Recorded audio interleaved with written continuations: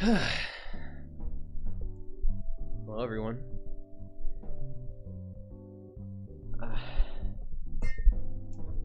Thank you for joining, Farble.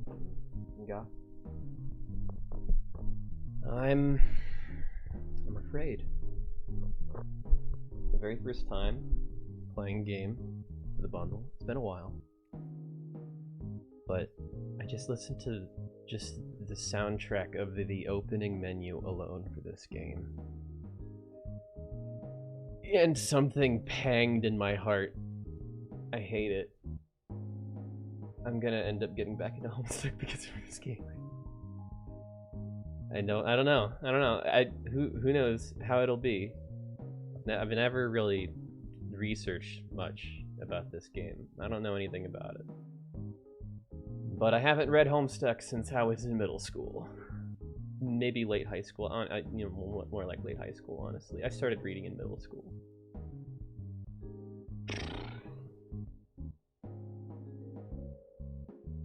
I gotta post my thing on Twitter. Hold on.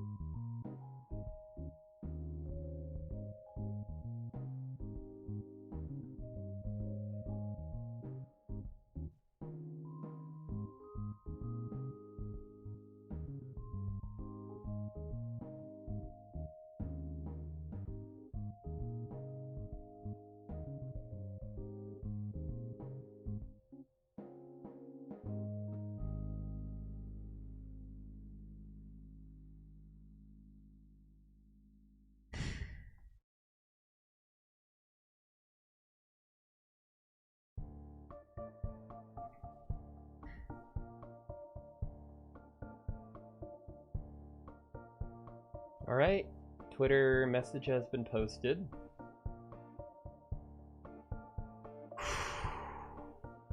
Alright, folks.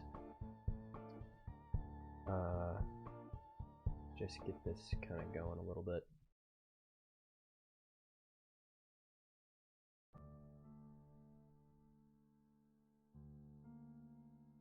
So, just gonna leave the background music to be sort of the main menu for Pesterquest here. This makes me so nostalgic. Just this. Just the music. The music in Homestuck was like half the experience in some ways, because you listen to it so much. I think that's part of the reason why it was so pervasive. That's why so many things in pop culture are so pervasive, is because they last in your memory, and one of the best ways you can last is music. I'm gonna do my business, and then I'm gonna get to the game. But I'm here, just so you know. I was just disassociating for like pretty much all of today up until now. I just was kind of staring, not really thinking, just kind of watching the videos. I feel like none of it was really important, but at least it gave my mind a rest, you know?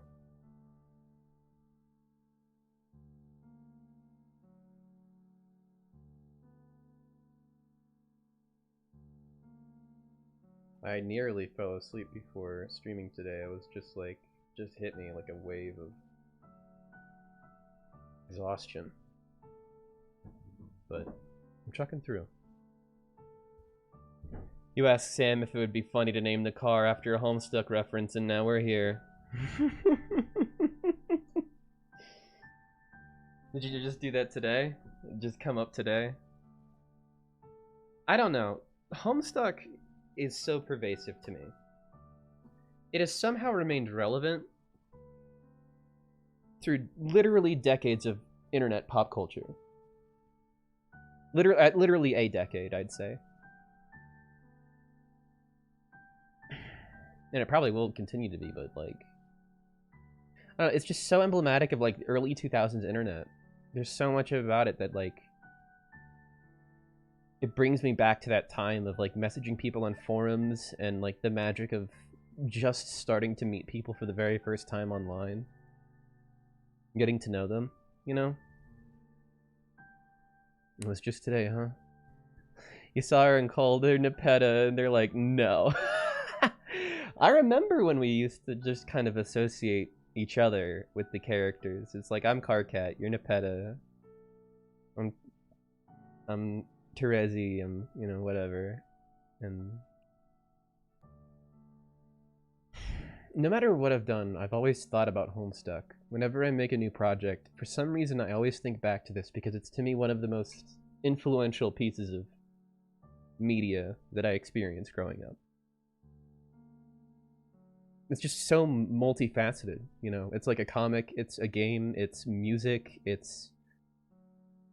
And the community around it, for as much shit as it gets, like, it was really fun. You know, it was fun to be a part of. So... With some things, we all use Pester Chat. Yeah, I joked about Betty Crocker or the ICP. I mean, a lot of my humor to this day is still kind of because of Homestuck in a lot of ways. Like, my obsession with Nicolas Cage kind of started at least partially because of Homestuck.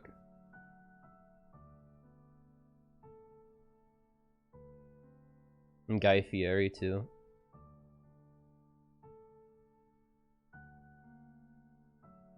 I mean, it was so, like, influential that fucking Rufio, you know, Dante Bosco, the guy who voices goddamn Zuko in Avatar The Last Airbender, read it just so that he could understand how he was being referenced.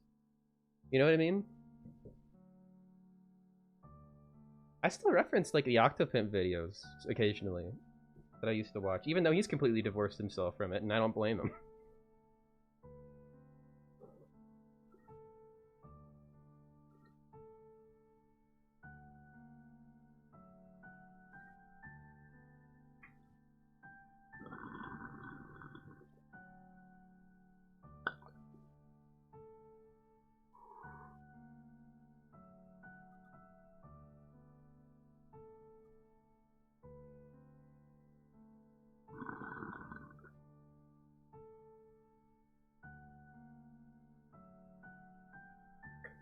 All right.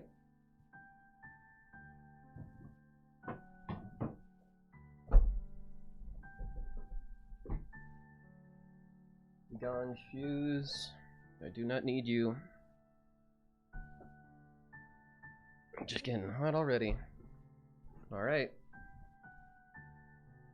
Let's get to it, ladies and gents. You think Homestuck every day for giving me the bliss of Fago, but you're sad you can't find it where you live. That's true. I wouldn't have tried Fago if it wasn't for fucking Homestuck, honestly. It's kind of a shitty soda, but it tastes pretty fun every once in a while. Music is so fitting thinking about nostalgia. Yeah, I know, right? This music is just so perfect for, like, the vibe of just talking about that, which is why I wanted to bring it up. Well, you know, I'm just kind of getting ready for the stream, but I miss being a high school girl where, like, times were simple and your self-esteem is low. Yeah, dude. I mean, high school was, like, really simple when you kind of think back to it, even though it felt like kind of everything that you knew at the time. But that's what this whole vibe is just making me feel like. And you know what's fun is that you go to the chum roll and it's like you get like all the different characters. Like, what the fuck is this? The friend John. Oh wait, is this just like the scenes? Oh my god, there's so many characters in this dang universe, but I know every single one of them just from the symbols. Like, that's it. You don't even have to show the character. It's like John, Rose, Dave, Jade, fucking Karkat, fucking Kanaya, Gamzee, fucking Vriska, Equus, or whatever his name was, Terezi, Tavros, Aradia, Nepeta, Solix, Erdin, fucking Theory, was it? Oh yeah, Jane, it was Dirk, who the fuck was Roxy? Then John, Dave, Jake, it was a J, I knew it was a J. Director's cut, slice through reality. Yeah, like I bet you a whole bunch of these are just like Homestuck spoilers. You're listening to ICP and drinking Faygo without doing it through an ironic lens of Homestuck. Yeah, dude, that's so fucking... You didn't even have to have the ironic lens to view it with. Peach Faygo slaps, what do you say? I guess that's fair. I haven't had Faygo in a long time. I remember it being really good, but I can't have more than one Faygo at a time, if that makes sense. I guess that goes for, like, most sodas, but... I don't know.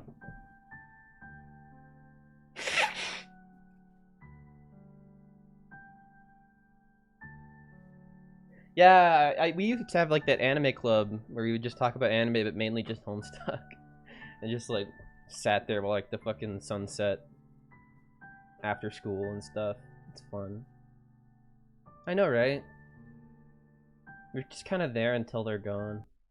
Fuck! I didn't mean to fucking quit. See what I mean? It's there until it's just fucking you quit right out of it, like a fucking like a video game. Alright, let's just get started. Memphis, they had Faygo walls, any flavor you wanted at the heart of the gas stations. God damn, that's impressive. Volume select? So wait, do I can just do any of them? Magic is fucking real. John Egbert. Been a long time coming. You click the last page of the Homestuck epilogues. You read it, then you read it again, you scroll down to the next section and you find nothing? The little blue arrow you crave is nowhere to be found. So for clarification, I did not read the Homestuck epilogues yet, but they are like a prose, like, I get, like, you know, like an epilogue after the main comic is done and over with. I turn that down a little. And, I mean, like, the comic itself is like 8,000 pages, and I just didn't have time to read that before the review today. But, yeah, then there's, like, the Homestuck epilogues, and then I guess the games, and then, they have, like, a Homestuck 2? I don't know. Hey, Conway, what's up? You get ready for some fucking... I don't know what the hell is gonna happen tonight. It's... we're chilling, man. We're chilling. We're playing Homestuck. The fuck, are you serious? What kind of ending was that? Absolutely nothing got resolved. Yeah, that's what I hear about the Homestuck epilogues, is that they're largely like like poetry that don't resolve anything. Oh wait, what? It's like almost cut off at the bottom. You stand up your feet. You stand up so fast your chair falls over. Jesus Christ, are you steamed? Maybe eventually with further thoughts you'll come to appreciate the thematic elements and contributions to the narrative convention. But as of right now, you'd need to understand. What happened to Dead John? Oh god, that's a spoiler. What about Rose and Kanaya and their marriage? That's also a spoiler. What about Terezi and Vriska? Get ready for lots of spoilers tonight, because I can tell you that's what's gonna happen. God, you're gonna have words with someone stomping out of their little computer room. You blink a few times trying to readjust the dim parlor after staring at a screen for so long. Doc Scratch? Where is that creepy brown motherfucker? Yeah, the guy with a cue ball for a head.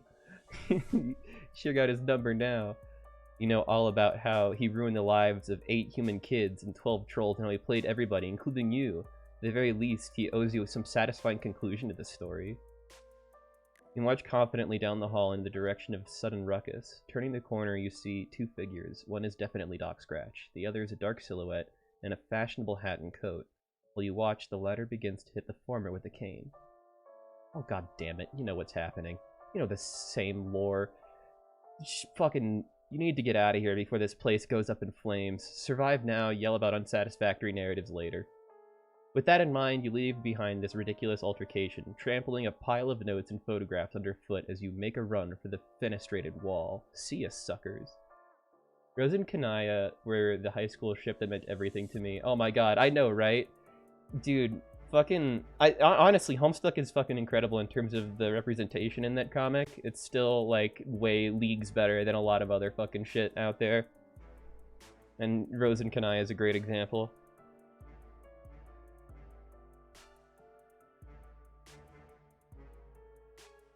You sail through feet first, bracing for the smell of overturned earth and the sight of the twin Alternian moons. Man, that's going to be good to see your friends again, especially now that you're armed with all this canon knowledge. I guess the character is, but I'm not. Wait, I can kiss girls like Rose? Sign me up. Yeah, dude. Straight up. I think that awoke a lot of different people to that just because of that in the comic. I don't know.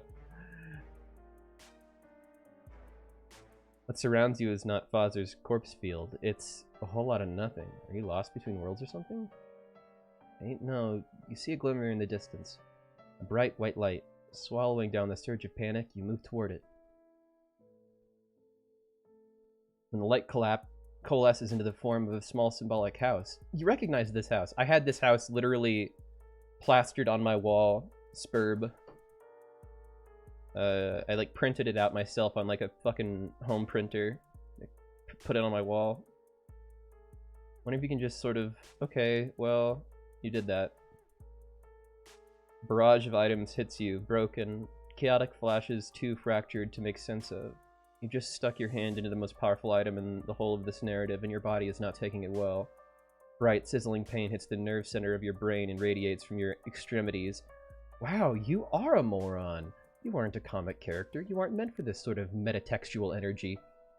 It hurts, it burns, it unravels you from the inside out, and then everything goes white. Exception has occurred. What a lovely morning. Oh, did Stream die? Is Stream dead? I don't want Stream to die. Is it dead? I really don't want it to be dead. It seems like the bitrate's going alright. Maybe just refresh? I hope that is good. I don't know. I don't know what to tell you. Is it good? Are we good?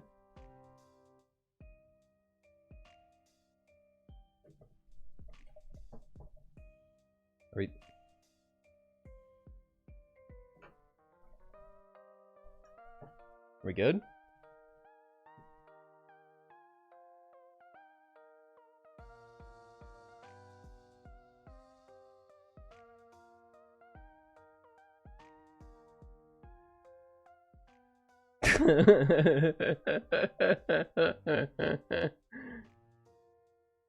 You having issues with loading?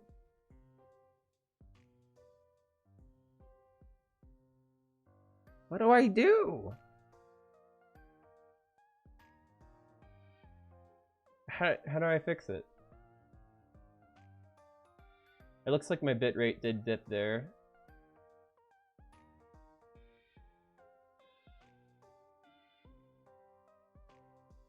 Alright. I don't know what to do about this, guys. I don't know how to fix this. Is it good now? Did just time help?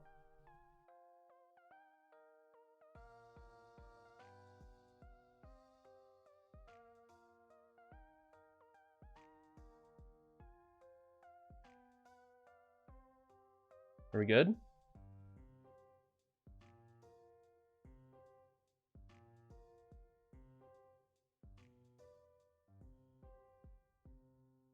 I'm connected on like the best Wi-Fi I could be. Unfortunately, it's not connected wired because I don't have the right shit for it right now, but okay, we're good. You see me?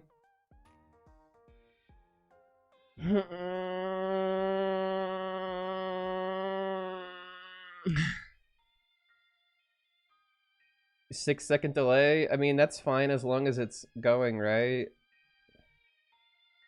I need to keep going. And it's so late into the month, and I just have to fucking brace myself and get through this in order to talk about it for the bundle. The air is fresh and crisp. It's early spring, probably. You find yourself in a sidewalk in a suburban neighborhood facing a neat, friendly house. A neat, friendly boy stands in the window of the second floor, looking down at you. At least, you hope he's friendly. Man, you would really love to be his friend.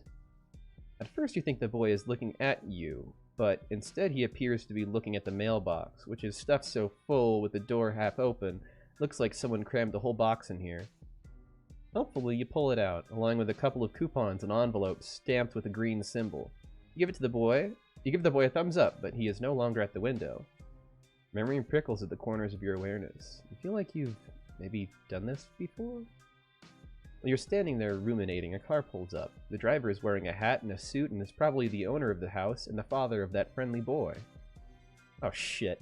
You're just standing here with all this mail and going to think that you're trying to rob the place. Play it cool. Not wanting to behave like a complete buffoon and draw attention to yourself, you just hide all the mail stuff right back inside your sack, behind your back. There's a bunch of envelopes, though, and the box is bulky, so it's all sorts of slither. So it sort of slithers from your grasp like a bunch of dead snakes. The distinguished man in his flawless suit looks under you from across the yard. It looks at you from across the yard. Blech. Words are hard. You can't see his eyes under the brim of his hat, but you're absolutely sure he is giving you the look of intense fatherly disapproval. You're better after a few refreshes? Okay, good. My lips and voice match. That is really good. As long as it's going frames dropped? Oh, okay. Good, good. Sorry, I don't know how to make it better for you guys. I'm streaming at like some of the lowest quality that I can be right now. I am noticing some like noticeable dips though. Hopefully it doesn't happen too much more throughout the stream, but let me know if it does. A bolt of shame goes through you. Yeah, Father's disapproving glare is like one of the most intense things in this comic, I think. The guy is good. He's not even your dad, and you're just losing it under his disapproval. You expect him to start shouting or calling the cops. You're so obviously stealing his mail, but instead he just keeps looking at you. Does he know you? Is he someone you should remember? Or is this just the platonic ideal of dadliness that crosses the time and space, eternal in all iterations of reality? It sounds like bullshit. Slowly, the distinguished man shakes his head. He goes inside. You can't quite put your finger on why, but you know you have been summarily dismissed. Stern fatherly disapproval. No! What are we gonna do? Oh wait, was that it? That's the end? That was the full end. Okay, let's try that again. Can I just skip? Cool, okay, let's hide the evidence. Quick as you can, you turn around and dump everything into the sewer. Ugh, whatever. It's probably all garbage anyway. Who uses a mailbox these days? The friendly and fatherly figure parks his car, climbs out, and tips his hat to you. Then he walks into the house, not seeing a single thing amiss. The perfect crime. Oh, but here comes the boy out the front door. God, you hope he wasn't coming down for the mail. A residential boy approaches. Oh, look at that. This is not the same boy you saw peeking through the window. It's possibly not a boy at all. It appears to be a mysterious gentleman. You wonder what business this fine, upstanding neighborhood gentleman would have for you. Hey! I saw you standing there messing with the mailbox. I figured you might be the mailman. Even though you're not wearing a mailman outfit. Oh, yeah, that's you. You're definitely the mailman. Your outfit is, in the laundry today. You're just wearing your mailman hoodie instead. See this symbol? It's the symbol of, mail. Nothing stops the mail. That's great. I guess it's true after all that the mailmen are completely relentless in their quest to deliver people's mail. You guys are incredible. Speaking of mail, do you know if I got any today? What, like a red package? Oh, no, you haven't seen anything like that. No bills, junk mail, nothing at all. The mailbox was empty when you looked inside. Well, I didn't say anything about a red package. Should I be expecting one? Come to think of it, it is my birthday, so getting a package in the mail would make sense.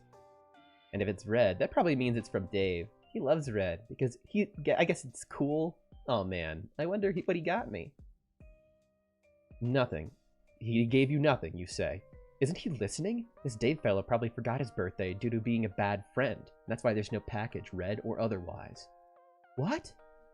Oh, just kidding, you say. You're sure that Dave is a good friend who cares about the kid a lot. His present is probably just late and definitely not slowly sinking into the subterranean river of shit right now. It's not... What? That's a strange thing to say. Are you sure you don't know more about Dave's present than you're telling me? No, you say, absolutely not. Actually, he should forget what you said about the present being late. He should not be expecting a red package, not now or ever. He should trust you, because all mailmen know everything about mail. Dang, is there nothing else? Huh? You said the mailbox was empty. I don't think I understand. Isn't that how it always is when you deliver mail? I mean, you're the guy who's supposed to put stuff in there. David is a good friend. Look, I'm trying. But I keep throwing people's mail into the garbage, apparently. Yes, that's right. You're the mailman, the absolute authority over all mail. Hello. Jake is here in VR. Welcome. Cheers to you, my friend. I hope you enjoy your VR experience in Homestuck. I'm the absolute authority over all mail, which means that my word must be accepted without question when it comes to mail he didn't get today. And what's interesting about Homestuck is that it's all written in the second person. It's the only piece of media I've ever seen in anything ever that speaks in a second person. You double check everything. You look thoroughly through your mail. That's the way that it is in the actual canon of the game as well, and like when you're reading the comic. I feel like you're talking to John. Yeah, dude. In an auditorium stream, that's so cool. Hope you enjoy. You look thoroughly through your mail for anything with this kid's name on it. It came up empty. Sorry, dude. You have a mailbag? Where is it? Oh, that old thing? You accidentally dropped it in the sewer before the boy came outside. Oh no, that sucks. All that mail, ruined. Maybe I can help you fish it out? No! You mean that's fine. Thanks for the offering, young Samaritan. I'm pretty sure that the reason why we don't want him to have the package is because the package contains Suburb. And if he got it, then the whole, like, the story of Homestuck at the very beginning would start. So this is like an alternate universe, I would imagine. But, the government will handle this. There's, like, insurance and such for sewer-related postal mishaps. Oh yeah, that makes sense, but what if you missed something in there for me? Like a game envelope or such? Are you totally sure you didn't miss anything? Yes! You are sure. You triple-checked and you didn't see anything on the name or anything. Besides, it's really rank down there, very sewery, and all the mail's been befouled beyond hope of salvaging it. Really, it's best not to even bother peeking inside. You're probably right, but... You used to VR for the first time today. Yo, that's awesome! I like that you had to specify sober. Do you know...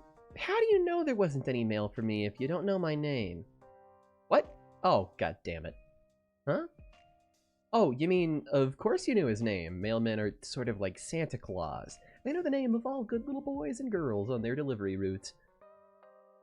Wait, okay, that sounded creepy. You really regret phrasing it like that.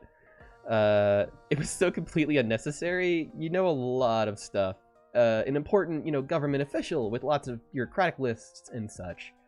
For instance, the name of this young man is... damn, why do you always paint yourself into corners like this? All you're trying to do is make a new friend and somehow manage to bullshit your way all through the most challenging version of this conversation possible. Yeah, I could have just played it cool, but apparently that's not cool. You can do this. This young man's name is... Wow, it really could have been anything. I know it's John Egbert. It's the first line of the comic. He may as well have been a random-ass name this very day.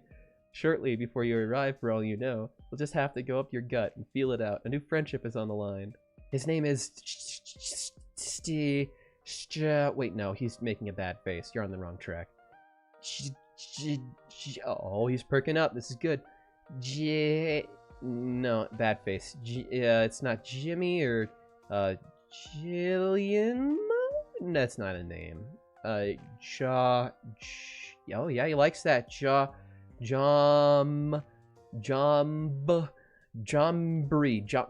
Shit, he looks disgusted. Abort mission. Get out of here. I don't know how far I'm gonna play through. I want to be able to play through the whole thing at some point, but I need to fucking record this like tomorrow, so this is like an 8-hour game, I'm pretty sure. March 13th passed. Oh, I guess that is 413. No, it's not 413. That's 313. 413 hasn't happened yet. April. 413 is the Homestuck number, not 313. John Derson? Jonderson. Wait, no, he looked pleased for a minute. Then it looked like you sucked on a lemon. Jesus Christ, you're bad at this. You were so close there. John Derblit? Yikes, no. Oh, you got it. It's, just John. Of course. You don't even know what you're even thinking. Yes, you do. Those were just goofs, you explained to John. Mailmen love goofs. His name is John, you say confidently, as if you had it in the bag all along. Not your non-existent mail bag, which you told him you dropped in the sewer. Your real bag, where the good shit is, such as your incredible ability to guess someone's name in 5 or 6 tries.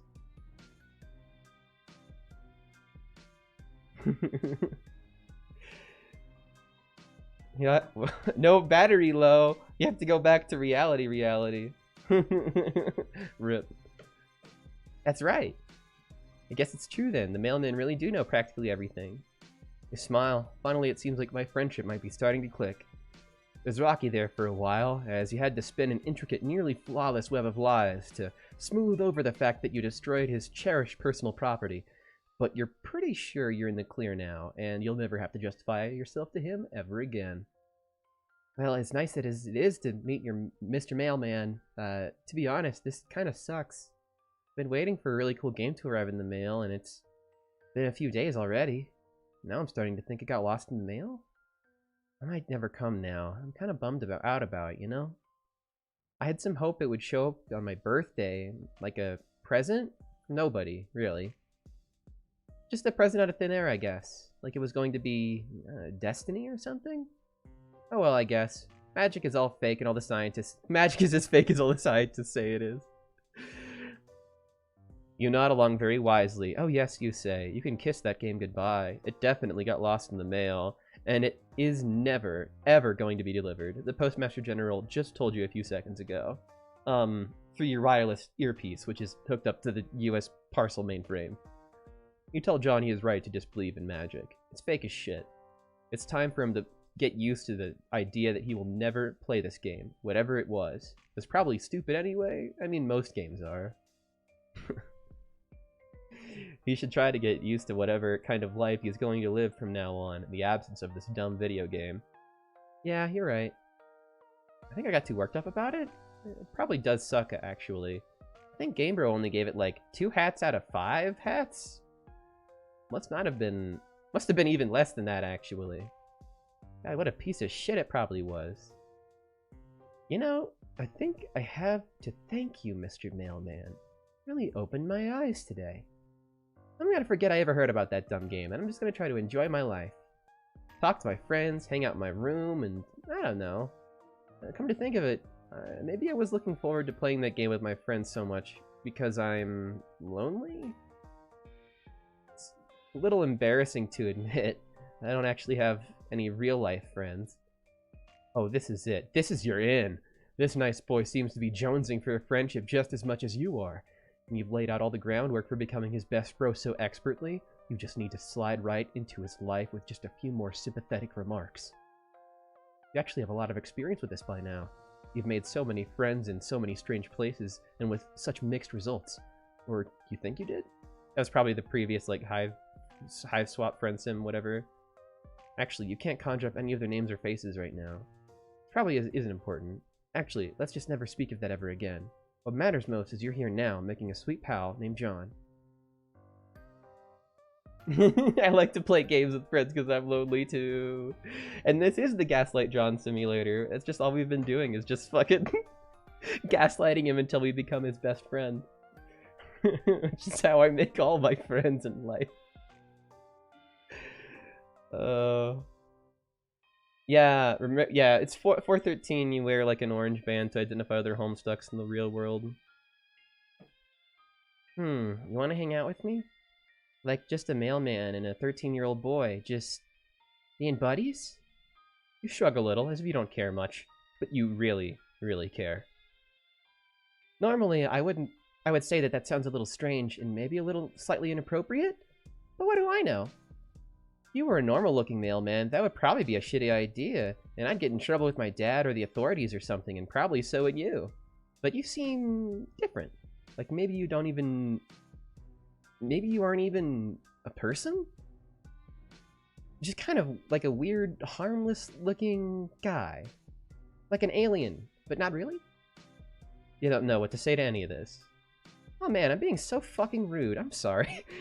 I like that this... I feel like this game, in like the whole Homestuck canon, more than any other piece of media that I've watched, really knows how to nail how kids talk to each other.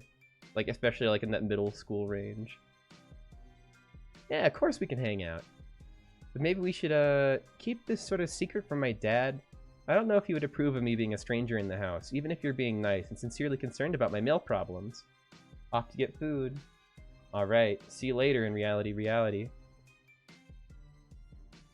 That sounds fine with you. Now that you think about it, you still aren't sure his dad didn't see you dumping all their mail in the sewer. No, he probably didn't. Otherwise he would have said some words with you, surely. But still, it's a risk you shouldn't be taking under those delicate circumstances. There's friendship on the line, you know. Okay, I'm glad you agree. Sounds like we have a sneaking mission ahead of us. Actually, it sounds like it could be a lot of fun. Oh yeah, it does sound like fun. Except maybe slightly triggering since you've done a lot of dangerous high-stakes sneaking in the past that you can't quite remember. That's because I'm assuming that it's a spoiler. But still fun. Mostly fun. You can't wait. Yeah. I don't even know who the main character is. He must be the main character of like the previous games, and that's why he's like being referenced as something that like a character that I should know. So, how should we do this? We could either sneak upstairs to my bedroom while avoiding my dad and just hang out there for a while. Or if that sounds too risky, we could stay outside. We've got some sweet playground equipment in the backyard. What will it be? I feel like the playground equipment is going to end up getting us caught, so I want to see what happens. You tell John you think the fresh air out here would do you some good.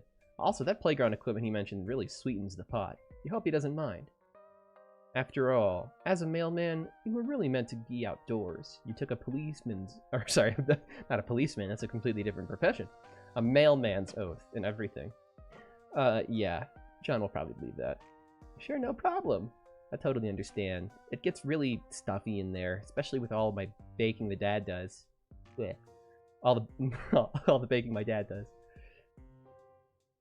We can hang out in my yard. Feels like it's been ages since I took a spin on the old pogo ride. Pogo ride, he says. That just seals the deal. You bow flamboyantly and gesture for him to lead the way, but you quickly regret that because it was a little much. Well, here it is, my backyard in all of its glory. I hardly ever come out here anymore, honestly.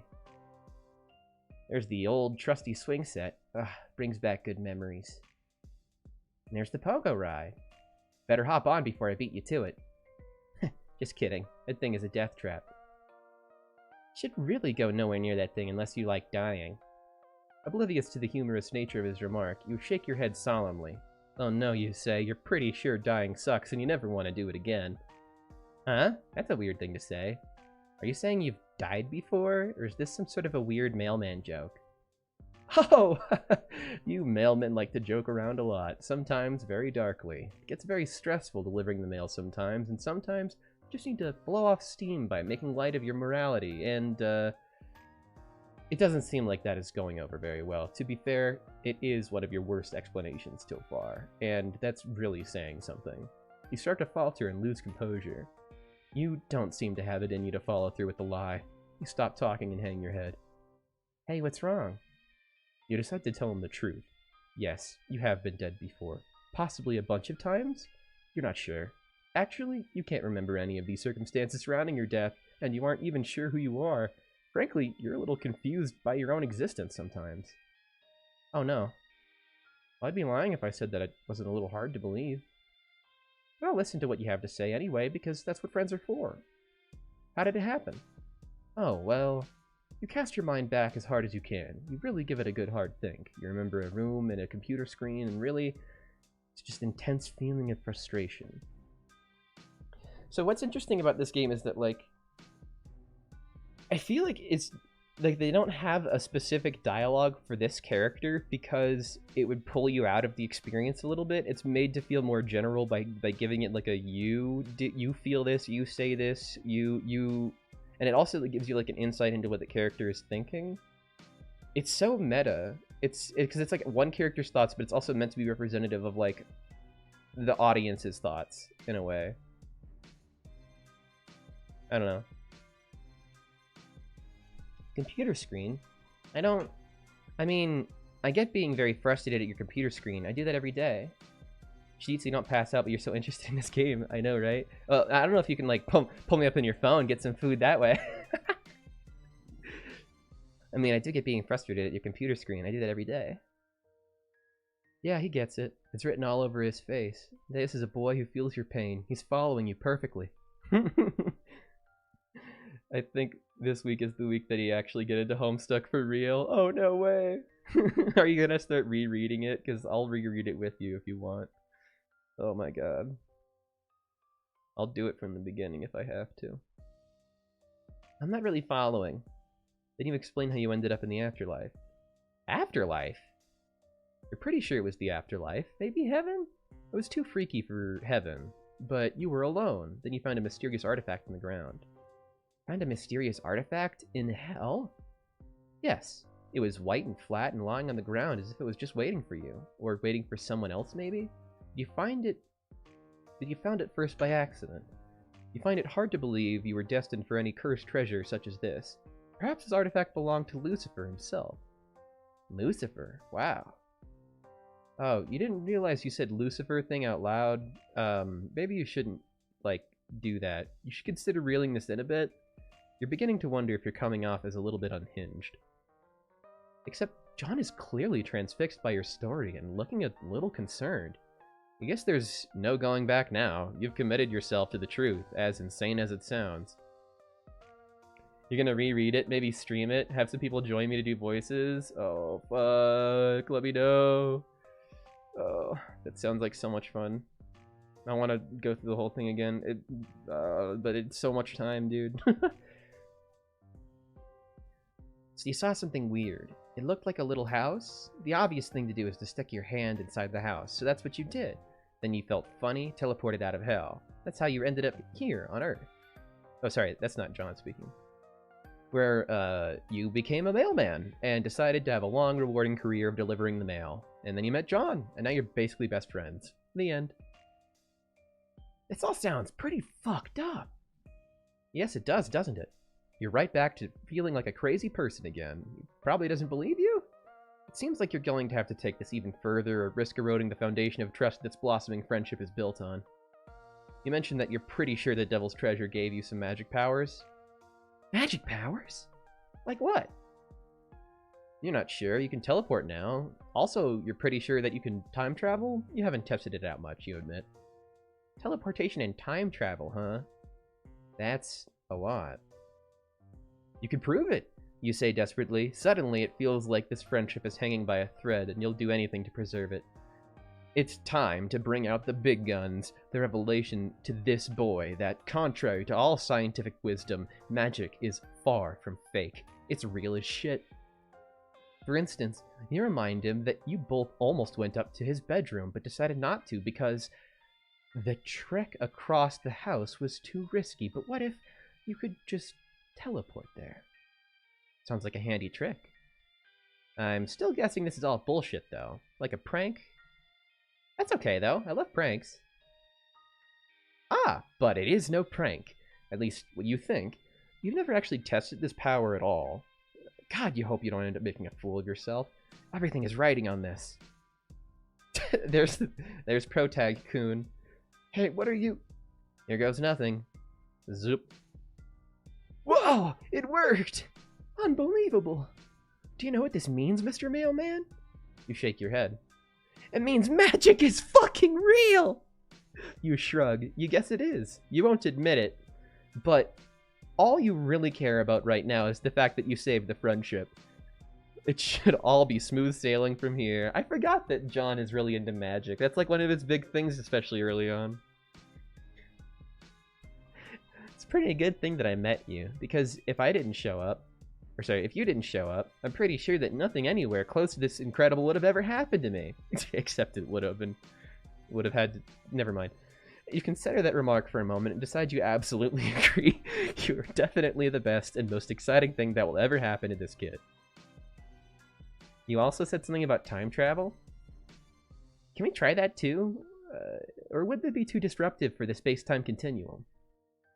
You have him eating out of the palm of your hand now. No need to slow this train down. Continuum shaminium. Whatever your new friend wants, he gets. Oh, I know. Why don't we just go back in time by about a week? And we can stay right here. That way we won't risk messing anything up important. Sure, that makes sense. You get ready to use your new hell power and concentrate as hard as you can on the idea of 1 week ago. It's probably how it works. Zoop. Not much changed. Except, wait. The cakes are gone! That means it isn't my birthday yet. Which means it worked! This is 1 week ago. Wow. Except, isn't that a cake right there? Oh, for fuck's sake. I forgot, of course there's going to be past me in the room a week ago. God, I'm such an idiot. This is gonna fuck things up, isn't it? What the hell is going on here? Whatever it is, it seems really stupid. You're right, John. It is stupid. Sorry. I wasn't using my head. Don't worry. We'll get out of your hair. Hey, quick. Let's zap out of the yard so we fuck up space-time as little as possible. Whew. Well, that was dumb. Let's go try to avoid abusing your time travel powers from now on, huh? Could really lead to a lot of messy bullshit. You're fucking telling me. Dude, that's like the fucking Olive Homestick is like messy, time-complicated bullshit. It makes sense when you read it, but it's insane when you try to explain it to somebody. All you really want to do is make friends, not clown around through space-time. Meanwhile, I guess we're still a week in the past, but now just standing in my yard doing nothing. Seems pointless. You should probably head back to the present. You nod. It was an interesting experiment, and it brought you a lot of credibility. But it's time to... Wait a minute, something is wrong. There's a slight buzzing in the air. You can feel it. What's the matter? Tell him you have to think. You think someone is coming. Quick, you have to hide. Whoa, okay. You and John dash into the neighbor's yard and hide behind the fence. You peek into the backyard to see what's happening. Suddenly you see it. The energy that you feel. I like that they're hiding behind the dialogue box. That's cute. That energy you were feeling was a group of teenagers randomly teleporting into John's backyard? What the fuck? You seem to examine them more closely. They're all dressed in ridiculous, colorful outfits. Is the circus in town? They did seem to be a lot of clowns in John's house. Maybe this house is some kind of globally recognized headquarters for traveling clowns? But they're not really clowns, just teens wearing strange pajama-looking clothes. 8 of them, to be precise. On closer interpretation, one of them seems familiar. The guy in the blue pajamas. You think it's your new friend John? But he seems older. Definitely not a 13-year-old kid, like your buddy here. None of them are, actually. They all appear to settle in for a while to talk amongst themselves. The guy in the yellow Speedo gets down to business in the pogo ride, totally oblivious to its dangers. I know exactly who that is. There seems to be a serious atmosphere hanging over this group of teens. Important discussions are happening. Completely baffling to you, and by the look of your buddy's face, to John as well. Suddenly, an uneasy feeling settles over you, like you're witnessing something that was never meant to be seen by anyone. Perhaps a rendezvous point established by this group of teens for exactly that reason, that no one would think to be watching this quiet suburban backyard right now. Should you stay and listen, or go? You're not sure what to do. You can't shake the feeling that something is highly inappropriate is happening here just by watching. You feel like you're beholding a moment so divorced from an authoritative chain of events that to even witness this moment is not only narratively compromising, but extremely cursed. Hey, that guy in the blue pajamas. Me? You pat John on the back. You can only imagine what's going through his head right now. He hasn't seen a time travel duplicate of himself in, well, minutes. Man, I look so much older. What am I even wearing? And how are all these people... Wait, I know some of them. That's Rose and Dave and Jade with dog ears. I don't know about the others, though. Wait, I know what's going on. They must be from the future. It is the only explanation, especially since we did some time travel ourselves, thus proving magic to be real. Did you have something to do with this, Mr. Mailman? I like how, like, John always takes things in stride. Yo, dude, I am feeling incredibly nostalgic, Kylar. Holy shit. Did you ever read Homestuck, Kylar? Everything about this game has been actually really fun so far. I have very little complaints other than that, like, it's very clearly set after you're supposed to read all of Homestuck 1, and I have not yet. You never did? Oh, damn. Yeah, it's good. I still think it's good. A lot of people really loved it, and I know a lot of people were very annoying about how they loved it, so Godspeed if that was the case, but cheers. I still have a fondness for this in my heart.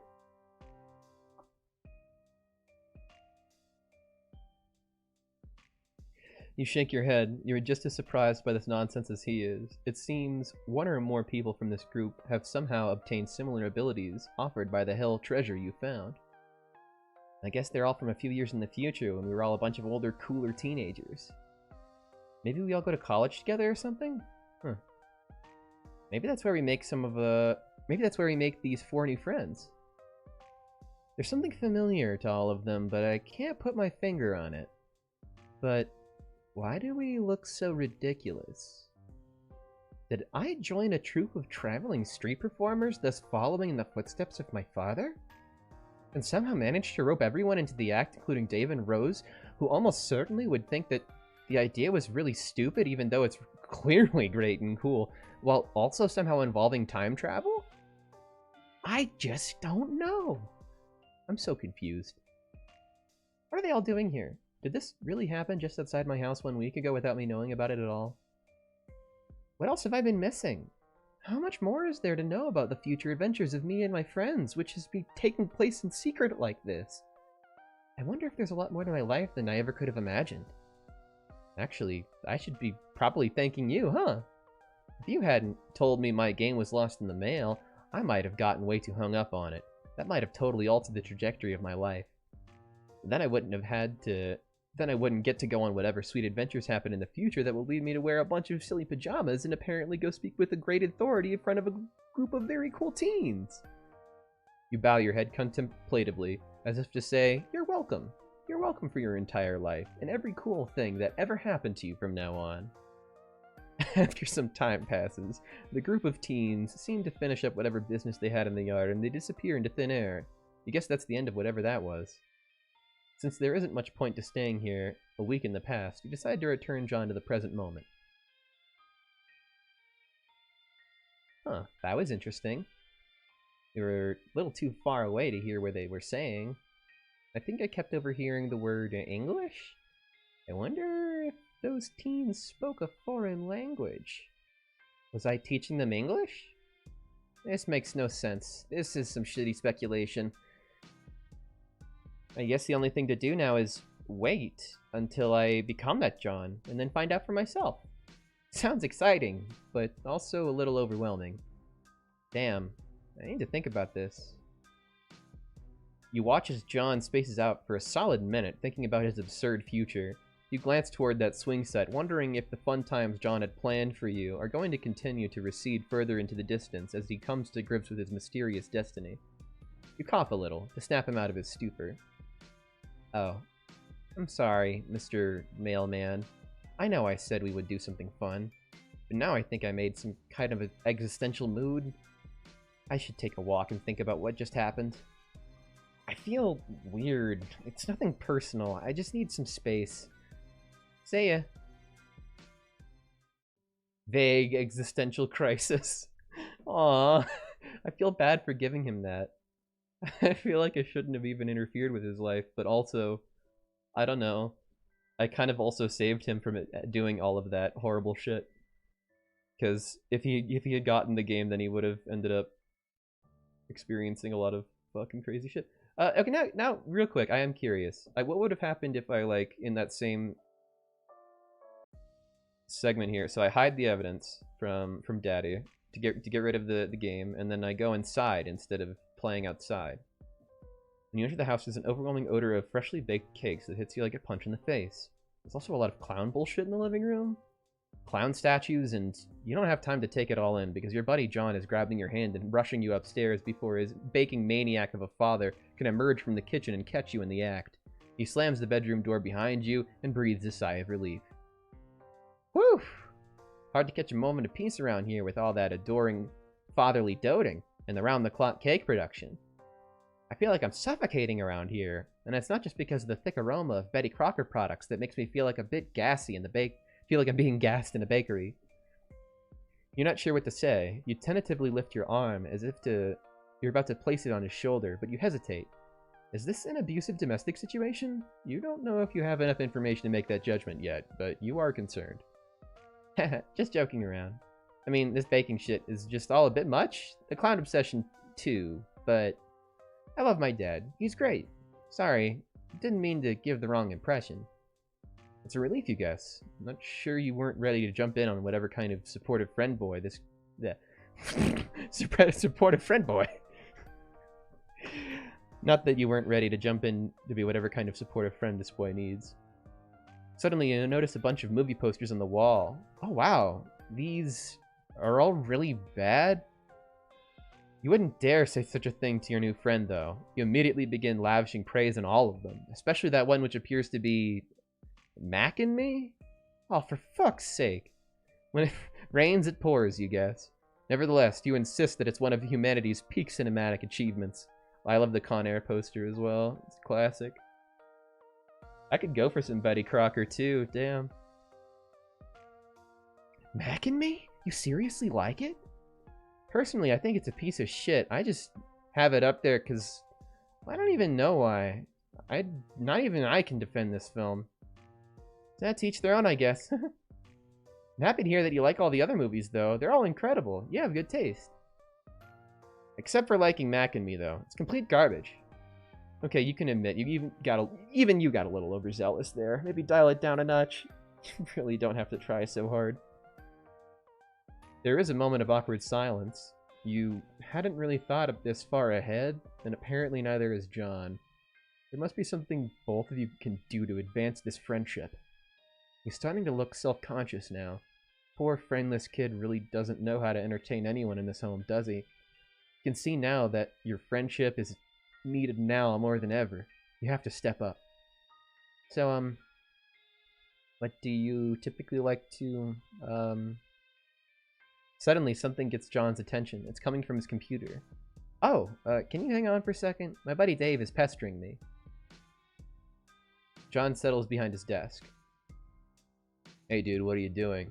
Dave, you'll never guess what I'm doing right now. Are you opening the birthday present I got you? Oh, no, sorry, Dave. I think your present got lost in the mail? Unfortunately, I think it might be gone forever. John, what the fuck?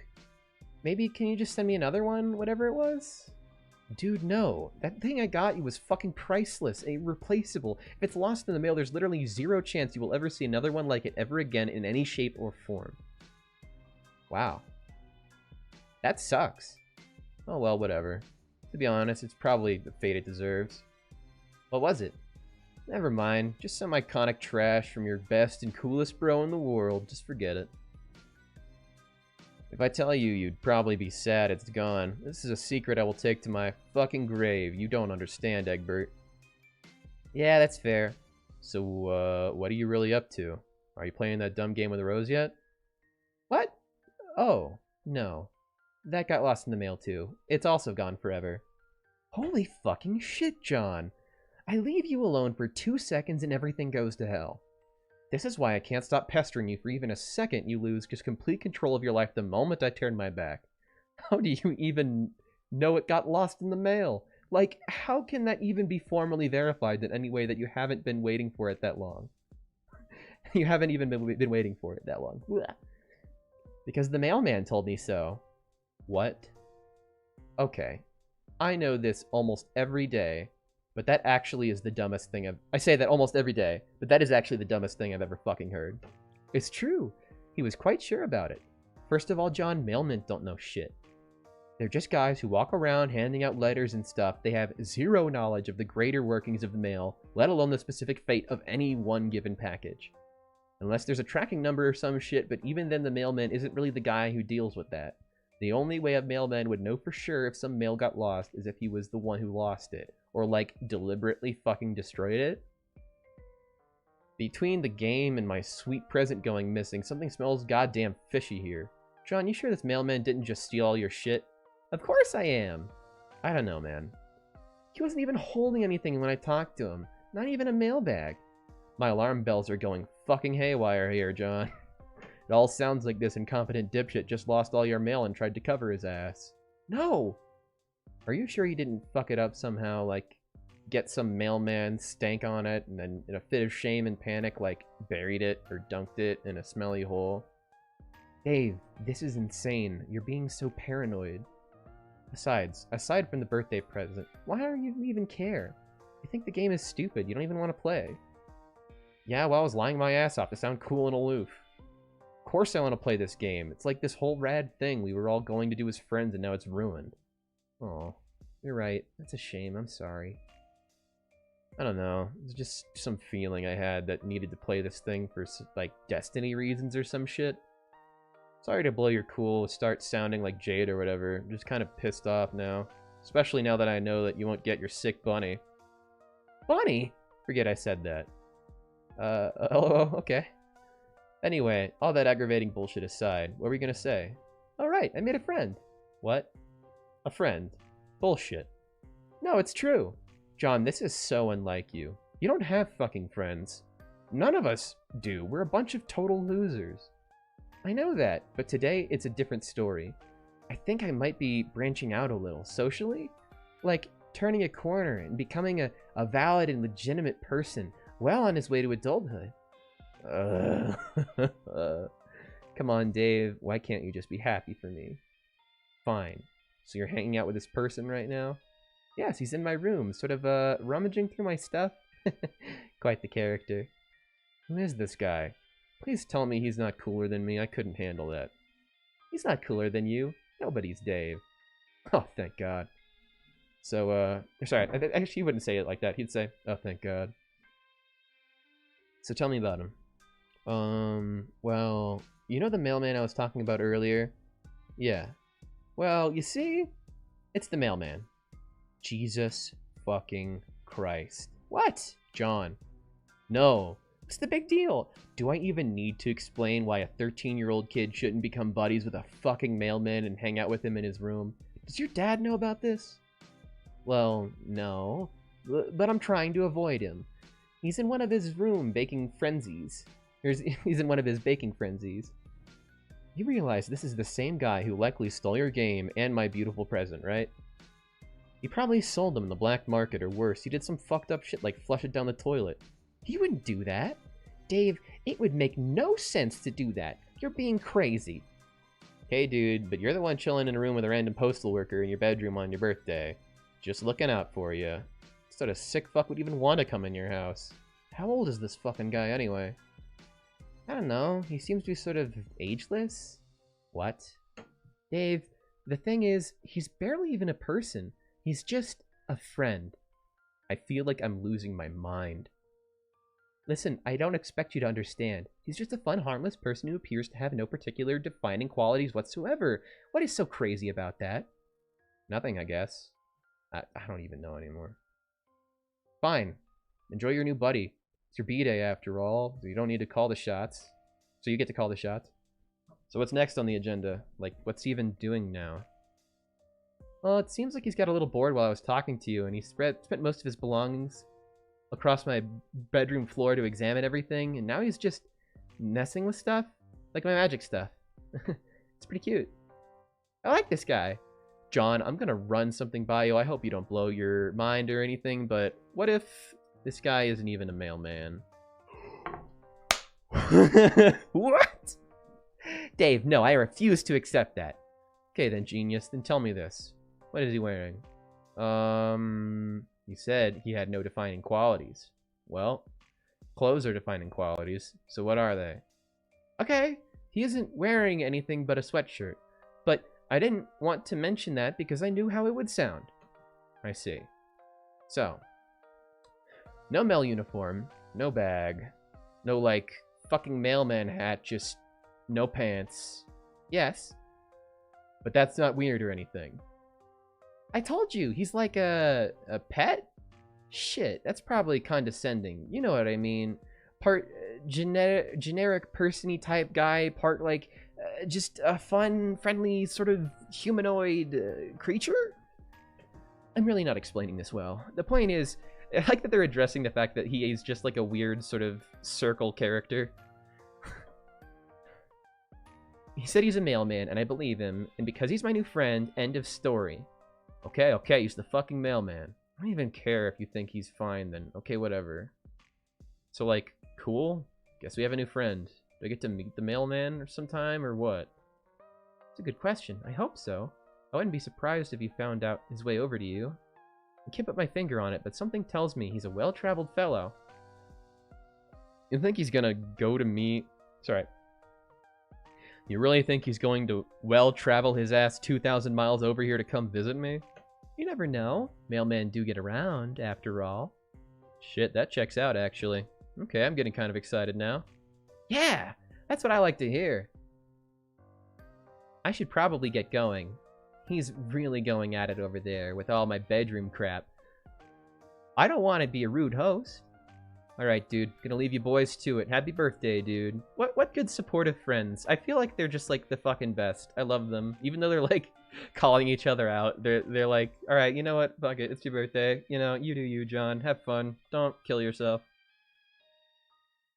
Victory! That's so cute. I built a cake. And I got the approval of Dave. Oh, that's awesome. Alright, well, I'm glad I went down the other route there. So, I feel like I should be going to, like, Rose's next, but because we were doing so much talking with Dave, I kind of just want to go straight to Dave in Volume 3. I don't think that there would be any problem with me doing that, would there? Seems like it's all kind of out of order. A King's Feast of the Ass. Oh, the music. Let's be real. As much as you enjoy meeting your friends, they all seem a little lonely. Maybe they don't have any friends besides the ones they talk to online. Is online friendship a reasonable alternative to a more traditional face-to-face friendship? Are relationships, and dare you say families, that you choose not just as important, if not more so than those you're able to touch and feel? Dude, this is like the whole like part of Homestuck that resonated the most with me growing up. I was better friends with a lot of my online friends than I was with a lot of my like in-person friends. Dave is awesome. I fucking love Dave. He's a badass and he's super chill. He's just funny too. Damn, maybe being a little too real. What's so funny about Dave is that he's so clearly a loser, but he postures himself like he's not. And you almost believe it if it wasn't for the fact that the only people that he hangs out with are also losers. I don't know. He's definitely the cool kid of the group, though. If you're being honest with yourself, maybe you aren't terribly interested in the greater context of the found family and interpersonal relationships in the instant message era. You've got a fever. The only cure for this disease is called friendship. The only cure for this disease called friendship is to mildly inconvenience a few teenagers. As much of a delight as it is, Yeah, I still quote Sweet Bro and Hella Jeff. Sweet Bro and Hella Jeff is fucking iconic to this day. Oh shit, wait. As much of a delight as it was to make a young boy face his existential future, rob a woman of her booze stash, and then self-reflect about the value of a contextual relationship, it's all felt a little heavy-handed. Okay, so interesting. So I probably shouldn't be playing these out of order, but it seems like it is fine with me doing that. What you need is an emotional palate cleanser. These are two kids left on this tour de force. There are two kids left in the tour de force, and they both sound like they would make exquisite friends. Sorry, I'm sorry that I'm fucking up so much of the dialogue. Ugh. Time to go full on easy mode here. You've heard so much about this guy. You feel like you've got this one in the goddamn bag. With confidence, you zap yourself onwards. What am I looking at? Oh. You're already here. Whatever here is, it's blisteringly hot. You and I instantly regret your choice of apparel. Why do you instinctively put your hoodie back on over this robe, gown? You the mailman, or mail person? It's supposed to be Dave. Rose mentioned that he talked a lot, and you start to explain, it becomes more... Rose mentioned he talked a lot, and as you start to explain it, he becomes apparent he is having this conversation at you, not with you. Blech. Rose mentioned he talked a lot, and as you start to explain, it becomes apparent he is having this conversation at you, not with you. Wow, it is unbelievably humid. Person adjacent. Anyway, Egbert told me you would show up eventually, which I never doubted for even a second, since one of the core tenets of this United States Postal Service is that you visit the 4 extremely specific and spread out teenagers while sweating all over yourself. Oh my god. Practically a crime to not be increasingly moist while out here delivering letters on the roof of a skyrise. Which, as you know, is the most effective and legal way to drop off the post. Clammier than a New England potluck and wandering around on the roof. With no package. It's actually really cool how much this kid seems to talk at you, but you're barely listening. Has the sun always been that red? Has the sky always been that wavy? You alright.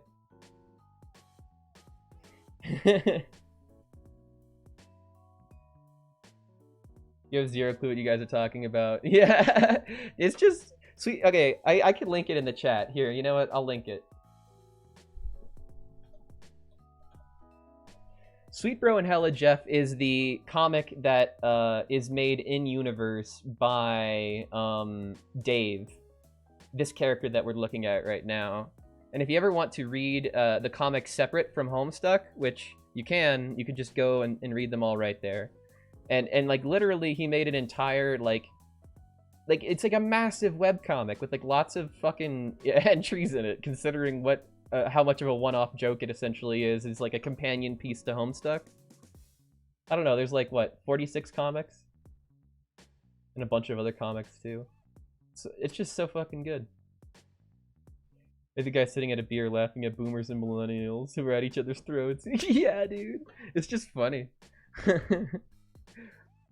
You're hardly alright. You tug at the collar of your soggy mess of a hoodie. This is an overwhelming, oppressive heat. An almost impenetrable air fills your lungs as you try and take a series of shallower and shallower breaths. The world fades to white. Yo, dude, I love the music, too. When you wake up, you're sitting propped up in a cheap futon in front of a large television. A rough approximation of a person does an elaborate series of controlled falls, accumulating in what you can only describe as skateboarding for assholes. On your left, Dave exists in a quantum state that is both somehow sitting and laying down, but also neither. With the precision of a Swiss watchmaker, he deftly presses a series of buttons that makes the awful Plygon man on a screen T-pose and fall face forward on the ground. Seconds later, his skateboard flops helplessly next to him. He doesn't look away from the screen as he speaks. So, I guess you lived. I love his house, by the way. Dave has, like, the fucking best goddamn fucking room in all of Homestuck. Just like his whole apartment with like all of the fucking butt puppets and like Cal and like it's just so fucking cool and weird. Not that invested, but John might be sad. Classic John. You try and emulate his incredibly casual body language as you slide your body down on the futon. Your legs already barely reach the ground. Yeah, that guy's a dork, but I taught him everything he knows. I cosplayed as David. I fucking love him. Not David. Fucking Dave. The cinder block desk is also so fucking iconic. Like, the fucking homemade shit. It's good shit, dude. God damn. Oh, wait. You ask him if he taught him how to be a dork. You affect a completely uninterested face as though the sickness of your third-degree burn is not the single most exciting moment of your entire life. Owned in my own home. Owned within an inch of my life. I'm on the edge, reaching out of the hand of friendship. And this chucklehead long live the king's me. Thousands of gazelles trample my useless body as Jonathan Taylor Thomas's persona watches on. It will raise the Simba net. I love him so much.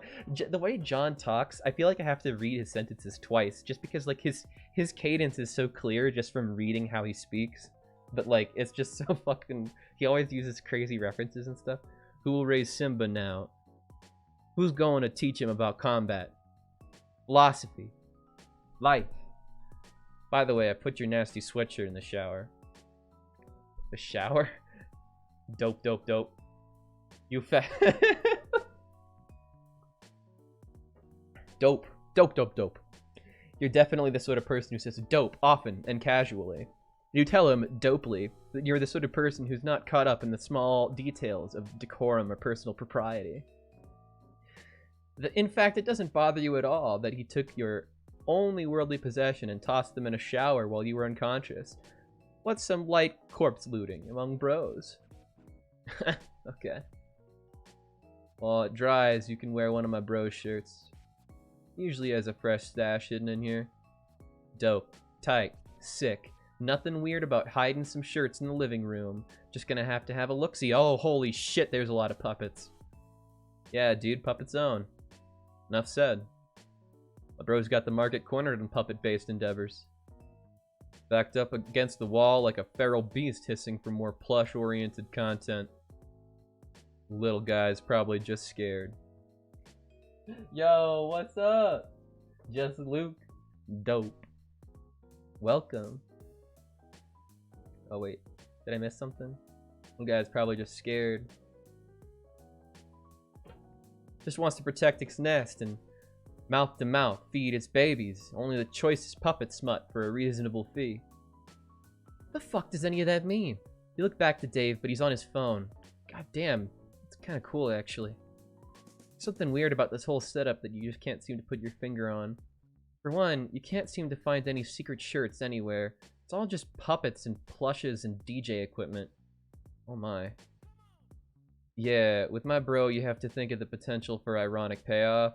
That guy is always one step ahead. Just when you think you've got it figured out, it was all just some trap to make you think you've gotten his goat. That goat is long gone. Makes you think. Maybe there never was a goat. Maybe it was just some other barnyard animal all along. You've been duped into looking for the goat like some dumb asshole. Maybe that goat gets you really or maybe the goat gets you to really subvert the whole thing. Take a second to wonder if he really is using the term ironic correctly in this instance. By the dictionary definition, yes, a goat getting you is the opposite of how the situation should go. Thank God you settled that. As you are about to reassure Dave that this joke tracks, you catch some movement in the corner of your eye. What's that? A camera? It couldn't have possibly been a camera. Oh no, there it is again. There is a camera coming out of the ice dispenser. Oh. It whirs softly as you approach, its mechanical eye training on you. How long has this been watching? Is this Dave's? You lean in to take a closer look, but your foot catches on something. You fall flat on your face. Also, love the ninja equipment and like all the saw shit. Maybe we are the goat. Maybe we were the goat all along. Shit. Maybe there was never a goat to get. Maybe the goat we got is with us all along. Dave seems to be too engrossed in the conversation he's having on his phone to pay you much mind, occasionally mumbling something a few times out loud before presumably typing it out. Something about goats. You search for whatever it was that made you beef it so royally. You know, beef it. Like, fall down. That's a phrase that humans say. A small tripwire stands a few taut inches off the ground. You must not have disturbed it enough to set off whatever contraption it's attached to, apparently. Oh yeah, sometimes they're more of this psych out. You think, oh fuck me, I definitely beefed it, which is a phrase that is real, by the way. And you sit there waiting on the bated breath, prepared to be deep fuck in a velvety marionette dick. And it never comes. You got the rest of your day just waiting for the payoff for your dipshit mistake, and it never comes. You wake up in a cold sweat for weeks, yearning for a release that will never find you, and it hits you. You've been fucking bamboozled by the master yet again. There's no elaborate booby trap. No Rube Goldberg device set to enact a series of complicated shenanigans, ultimately resulting in being burned alive in Kermit the Frog's plush amphibious dong. Beautiful, really. Damn, bro, you live like this? I mean, yeah, I guess. Keeps me on my toes. Heels never even met the ground. A prima ballerina with a head full of dreams and nothing to lose. God's gift to Pliles, ripping a straight tasty tour on Flair. A tasty tour on Lair for my adoring fans. Yeah, he does have a fucking Buster Sword back there somewhere, maybe? Where is it? I like that Ernie, like the photo of Ernie. I don't see it. I don't actually know where it is, the Buster Sword. I haven't fallen for a trap like that since I was a baby. Trained. Real rookie mistake, mailman looking tired maybe. Drained. Oh, this is the most humble rapping at you. This is the great. He's mumble rapping at you. This is the greatest day of your life. Got more plush ass than a puppet lost and found. King Strider drops the illest fucking fires. Cause heavy is on the crown. Rhyming puppet with a puppet. Rhyme the puppet saying. Yeah, I can't fucking read. Call that puppet rhymes. Killing all the ventriloquists. Puppet on puppet crimes. He goes on like this for some time with what could be described as bars of a similar caliber. The narrative focus shifts to your inner thoughts out of necessity because it turns out that writing rap is actually really hard. He isn't exactly great, but you're not really a rap expert despite what your social media opinions might imply. Unless you count Hatch to Dance, which of course you do. Why wouldn't you? I don't know what that means. Wait, what does that mean? Why did you think that? That's what I'm thinking. The whole scenario feels weird and familiar to you. All of these kids feel familiar to you. You learn something new about Dave and you feel like you already sort of know it. You can't place it. Despite having met Dave no less than half an hour ago, something feels slightly off about him. Something about his actions feels so performative in nature, like he's pantomiming in front of an audience. As Dave continues to rap, you remember that you are in front of an audience. You cast a glance over to the camera, but also to the hundreds of stuffed little creatures staring at you with their lifeless little eyes. Amidst your revelation, we check back in on Dave, because I'm getting paid to write this, so I should probably make with the fucking jokes already. Master of my tool in the ace. Hardware. Got more hose than a gardener. Yard care. Nice. Chaotic, surreal energy of this scene sends a shock down your nervous energy. A shock of nervous energy down your spine. You feel alarmingly nude without the comfort and familiar warmth of your sweater. There's something about it that grounded you. Something that made it feel like home. Dave concludes his masterpiece with an elaborate series of yeah and uhs that just as you see the camera turn away from him ever so slightly to focus on something else before retracting back into the ice dispenser. It almost makes it look like a little bashful. It's kind of adorable, actually.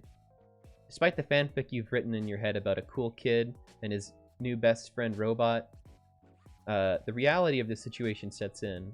You've yet to make friends with this character at all, and it kind of felt surreal and weird to you. Maybe it's time to zap back and hard reset this continuity and try again. What does that mean? Feels like I'm missing an important part of the puzzle here. Did he read... Did he hear that? How does this work? Sometimes you just narrate what you're thinking. Kind of a baller move. Why has nobody called you out on this before now? You put your hand on the counter to stabilize yourself and your fingers brush up against something clandestinely polo. Just barely poking out from beneath a pile of discount plush nobodies is a neatly retail folded shirt. Wear the shirt. Obviously you're gonna put the shirt on. You don't want to be the only one not wearing a cool shirt. Do you need some privacy? Not sure where one layer of you ends and the other begins. Doubt the audience cares. What? Oh, you guess being on camera like this is kind of fucking whack, you say. So pointedly, your sprite even shows up on the screen for a second. Yeah, that's right. We went all out for this one. This is what the character looks like that we're playing as. And I love that that's like addressed. Like, yeah, that's what you look like. Oh, it's behind his head. Gotcha. Use the Buster Sword for my tomatoes for breakfast. Hell yeah. Salad time. I mean, I knew that it was from Final Fantasy VII. I couldn't find the Buster Sword anywhere because I guess it is kind of behind his head. I fucking love that. Dude. Whipping out the Buster Sword to make a salad. You're wondering if there was a place here that wasn't under constant surveillance. Like, how does this kid take shit? How does this kid take a shit in peace? You know everyone's thinking it. Dope line of questioning that I'm sure the public is at large at least very eager to know the answer to, but my room isn't wired up. No. About to get you fired up though. Millionage arrays multiplying with my... Maybe not this second. Alright, damn. Accompany Dave down the hallway to his room. You hear the shower as you pass his bathroom, and you peek in to see your hoodie and a nice gown on the tile being uselessly wetted by a low-pressure stream. Hey, you're welcome, by the way. Dave motions you to go in first, giving you the privacy you need to change into an extremely starched polo shirt and nothing else. This collar will not go down. This is absolutely what someone in 2009 would think is fresh as hell. You look around the room for a bit. There's so many things in here. This would be a 13-year-old's wet dream, but to you it just seems a little much. It feels like this is a bunch of things someone thinks they should like. Like the fan art that reflects you put on the Let me try this again. Let the fan art reflect that you put on the shirt at this point. There isn't a mirror in here, but you can tell that this is someone out there's idea of a look. Interesting. Sorry, that was a weird sentence. I had trouble making my way through that one. Drinking some apple juice. The door walks in and Dave is standing there, but not walking in. He's leaned up against the door frame, sipping the juice. Where'd he get a juice? What the fuck? Alway juice, my guy. Alway juice. What? You don't keep foodstuff stashed around your house? What do you do when you get hungry? No, that's not it. You mean you just usually keep it in the fridge or whatever? That's too obvious. Somebody help this useless clown. You're sure, Dave, that you've met many clowns in your day, and only some of them were useless. Name one. You can't. Why did you say that? Clowns are awful, everybody knows this. Guess he's got you there. Sorry, Guff, if you're listening. You know, despite the overwhelmingly plush decor of the rest of this house, there is a distinct lack of puppets in here. More my bros thing. Not that they aren't deliriously sick. Just a whole hospital ward of the illest children you've ever seen. Each one up to pup than the last. Up to pup? Yeah, pup. Like, puppets. If you're gonna be honest, it doesn't really seem like his heart's in it. How do you mean? Well, it's just that he doesn't really seem to be all into the puppets. Feels a little performative. Well, I guess I got my own stuff I'm into. Like, if I were to rank it 1 to 10, I'd say puppets are like a solid 7. You got this kid on the ropes, just one more push. In fact, you'd even go as far as to say that the whole puppet thing sort of sucks. Like, it's extremely weird. The cameras, the hiding things like an animal, it all seems a little weird, you know? Whack. For a while, he just seems to look at you almost as if he's sizing you up. There's a long stretch where Dave doesn't break eye contact with you as he finishes his cute little juice and crumples it up. He takes a little ambitious shot at the trash can and misses by about 7.5 feet. Damn, could have sworn I had game. You're throwing me off, mailman. Yes, that is correct. You are a faithful employee of the Postal Service. I mean, I definitely believe you, but let's say I didn't... Let's say I had a cool friend who, even though they're cool, too cool to care about the details like this, they were a little skeptical of the whole situation. Maybe they'd want proof you were who you said you were, before they, like, let you any closer to their friends. Just throwing hypotheticals out there. What kind of proof could he possibly need? Say the oath. What? The oath. I love this art. This is such a good art. Say the oath. Yo, he's drinking the piss apple juice. Join me. Welcome back, Jake. I fucking love this. And yeah, I do remember the whole debacle about whether or not it's piss or apple juice. You'll never know. Mail oath, dude. Like, the thing about it is, I mean, unless you aren't a mailman. Behind his sunglasses, Dave's eyes shift ever so slightly to what you might describe in a less immediately harrowing situation as a moderately priced looking mall katana mounted to his wall. You realize that maybe now isn't the best time to come clean about your impeccable ruse. You can't believe you've managed to put yourself in mortal peril yet again. You wordlessly chuckle and shake your head onto the situations you get yourself into. Oh, the situation's not on. Dave, not privy to your private thoughts for once, looks on. Why, of course you can recite the mailman oath, you say with a confidence that is misplaced as it is unfounded. You perk up. Now it's your time to shine. Maybe it's the pop collar, but you're feeling good about this one. You've got this. You've lied to a ton of kids. One more, and it'll be a bunch of smooth sailing from here out. You open your mouth, and for a brief moment, everything feels like it's going to be okay. You immediately start sobbing and crumpling into a disgusting mess on the floor. Oh, fuck. Wow, okay. Jesus Christ. You're not the mailman! You never were the mailman! I'm so fried! You don't even know! You don't even know the Stamps card! Oh my god. Jesus, just... Okay. It's gonna be alright there. Dave squats down next to your deflated body and pats you a little awkwardly on what he assumes is your shoulder.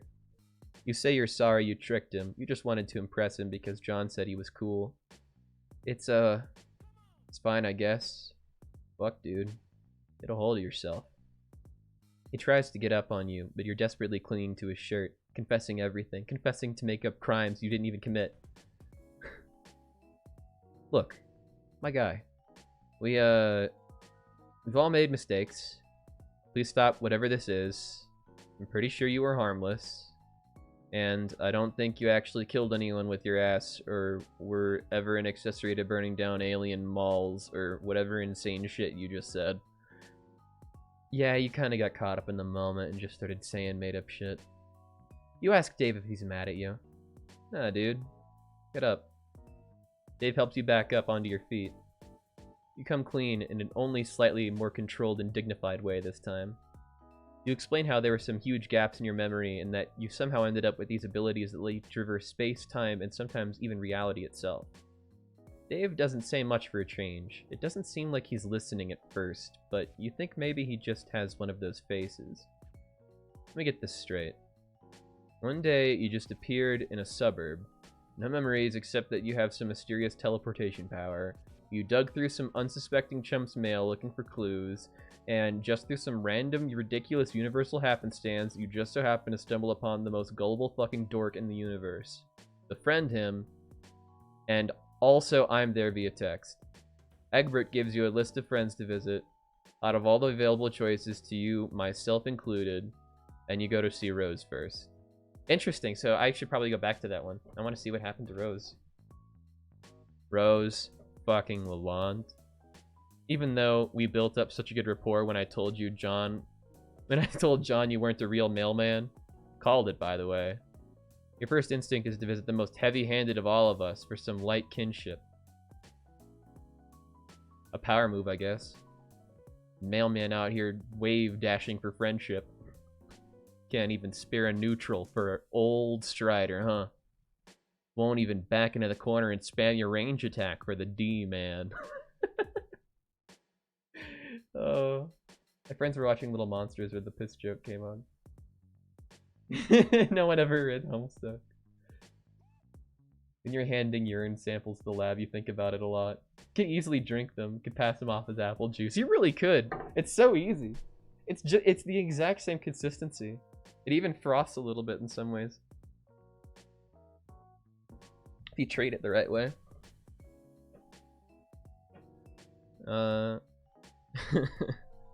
Tragedy in 2X. Both acts are titled Betrayal. You definitely understood what is being said, and you absolutely don't have to ask your friends what some cool video game words are. You're 100% not pulling the boldest "how do you do, fellow kids" the world has ever seen. Besides, is that really the thing to be focusing on right now? You fucking wound me, mailman. Of course it is. Nothing is more important to me than this. They say that most humans only use 10% of their brain. That's because I'm using 90% of it to think. How dare you? So anyway, you can't really go anywhere. See anybody you want. Sounds nice. For all but a moment, the act drops, and you see the corners of his mouth tighten a little. The fading afternoon light filters through the sunglasses, just a little bit of enough of an angle. Just see his eyes shift ever so slightly toward the window. The subtle movements would surely be lost on most. If you weren't so focused on trying to read him, or even just slightly further away, you might have missed it yourself. There's almost a loneliness in his voice. It must be hard to live in here by yourself, so far away from the people who care about you. It's possible that you've been so focused on trying to blindly make friends that you've forgotten that in front of you there was a living person. You can't help but wonder if there's something you can do. You said you can take people with you, right? Like, you could teleport John around. Would that work with anybody? This is it. This is the path, the kid's heart, that is clear as day. Fuck what you said just now. That friendship juice is so close you can practically fucking taste it. You're gonna try not to look excited, affecting Dave's cool persona as you say, fuck yeah, you can take people with you.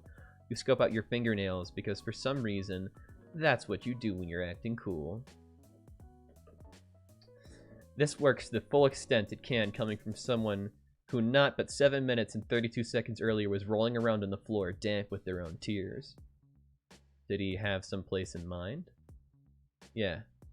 I mean, I got some ideas I could bounce off you, I guess. How do you feel about... Shh.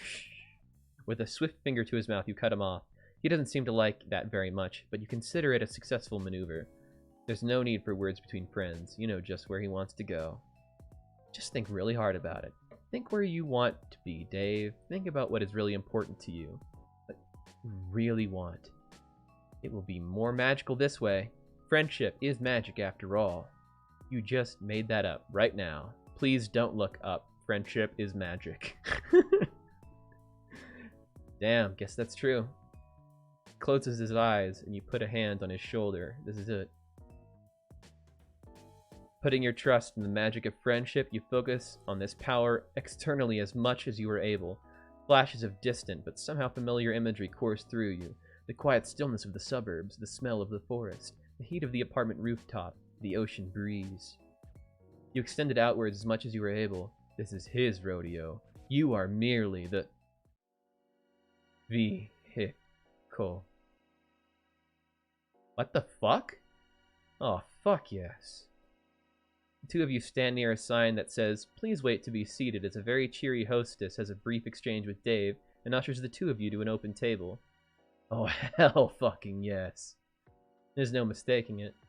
About to get my motherfucking breadstick on. This is absolutely an Olive Garden.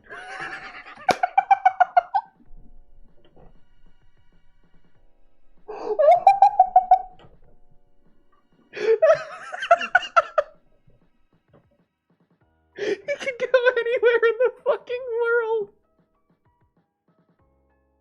And he goes to Olive Garden.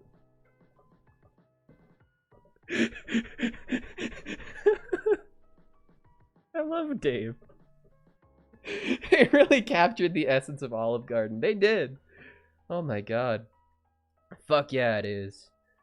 Where you're here, your family, dog. While you're still new to this, you can't really seem to detect any irony in his voice. You thought for sure he'd want to go see his friends. You thought you had him figured out. First and last mistake, milkman. But you'll learn. I'm a mystery. Got that history. Fucked with the plot of my flows so hot they leave you looking blistery. Racially ambiguous, my rhymes contiguous. Are the OG with me home at the OG with my homie where the breadsticks are continuous. You don't know what the fuck it is, you just let him go on for a while. You don't even know if that last one rhymed, but fuck it if you aren't chime bar this little bastard. You lean back in your chair and just absorb it all, sitting in the worst restaurant imaginable with your new rapping teen friend, while the other patrons do their best to ignore his incredible rhymes. After a short while, Dave abruptly stops freestyling and you open your eyes. Oh, fuck, you know what time it is. No, your sprite doesn't even have a watch drawn on it. It's breadstick 30, no watch necessary. Fuck me, I love breadsticks. I never talk about it. This is very real and hidden character trait that nobody knows about me. Hell yeah. I don't think this has ever been addressed in the actual context of Homestuck. I think this is the first time I've ever heard about him loving breadsticks, but in the outside context of Homestuck, Andrew Hussey did write a massive blog post about Olive Garden, and Olive Garden is sort of like a joke running through the whole narrative of the comic. So I kind of fucking love that they brought this back. You're almost distressed. To be fair, when you were 13, you were dying to try Olive Garden. You wanted to know what the breadsticks were like. Oh, dude. I still fucking slave over the breadsticks at Olive Garden and fucking Fazoli's. I love that shit. We are certainly not finding this out now because of a series of seemingly unrelated events that possibly change the continuity of this universe, allowing for these sorts of otherwise narratively unimportant traits to shine through. Wow. He is really going to town on those breadsticks. Maybe this is all friendship needs to be. Spending some quality FaceTime with a solid bro and just absolutely decimating some bottomless breadsticks at a bad chain Italian restaurant. Maybe the real lesson here is friendship doesn't have to be a grandiose gesture or high adventure. Maybe the real friends? I understand you're having a moment, but I am absolutely going to eat your breadsticks if you don't stop talking about whatever friendship means to you. Yeah, man. Whatever you want. Get that bread, son.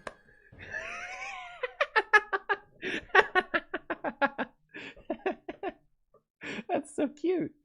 I love this. It's a really easy to make, and yeah, maybe the lasagna just come from the microwave, but you do fuck hard with their chicken dishes. And the ravioli. Fuck it, man. Fuck it. It's good. I'll say it. You know what? Let's try Rose. We skipped Rose. Let's go back to her. On the advice of your new friend John, you go to visit one of his close comrades. Close only figuratively speaking, since it seems she lives all the way on the other side of the country. That's no problem for you, though, since your new powers let you hop anywhere, anytime, even to places that don't exist. Well, you think your powers let you do that. You just have this distinct metatextual feeling that you could pretty much go anywhere at this point. You know that that doesn't make any sense. There's nothing that doesn't make sense about friendship, though, and that's exactly what you're going to do. Friendship, that is. You're about to do some friendship by making a new friend. Her name is, you check your notes, Rose. This is her house, apparently. Looks kind of weird and modern, and it's situated in the middle of the woods for no good reason you can think of. Also, it's pouring rain, which is not what you would describe as an ideal friend-making condition. Still, nothing stops a mailman, not from delivering mail or making friends. Rather famously, rain and other similar weather patterns provide no deterrent to the performance of his duty. And there is no duty more important than friendship. Oh, Rose! She's so cute. Suddenly, a woodland girl approaches. Who goes there? Oh, it's your new friend Rose, obviously. There's literally no one else here it could be. You introduce yourself. You're the cool mailman who John told her to expect a visit from soon. You would doff your male hat to signify a friendly greeting, except recently you accidentally dropped it in a sewer, along with your other male-specific clothes and all of the mail you were supposed to deliver, as you explained to her gratuitously in an unconvincing manner. It's not a great start, you admit, but you've done much worse. You are not a mailman. Yikes, you were busted almost immediately. You briefly consider whether you should double down on the lie and try to say something mailman-like, or whether the right call is to come clean since she's clearly too smart for this amateur bullshit. But it's taking a few seconds too long for you to decide, which looks guilty as hell. That's it, the jig is up. You slouch in defeat. You ask her if she would please consider not telling John. Your heart couldn't take it if he found out that your entire friendship was based on a lie. You want me to keep a secret from one of my best friends to protect the feelings of a random buffoon who I've never met and arbitrarily showed up to my house in the remote wilderness like a creep? Yes. Yes, that's what you want. It's an interesting proposition, if for no other reason than its audacity. I admire your resolve in the face of humiliation. This doesn't mean we are friends, though. Oof. Well, that's fine. You're hopeful. Your mind is fuzzy, but you think you remember this. You're good at this. You're excellent at making people like you through underhanded means. You can't wait to take advantage of this 13-year-old girl's goodwill. Rose is so awesome. I love her too. I was just reading one of the, trying to find where I was in Homestuck, and one of the panels that I ended up finding was this really long monologue from Rose, just thinking about her relationship with Kanaya, and it was so interesting and introspective, and just, I love Rose. She's such a cool character.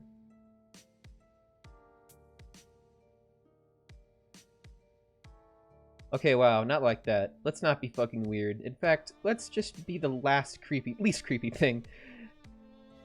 Let that be the last creepy thing you had. Let it be the last creepy thought you had for comical purposes. There we go, finally made it. S-grade jokes only. Let's get our brains out of the gutter. Rose raises a thin brow. There's something unsettling about her deep violet eyes. You're pretty sure most humans don't have eyes like that, but what the fuck do you know? You're a stranger around these parts. Wait, aren't you a human too? Whatever, it's not a big deal. Not when there are friends to be made. Or something. Do you want to come inside? Unless I'm interrupting your internal monologue, of course. Far be it from me to ever cut short any sort of navel-gazing sidebar. It's just ever so slightly wet out here. You would absolutely love that. If it's not much trouble, of course. You wouldn't want to put Rose out. You're lying, though. You're 100% fine with being absolutely infuriatingly obnoxious if it means making a friend. Rose purses her lips, considering. Your predilections toward mailman mimicry weren't all that John told me about. Oh? He also said that you had certain powers. Powers of teleportation and time travel.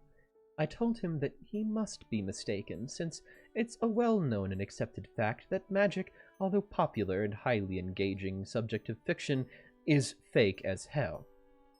Oh, your zappy powers? No, those are totally real and not fake. Real in a different way than your being a mailman is real, since that's actually made up. Is that so? Prove it. You shrug. Easy enough. You hold out your hand, and after a moment of hesitation, Rose puts her fingers in yours. Her nails are long and sharp and painted a glossy black. She closes her eyes, and her umbrella droops. Should I picture my room or something similar? I'm not quite sure how this is supposed to look. She still thinks you're fucking with her. You tell her you guess she can do that if she wants. You zap the two of you inside the big modern house, and when you open your eyes, you find yourself in a large, messy room. Oh! She drops her umbrella. You really did that. Rose stands in the center of her room in a full rain gear. Her boot track muddy prints into the thick white carpet. Surprise! You really are magic. Rose puts a small hand against her perfectly painted black lips. She seems momentarily lost for words, and you get the feeling that this is not a thing that happens very often. Her eyes are wide and deeply purple. They're sparkling, you might say. Hold on, I'll be right back. Stay here. Don't go out of the hall. It's not safe. You tell Rose to take her time, and you're happy to just stand here dripping onto her nice clean floor. She leaves the room, and you take the opportunity to examine your surroundings a little more closely. The bed is unmade, books are strewn across the floor carelessly, and a collection of half-drunk cups of coffee crowd the desk. Half-finished knitting projects lie in soft piles all over the room. And in fact, there's a lot of evidence that this room is often occupied by someone with a lot of interest, who has trouble settling down and putting her attention to one thing at a time. Man, you can relate. Not with the interest, but with friends. You can't imagine settling for just one. Rose has a number of posters on her walls, although nowhere near as many as your friend John. A calendar hangs beside the wall, days ticked off with a little X all the way up to 4/13, which is circled. You step closer to read the date up in the corner, 2009. But what the hell did you care about the date? You can make friends any day of the damn week, rain or shine, night or day. Rose sure is taking a while out there. She told you it wasn't safe out in the hall. Maybe she hadn't been quipping. Maybe she's actually in trouble. What should you do? Stay put. Your patience pays off almost at once. Rose is back and looking significantly more put together. Also, she's brought you a towel. Here. I'm not overly attached to anything in here. It's mostly just childish nonsense. I haven't yet bothered to rid myself of. But I'd appreciate it if you tried not to drip on any of the notebooks. She has changed out her range coat and books, and she's dressed with a neat black skirt and white shirt, with a purple blob thing with tentacles. What is it with these kids and their blob shirts? Now that's dealt with. Please sit down. She crosses her legs. You suddenly feel as if you're at a job interview. Friend interview. You wish you were a little less damp. Actually, let's switch places. You're still pretty wet and you don't want to get her bedspread messed up. Don't worry about it. That's where the washing machine is for. Now let's talk about magic.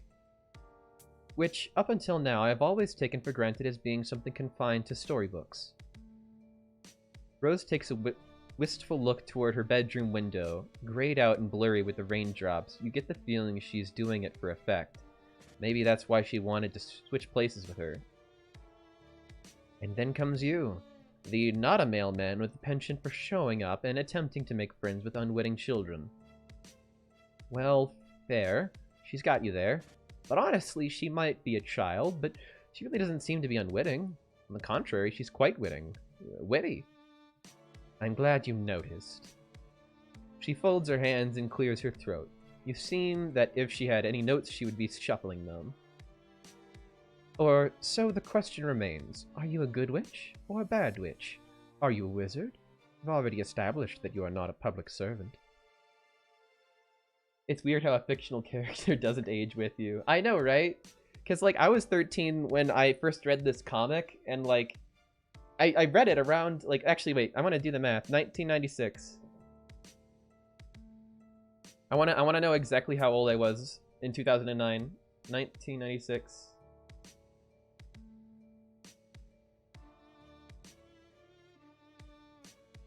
Oh no, 2009, sorry. Yeah,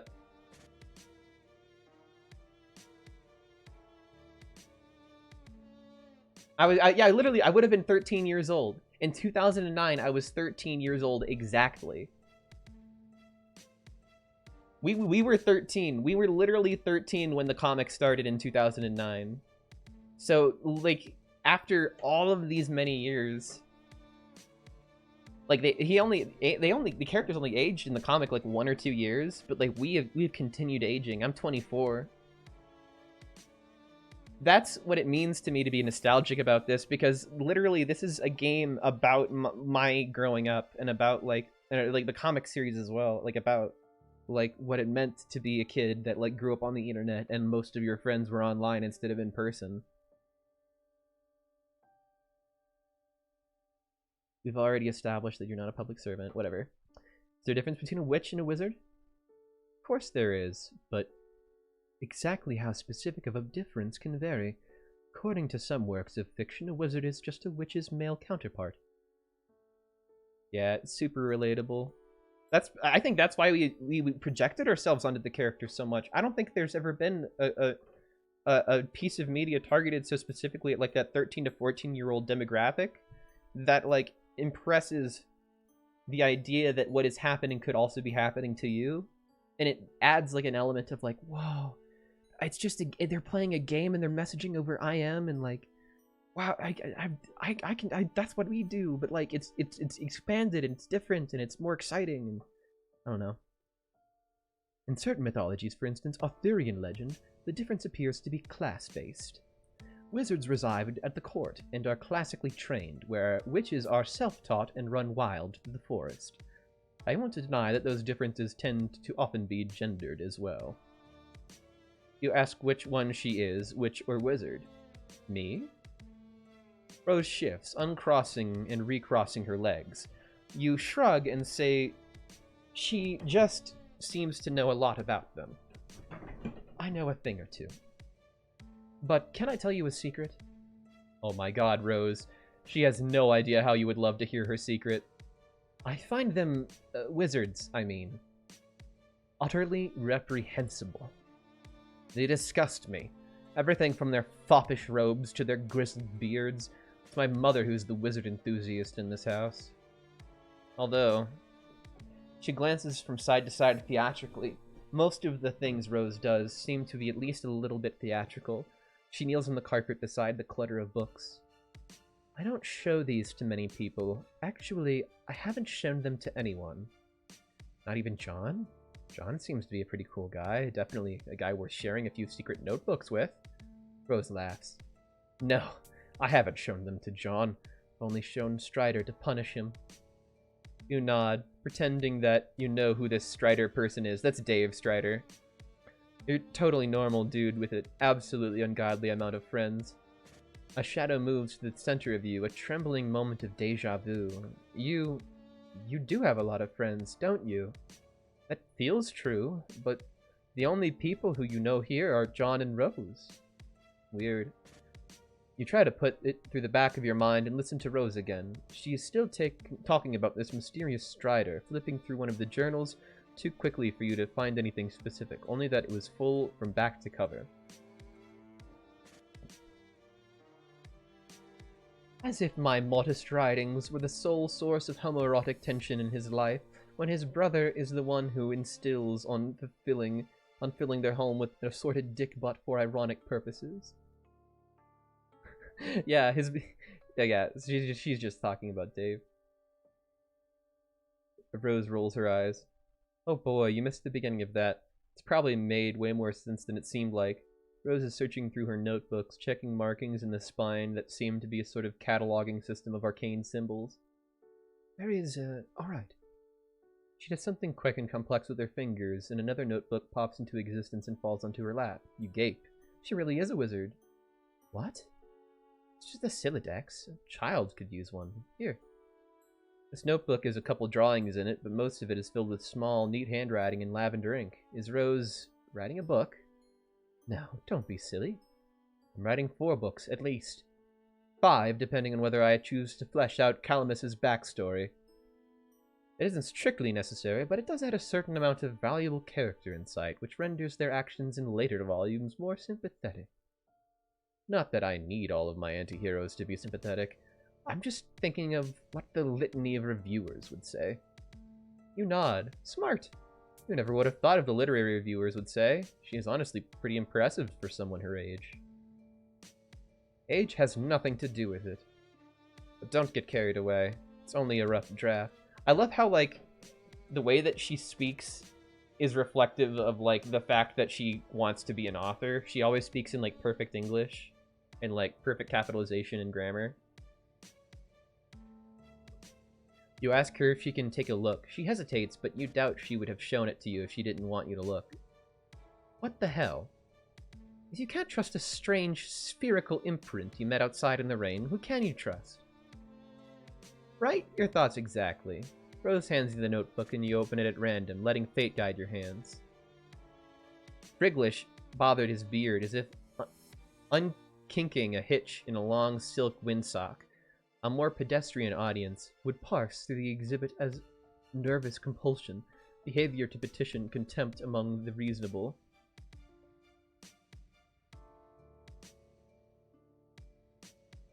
How much of this is there? He was, however, not surrounded by the reasonable but the wise, a distinction in men that would forever be the difference in history's garland of treasured follies. As a matter of fact, his cadre of fellow wizards were all putting in similar moves with their beards as well. Practice would advise thoughtfulness, sagacity, even, if they didn't do it all the time. Standing in a line at a bank, shooting squirrels from bird feeders, few occasions were safe. Zephyrin inspected the clue, a single piece of evidence cradled in his courageous old man palms. It was a human bone, not striking in the tale it told alone so much as it was told by thousands like it, festooning in the marshy soil of the mass grave. The grisly expanse bore the texture of a decadent desert, like one of Swarmy's formidable custard trifles wobbled on the wheels for the holidays, the dismay of a small nation. "You're certain of this?" asked Friglish, despite what he was doing with his beard was, in fact, immersed in meaningful contemplation. I'm afraid I'm becoming more so with each terrible tick groused by that gaudy timepiece slung around your neck. In case it wasn't clear, Friglish wore a clock Zephyrin didn't care for. It was magic. The massacre of Sis Grefnil is not written. Wow. This is pretty dense, but smart. You stroke your own imaginary beard and pretend to ponder the deeper meaning of... Yes, intriguing Zaspren Friglish. Clearly there is some history there. Yes, clearly, but what the two of them shared went beyond simple romance. That is why it has gone so spectacularly sour. Rose becomes increasingly more animated as she tells you about her gay wizard OCs, like she is far more interested in them than she is about herself. They share an identical bond, a mutual dedication to knowledge and the preservation of such. The goal of the learned is to amass their wisdom and keep it from the general dissemination to the main populace of wizards. They feed it to their apprentices in drips and drabs. Of course, this will eventually lead to ruin. Of course, you flip further in the book, searching for the part where it leads to ruin. Ruin sounds interesting. Zazarpan knew he would see his wayward apprentice again, knew it would be like the tide would turn and the sun would blaze to its zenith as each inexorable day passed. Now they stood diametrically opposed across in an overgrown chessboard. His apprentice's eyes were behind dark glasses, but Zazarpan knew if he could see them, they would be riddled with the madness of the void. Kamasis wasn't here for justice or for revenge. They were here exclusively because Zazarpan had something they wanted, something they were owed. You flip through the notebook, checking the drawings. There are a lot of wizards, each more bearded and venerable than the last. One of the pictures, the most recent maybe, since it's on its very last page of the journal, is of two young wizards, twins maybe. They have gray hair as they are wearing slick green suits, and they're standing back with their arms entwined, staring at the middle distance. It's very anime. You compliment Rose on her artistic prowess. Yes, thank you. They're alright. I'm a much better writer than I am an artist. You tell her that you think she's really good, way better than you. You're absolutely positive that it's going to be famous one day. I appreciate the encouragement, even though I know you're just trying to flatter me due to your strange thirst for affirmative experiences. John told me all about that. Damn, busted. Did you really think she's talented? It's fine. Not as if my social calendar is over full, here in the middle of the woods. Don't tell anyone I said that I don't have many friends. And don't tell them I've been drawing. He'd be insufferable. He? Never mind. You assure Rose that her secrets are safe and hand back her journal. You are really excited about your new friend, if you might be so bold, and her wizard stories. Although, wait, hadn't she just said that she hated wizards? What's your point? Well, you're no expert on wizards or on Rose, but it seems like she actually does seem to like them, because she has several notebooks full of wizard fiction. You weren't trying to get, like, real here, but maybe it's possible her mom isn't the only one in the family who likes the wizard thing? Rose pulls her book out of her hands. That and the rest of the books vanish into the air. Oh, right. It must have been that, what she called it, the Silodex? She doesn't look angry exactly. And by the way, the Silodex is like just the inventory system in Homestuck. But the lines around her mouth and eyes are softened as she talked about her book hardened back up. Her eyes glitter menacingly. Oh, is that right, Freud? Well, why don't you diagnose me then? Oh, hey, wow. You weren't trying to be condescending or whatever. Clearly. Are you aware that it is a common psychological phenomenon for an individual to react to trauma by creating fictional representations of that which has caused them bodily harm or emotional dismay? To suggest that the portrayal of these fictional renderings somehow condones them or supports them is absolutely absurd. So what she's saying is that she draws wizards to cope. Rose rises regally to her feet. The lightning turns her into an ethereal silhouette. What I'm saying is that I don't need you to justify my fictional predilections to you or anyone else. No, she's totally right. You're so sorry that you suggested she might like wizards. It was a horribly presumptuous thing to say, and not at all the way a friend should act. You were, again, so sorry. You promise it will never happen again. No, I don't suppose it will. Probably just because Rose has hair that is a pale blonde, but it almost looks like she's glowing in the dim bedroom. Like light behaves a little differently around her than it does in everyone else. Would you look at that? It appears the rain has lightened up a bit. The rain is hitting the window so loudly you're actually having trouble hearing her. And your point is, you can just zap yourself out to where the weather is drier. Fuck off.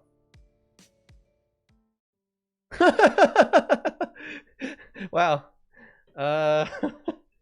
So that didn't go so well. Is there a better choice I can make at that juncture somewhere?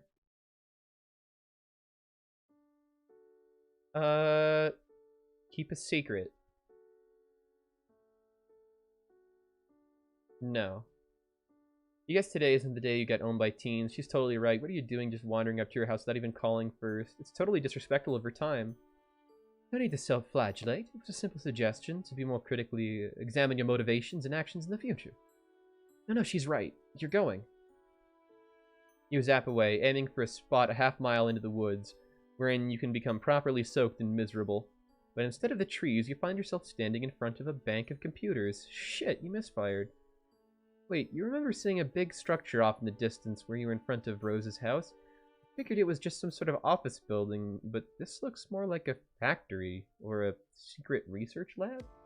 Oh, thank you for the lurk. I really appreciate it, Pirate Queen.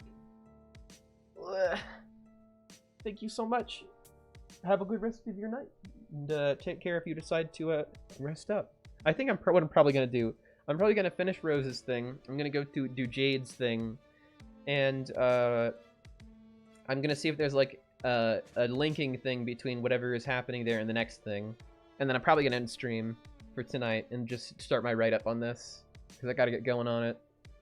But I also might end up just playing it a lot into the night. Because I am actually having a lot of fun. Figured it was just some sort of office building. This looks like more like a factory or a secret research lab. The computers show coordinates on a screen that don't mean anything to you. A countdown clock is frozen on 4:13. All of this has the trappings of a tableau someone set up for you to see. Turning away from the screens, you wander down a long line of gleaming science fiction equipment. It reminds you of the pictures of old computers in the 1950s, the ones that took up entire rooms. You bet you could go back and visit some of those if you zapped hard enough. You wander through a whole maze of halls and wide echoing rooms that aren't pictured because our art budget is only so big, but take it as a certainty that they are all very mysterious. Eventually you circle down that strange bank of screens. Nervously you hit a few keys, tap a few fingers against the readouts. Nothing. It's all locked down. You think that if you could only get these screens to unlock, you could unravel the secrets to life, the universe, and everything. Or maybe your memories you were trying to unlock. Maybe you'll understand that you're seeing the seething of waters in this endless ocean of time and space entwining in the... Meow. Meow? Meow. You turn around expecting a cat, and you don't... And you get a cat! A very adorable black kitten, tiny and soft, with far more eyes than it should have. Aww. But the cat isn't the only thing here. A woman in sleek white lab coat and a sensible heel holds the cat, pinning you to the spot with her gaze, or at least you assume she is. Her hair is in her eyes and the light is behind her, so all you can see of her face is her painted lips. Oh, sorry, ma'am. You absolutely didn't mean to trespass in her secret science lab, and you actually aren't even lying. You really did just fuck up this time. The lady puts the cat down slowly, wherein it rolls on its back and bats a few paws playfully into the air. Oh, cats are great. Even mutant cats. Maybe especially mutant cats. This little guy should have been given a name. You think that you'll name him Cryptid McWhiskers. Yeah, it's a great name. In fact, you can't imagine anyone naming this cat anything else. You hold your fingers out to Cryptid McWhiskers and wriggle his fingers. It rolls back onto its feet and saunters over to you. It's as soft and fluffy as it looks, and its 4 eyes blink up at you with utter trust. At least this kitty will be your friend. The ominous clack of heels and cement reminds you that you and Cryptid McWhiskers are not alone. While you were busy with the kitty cat, the very intimidating and well-coiffed lady walked over to the bank of screens. She presses a button, and it must have some sort of fingerprint recognition or retinal scanning. Maybe she's just better at things than you are, because it works for her. On the floor a few feet from you is a round gray protrusion, a platform on the floor. You saw it earlier, but you have no idea what it was for, so you just ignore it. What you don't understand can't hurt you, right? You think that's probably right. The intimidating lady presses a button on the screen, mouth turning up at the corners. A flash and a pop. What? What is that? Like the pressure in a room changes, you feel it in your eardrums. A pumpkin appears in the round gray platform. What? Could it be? Fuck. You aren't really sure what she's trying to say here. Making a pumpkin appear out of thin air is impressive. It probably would have been more so if you hadn't been popping in and out of existence all day. It's gonna take more than a pumpkin to impress you.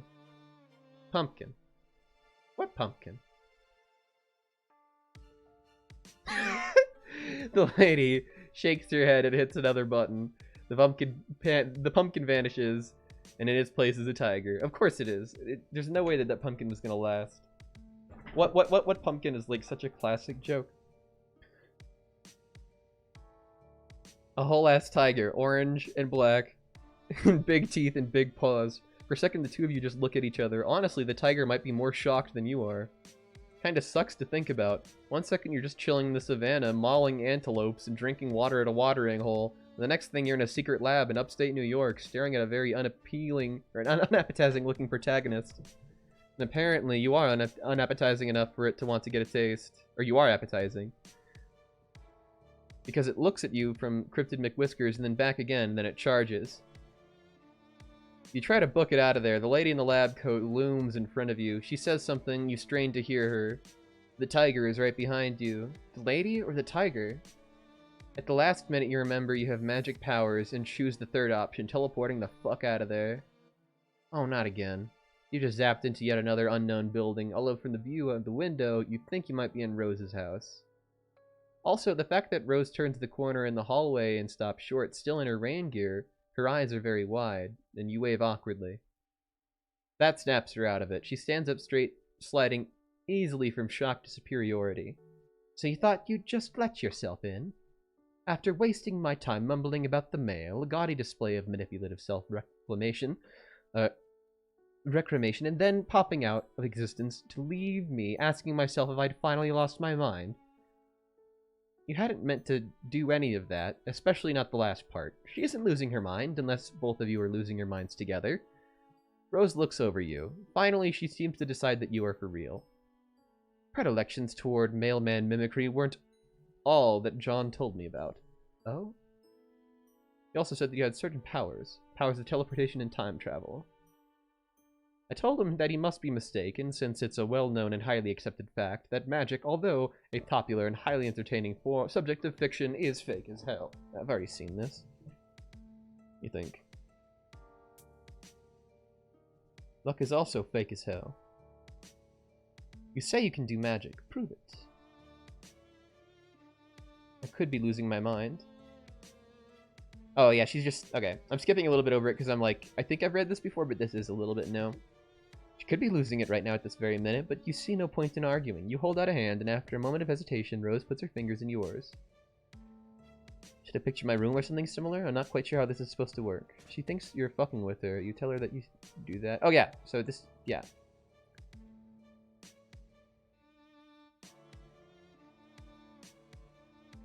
Okay, wait. Yeah, let's go look for Rose now, because this is the other thing that we didn't get to do last time. You're too anxious to sit still, and you aren't the sort of person who just sits here and waits for friend opportunities to fall in their lap. Better to run headlong into danger, or as much danger as minimalist upper-middle-class house in the middle of the woods can offer. Rose has told you that it isn't safe.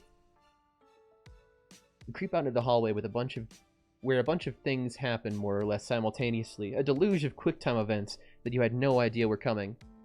Lightning flashes in a perfect jagged line across the tall window at the end of the hall, followed immediately by a crash of thunder so loud you think the house might be falling down. Abruptly, all the lights go out.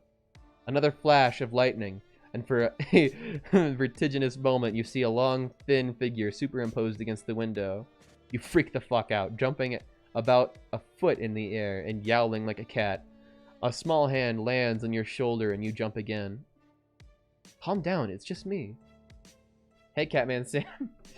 Yeah, you're watching me read Homestuck now, which is effectively just like reading Homestuck, so now you can say you've read Homestuck.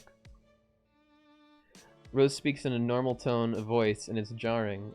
The house is echoey and cavernous, and there's something about a dark house on a stormy evening that makes you want to whisper.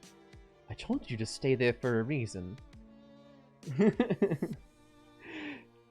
It's too early for my mother to be sauced. Enough to notice random strangers in her house, and I don't want to go through the tedious process of explaining who you are.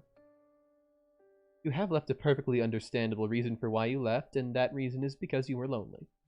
Rose snorts. Cold! You mean you were cold? Well, you are soaking wet. Follow me. She grabs you by the wrist and tows you down the hall. You wonder if you should warn her about the strange, wraith-like creature you saw by the window, but you don't want to freak her out.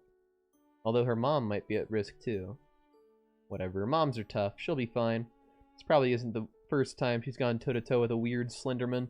This house looks haunted as shit. Yo, Foobar, hello. We're playing fucking Homestuck today. Rose brings you to a dark laundry room, then mentions you take off your hoodie, which you do gladly because it's soaking wet. That's interesting. The design on the front, does it mean anything? Oh yeah, it's kind of cool. Like a blue line with a zigzag, with sort of like lightning. Looking at it makes you feel unsettled. You realize Rose is still waiting for a response, so you just hand her the hoodie and tell her no, you're pretty sure it's just an abstract design.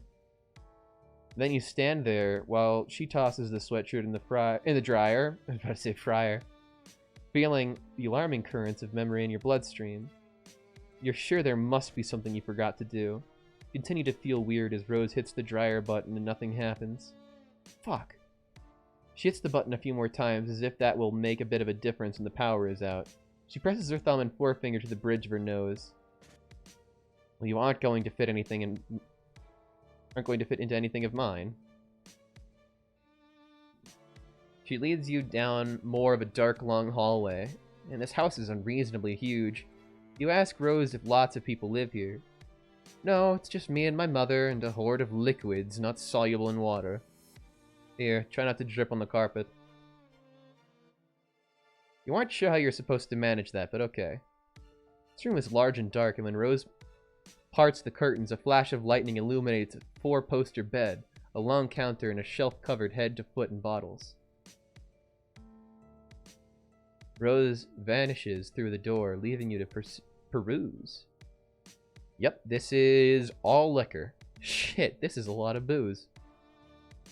Here, I'm not sure this is what you would want to wear, but this should work until the power comes back on and we can dry your clothes. Rose hands you a long silk robe.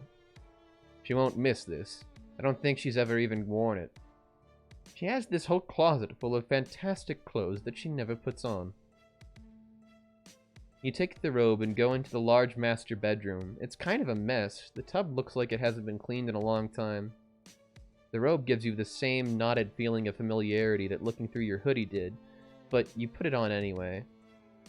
It's a relief that it goes to get out of your wet clothes. You hang them carefully on a shower rod. When you head back out of the bedroom, you find Rose standing in front of the wall of liquor. She's holding a bottle of Grey Goose, squinting at the label, like she's trying to read the nutrition facts. I've often wondered what exactly the merits of consuming this are. It tastes quite literally like burning.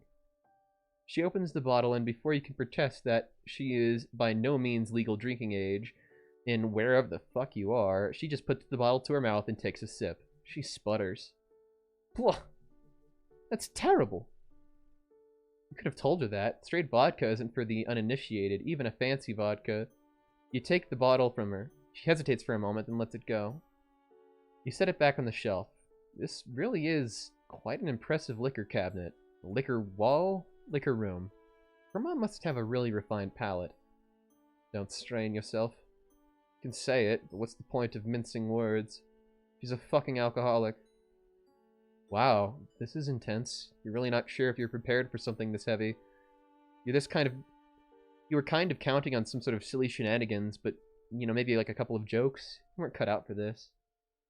You get the feeling that at some point you might even have been cut out for this. You might have even been some sort of person that your friends or potential friends could count on. In fact, you knew on some level that this is true, but whenever you try to nail down any sort of specifics, you find a gaping lacuna in your experiences. It's all just white noise. Rose shudders slump as she stands surveying her mother's bottles. She doesn't even have the decency to hide her distasteful habits. Who needs an entire wall of liquor bottles? She doesn't have the people over. She doesn't have any friends. This is all just for me. Just more of a passive-aggressive act of femme fatale 1950s housewife with a death wish. Just like the wizards. Wizards? Don't worry about it. You know how long it's been since I've had a home-cooked meal? I'm not saying that I require or even deserve a lovingly crafted culinary masterpiece every time I sit down to eat. That's going a bit far. I know John complains about being plagued by fatherly concern every chance he gets. He's overwhelmed by pastries whenever he ventures from his room. I'm glad my mother doesn't poke her considerable nose into my private affairs, but I'm sick of eating oatmeal. Rose. I told you, don't worry about it. But you will worry about it. You'll worry all your friends, all 2 of them. Rose smiles with half of her mouth. It seems to be about all that she can manage. Lightning crashes. She looks so small and sad against this wall of bottles. You know how to fix this. Thunder rolls and you clench your fish, a friendship clench. You don't know who you are. You don't know why you're here, but you know that surely you have these powers for a reason. What better reason than helping a poor young girl with her troubled home life? Rolling up your floppy sleeves, you get to work. What are you doing? You start with the dark liquors first. In your experiences, those cause the worst hangovers and are more likely to contribute to the absence of hot motherly meals and the overconsumption of oatmeal. You grab 2 bottles of rum and 1 bottle of bourbon, which you tuck in an armpit. Then you zap out of the house in a clearing in a nearby wood a couple of hours ago, before it started raining. Then you drop the bottles and go back for more. You're just stealing all of my mother's liquor? Is this your solution to her alcoholism? Don't worry, Rose can thank you later. Here's the thing, it's not gonna stop her alcoholism. She's just gonna be mad. You go for the tequila next, then the vodka, then you get sick of the whole organized approach and just start grabbing whatever the fuck and dumping it in the past. Rose watches you do this for a while, then she hops up on the counter, crossing her legs, and starts texting. Wow, she's really intent on her conversation that she isn't even noticing you fixing her domestic situation. She's giving you little fleeting looks, and you're pretty sure that she must be talking about you. Yeah, like, they sell booze at the store. This isn't doing anything besides delaying it. You should just let her talk. Isn't this right for you to try to invade your friend's privacy? Like, do you really think getting rid of the booze will solve her alcoholism? Not really. You attempt to resist the temptation, but you fail at immediately. Not even an overused meme can save you. You zap behind her on the counter where you can spy on her private correspondence. Okay. I'm just spying now. Oh, Garden Gnostic. That's Jade. I don't know anything about them. I'm sorry. Sigh. I guess we're here was me trying to take advantage of your uncanny ability to make guesses verging on prognostication. I'm really considering a reevaluation on magic. I don't know who this person is. Maybe you should just... You go back in time a couple of minutes to when Rose started her conversation. Your past self is busily zapping back and forth carrying liquor bottles. You hunker down so you don't see yourself and cause a paradox or whatever the fuck. Out of morbid curiosity, to shine a light in my future, I come with metaphorical hat in hand to ask you to consult your dream clouds. Do you happen to know anything about a strange cardboard cutout creature masquerading as a mailman? Are you sleeping? Sorry, had to scold Beck because he's been acting really weird all of a sudden. Anyway, is this also mailman that John was talking about? The fake one who hung out with him? That's the one. They're currently emptying my mother's liquor cabinet in an attempt to prevent her from overindulging herself. Oh, are they drinking it? No, they're just jumping it somewhere in the woods with their magic powers. Oh, do they know that she could just go out and buy more liquor? That's something you can do where you live, right? Yes. Well, not exactly where I live. I think the nearest boozery is a good 20-minute drive. I'm not entirely sure where my mother got it all. They don't own a car, as far as I know. Sometimes she just has the ability to make things appear. I don't know anything about them. I'm sorry. And here was me trying to take advantage of your uncanny ability to make guesses verging on prognostication, as I was recently considering a reevaluation on magic. I'm pretty sure magic is still fake. At least the kinds of magic you're talking about. There's probably some real magic out there somewhere. Yes, for instance, the sort that lets you spy on your hostess's private correspondence while you're stealing her mother's libations. You freeze. With a contrite zap, you reappear in front of Rose. She sets her phone down and props her chin up on a delicate fist. Sorry, you honestly don't know what got into you. You just couldn't resist yourself using your power for evil. Haven't you heard of responsibility? Great power comes with great responsibility. Rose is right. She is absolutely right. You've only just had this power for like a day, so you still aren't used to the idea of being able to just zap all over the narrative. Clearly you did not appreciate the implications. Zapping all over the narrative sounds potentially stressful. Oh, you bet. You're incredibly stressed right now. Rose laughs. You apologize for her stealing all of her mom's drinks. That was kind of overzealous of you. No, actually, I thought it was hilarious. Never really been one for pranks. That's always fallen on more of John's wheelhouse. But there's nothing wrong in occasionally stepping outside of one's comfort zone. Let's do the vodka next. The two of you working together get the place cleared out pretty quick. You zap Rose along with you to the bright clearing in the field, and for a moment, she just stands in the sunbeam, blinking at the cloudless sky. Her expression says that she still might not be totally convinced that any of this is happening. When all of the liquor has been transferred from the bedroom to the woods, in a big glittering dragon hoard of booze, you and Rose fall down next to it in a messy heap. Well, you fall down into a messy heap. Rose lowers herself daintily, sitting more on her knees than on her butt, probably to keep her skirt from getting dirty. You get the idea that even though she lives in the middle of nowhere, she doesn't spend a ton of time outside. You tell her again that you're sorry she spied on her correspondence with your green friend GG. Also, you hope that she isn't going to get in trouble with her mom. I'm not unduly concerned. I'll tell her where it is in a couple of days, although by that time I'm sure that it's a good third of it will have been water damaged. I'm sure this will have a fantastic implication for our relationship and not at all exacerbate the emotional problems underlying her addiction. You laugh awkwardly. Well, now you kind of just feel like an asshole.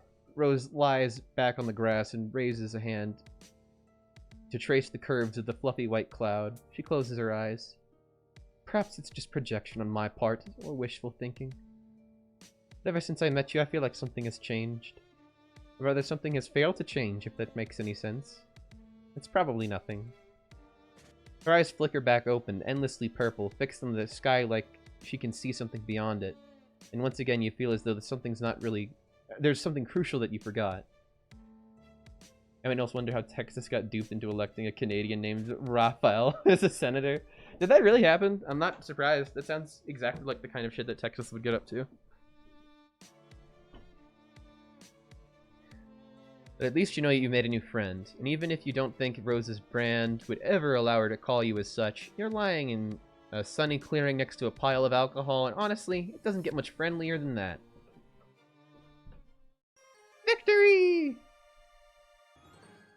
That's cute. I like that.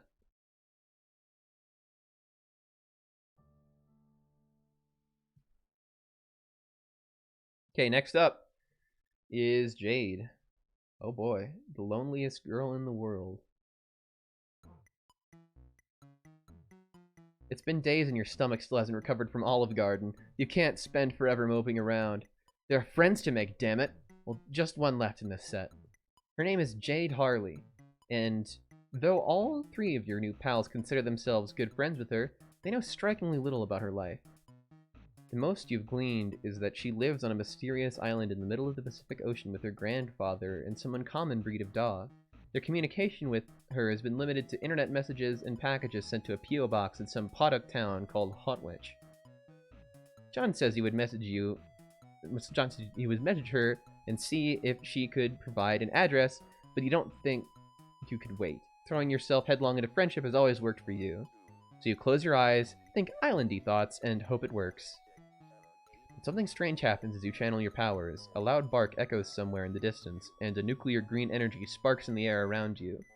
You catch a split-second glimpse of a massive green sun, and then you hit the ground on your hands and knees. The whole event couldn't have taken more than a second or two. It's Beckwhirl. You blink and focus on your vision. You are inside a room. The floor is smooth and white.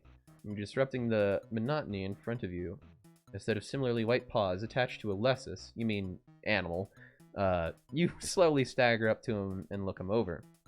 He is a large, fluffy dog, and his snout held up high. He has a large green tongue that hangs from his open mouth as he pants lightly, and the air around him crackles with electricity, making the fur on his back stand on end. Something about him feels so familiar to you. Familiar twice over. His fuzzy and regal form reminds you of warmth you once knew, but those neon sparks fill your stomach with dread. At the very least, he seems friendly. He leans in and drags his rough tongue along your cheek, leaving it tingling. His tail wags swiftly back and forth, and he keeps nosing at you. He seems fascinated.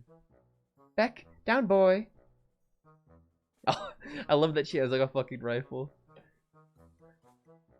It is this friendly demeanor of his that leaves you shocked when he moves aside and you find yourself staring down the barrel of a rifle. It's held aloft by a bespectacled young lady in a sensible skirt who really has no business pointing such a big fucking gun at you. Okay, please don't panic and don't make any sudden moves. I've never shot a living being before, and it would make me very sad if I had to start now. Okay, so this is happening now. Is this Jade? Doesn't sound like Jade, based on what John told you. She sounded more like a Gigi anyway, or maybe a Lynn?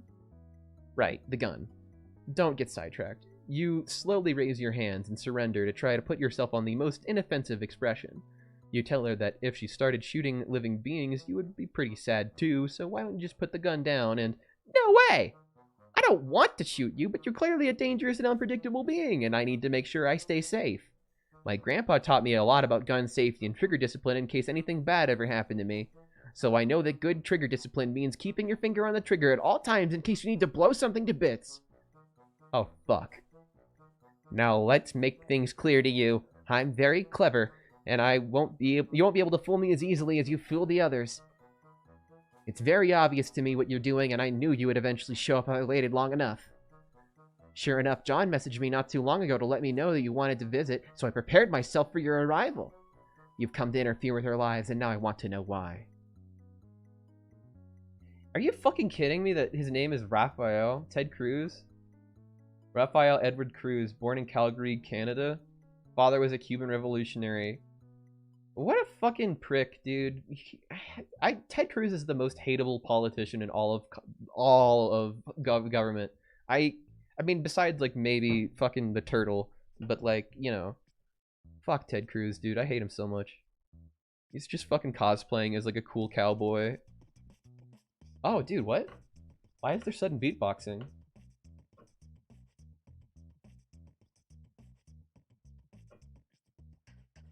Did he run for president? I don't remember that. Okay, you say.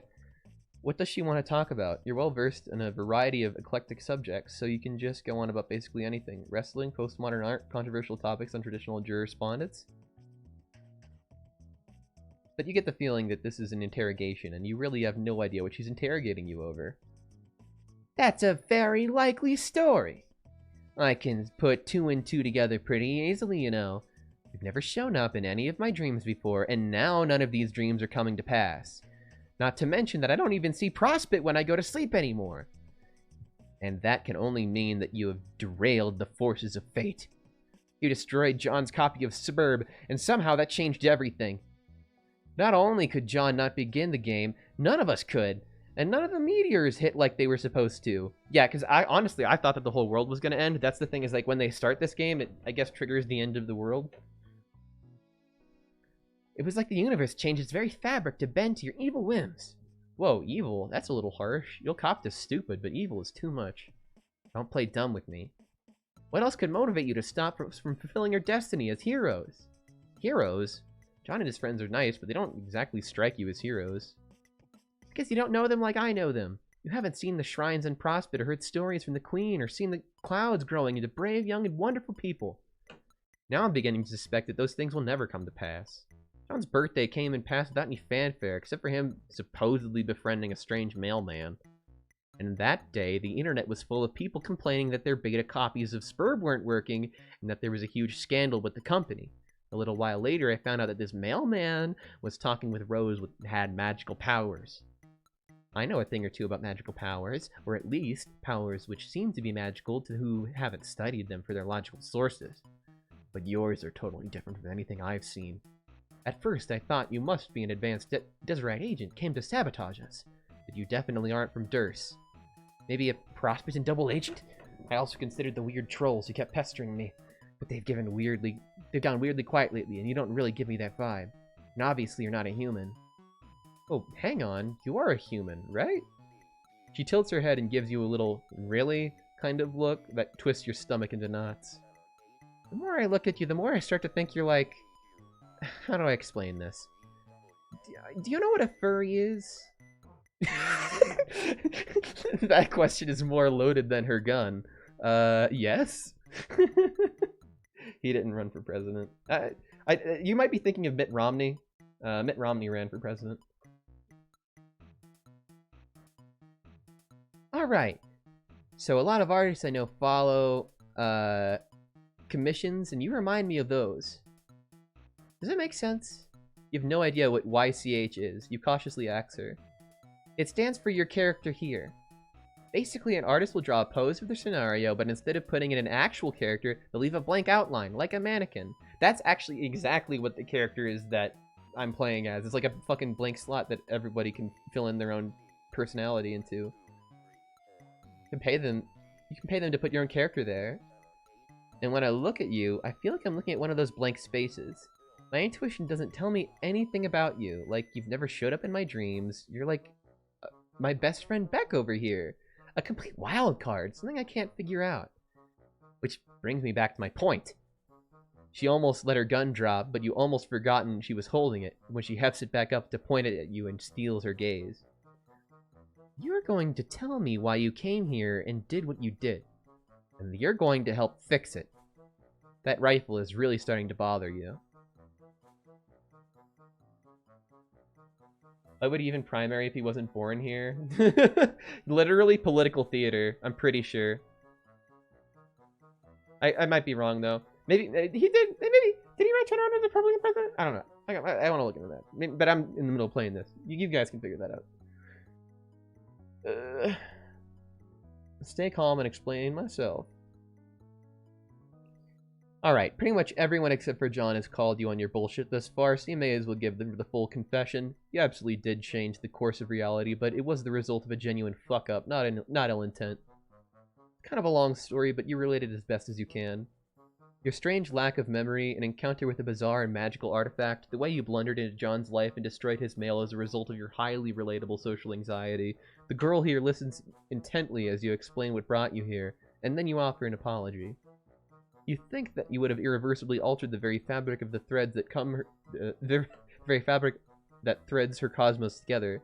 There's probably no way of putting things back like they were and letting this lady go on her golden dream quest or whatever she was blathering on about while you were distracted by her very deadly gun.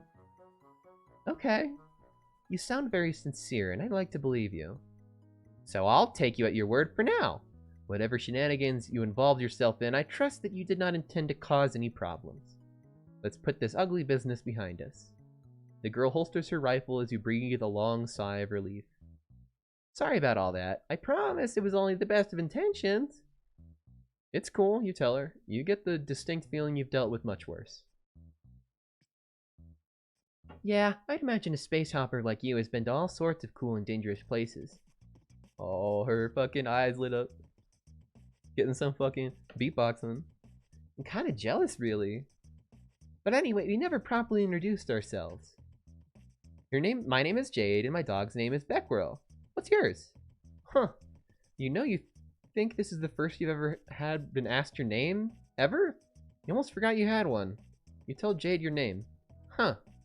It's a very unique sounding name. I like it. I like that they don't say the name, because it's an audience insert character.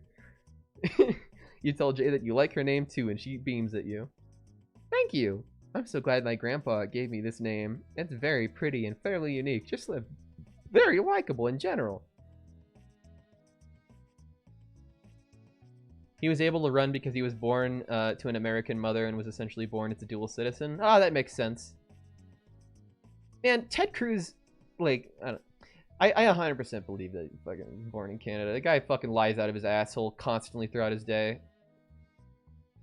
It's like, I can't, and then like, he's like, I can't figure out like what kind of substantial like fucking,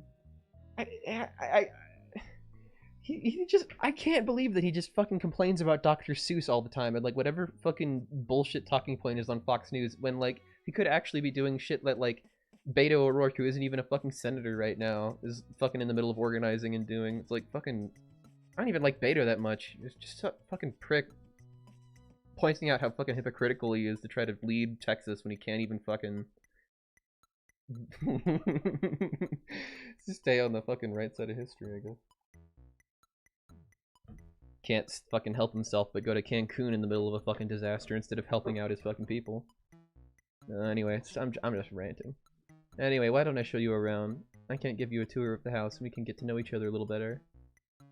Sounds great. You're an expert on taking tours of other people's houses, which makes sense since you don't exactly have your own house. Jade stares sadly at you. I'm so sorry to hear that. I don't have a house. It's cool. You have magic, so it's the trade-off. You know, it's probably pretty fair. Right. Well, this is my room. As you can see, I have a ton of pretty posters. This is my favorite. It was a gift from Dave, and I love it to pieces, even though it's honestly pretty dumb looking, but that's the point.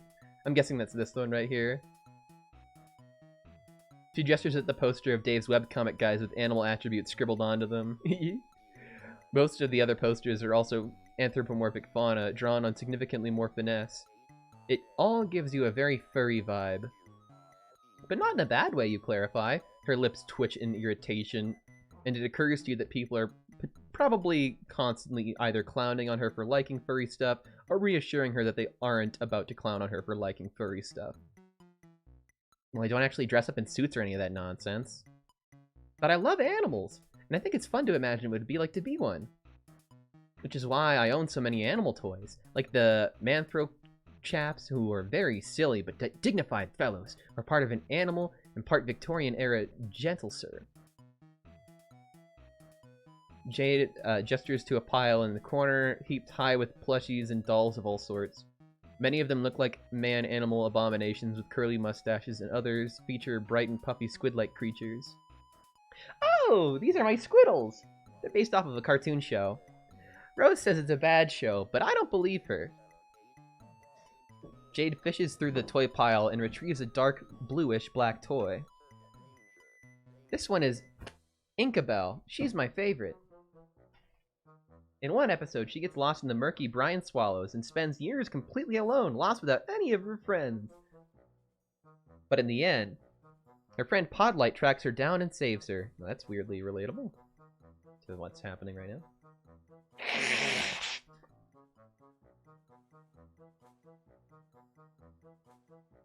A Chinese artist made a pic calling America for being hypocrites about being angry about social issues in China. I'm definitely curious about that. I noticed like a lot of there's definitely like a lot of criticism there that I think is kind of valid. Like before you criticize us, like fucking fix your own shit. It's like okay, good point. But also, I'm curious to see what the image is. It seems bleak at the first time. It was a very poignant tale. Jade smiles wistfully down at the plushie in her hand. She glances from it to another of the Squiddle dolls, and her expression tightens. She squeezes the doll, and just a little bit too hard, causing a horrendous pishy squeak. I guess in retrospect that it was pretty silly, though. I guess it was just this kid's show. Of course, there was always going to be a happy ending. That's how these always work, right? Jade's still smiling as she tosses the doll onto her bed, but she puts so much force under the throw that it goes careening off the edge with a wheeze. You hear it plop onto the floor and magnetize itself to another Squiddle. The voice box lets out a little weak, "Yay!" Jade stands up and brushes off her skirt. Her eyes fall into the bedspread, which features a striking cloud design. She sighs slowly, and then assumes a bright smile once more. Anyway, let's go explore the rest of the world, shall we? I've got so much to show you.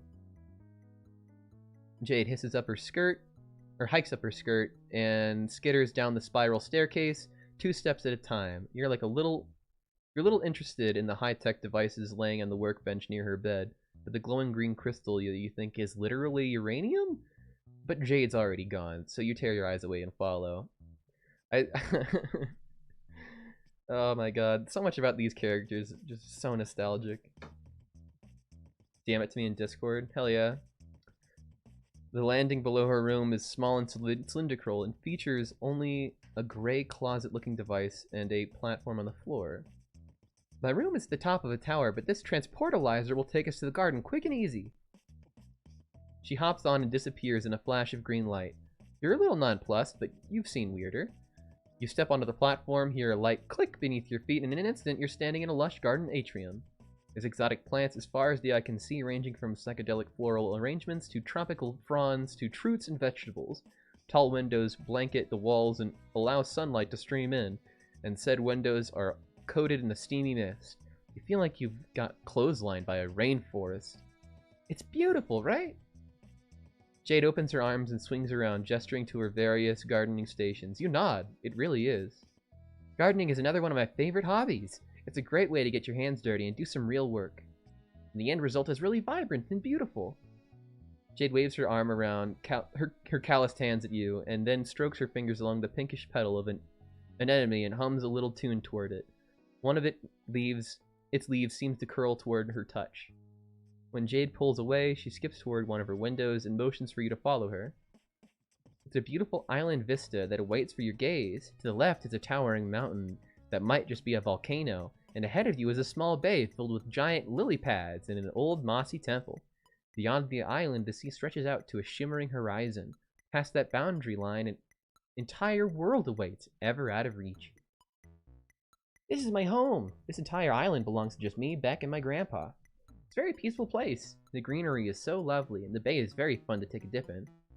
There's been some mysterious ruins down there, too. I've always been very curious about them, but Beck wouldn't let me visit them. I guess he thinks they're too dangerous. Grandpa's been in there plenty of times before, though. Could her grandfather give her a supervised tour? Oh, Grandpa doesn't really move much anymore. He spends all his time having tea parties in the foyer. He's quite old, then? You could say that. His grandpa is literally stuffed. If I remember correctly, I believe it's literally like a stuffed statue. Jade wanders away from the video toward another one, whose view is exclusively centered on the rolling blue. She presses a hand against the misty pane and sighs. You know, Dave talks a lot about coming to visit me here. I mean, all of my friends do, but Dave especially. In his usual Davey way, of course, which usually means making lots of jokes and not sounding very serious about it. Yeah, I mentioned to put on a safari hat and come trapezing down to Doom Death Archipelago to get my ass murdered by Infinidog, the Eldritch Retriever, stuff like that. I know he really means it, though. He wants to see me, just like I want to see him. That's just wishful thinking. He doesn't know where this island is.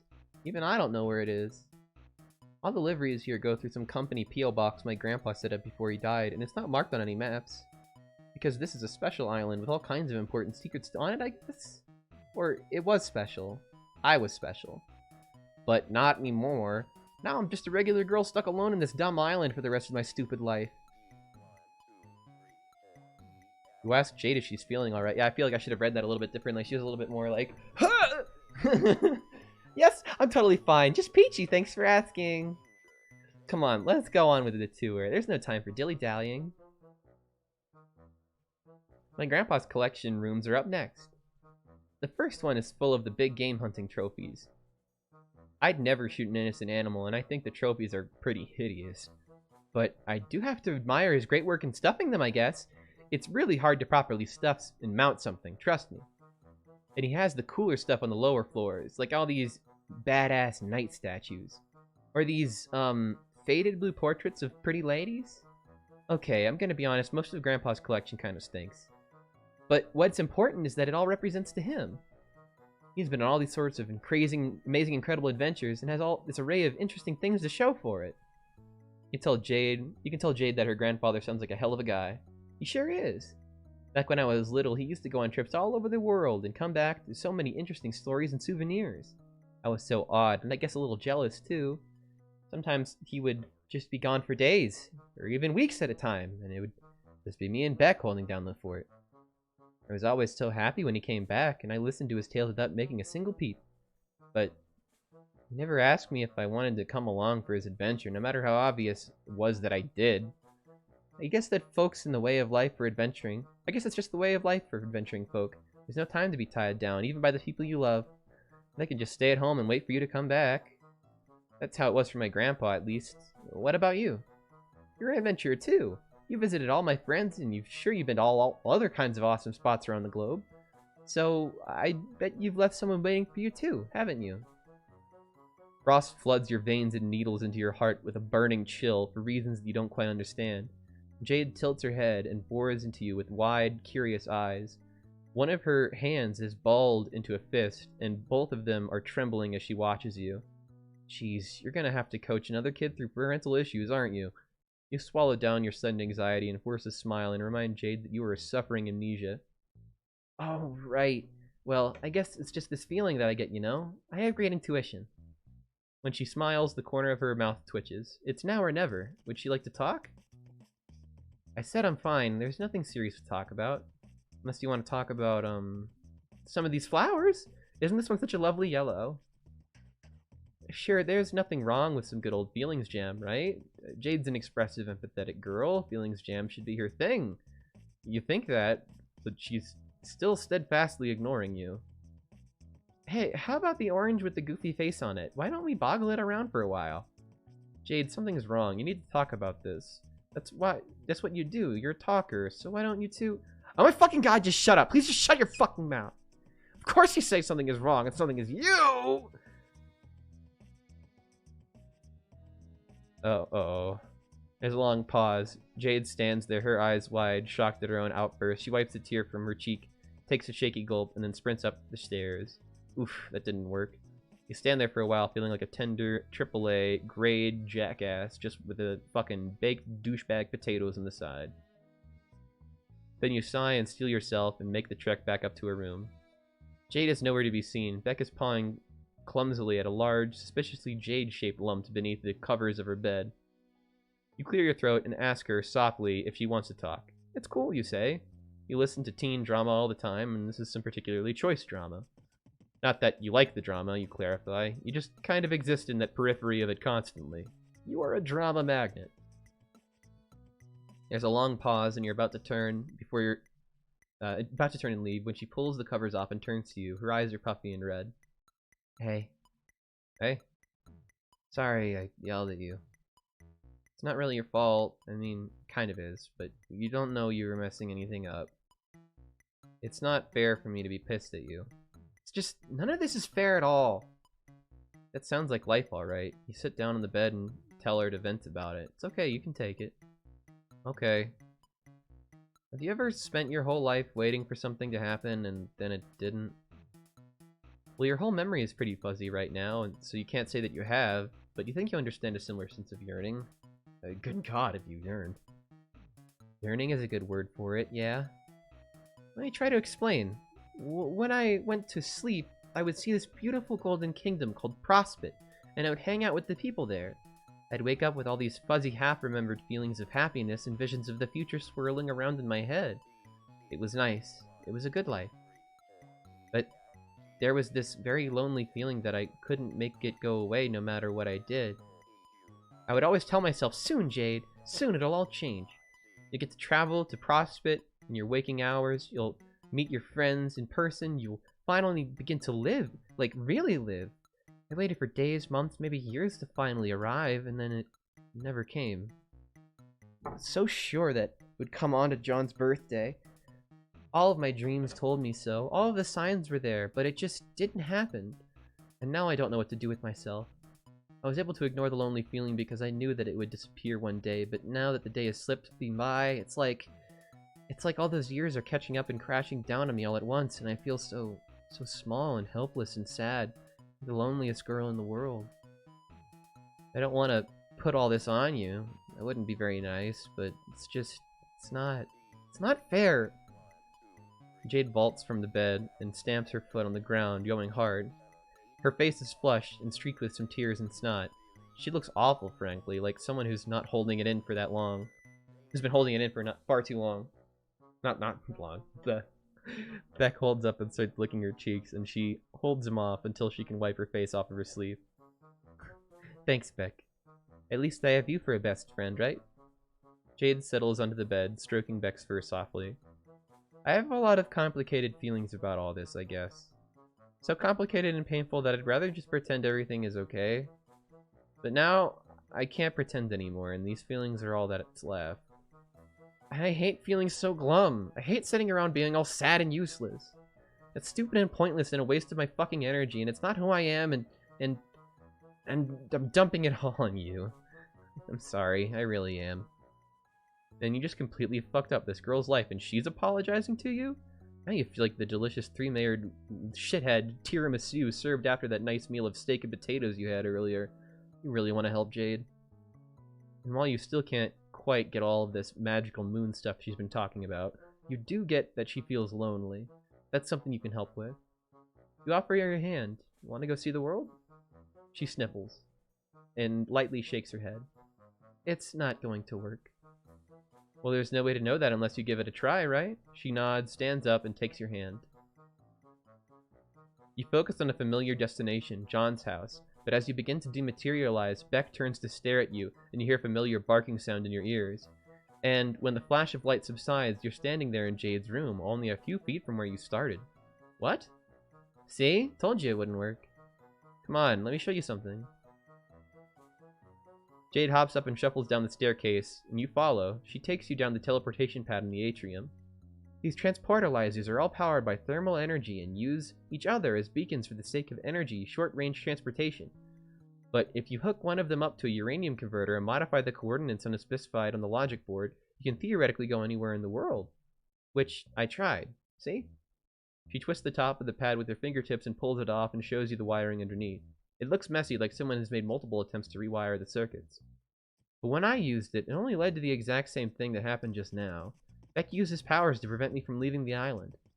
Maybe I got the coordinates wrong and I would have ended up stuck underground or something, but I checked and double-checked my measurements. I think Beck just doesn't want me to leave the island, and he wants me to stay somewhere that he can keep me safe at all times. Perhaps he heard his name from above, or perhaps he was just as sixth sense about it because Beck wanders down the staircase and over to Jade. She gives him a soft stroke behind the ear. I love him very much, but as long as he's around, I'm stuck here. And because of the changes you've made, that is how it will always be. Just gonna have to get used to that, I guess.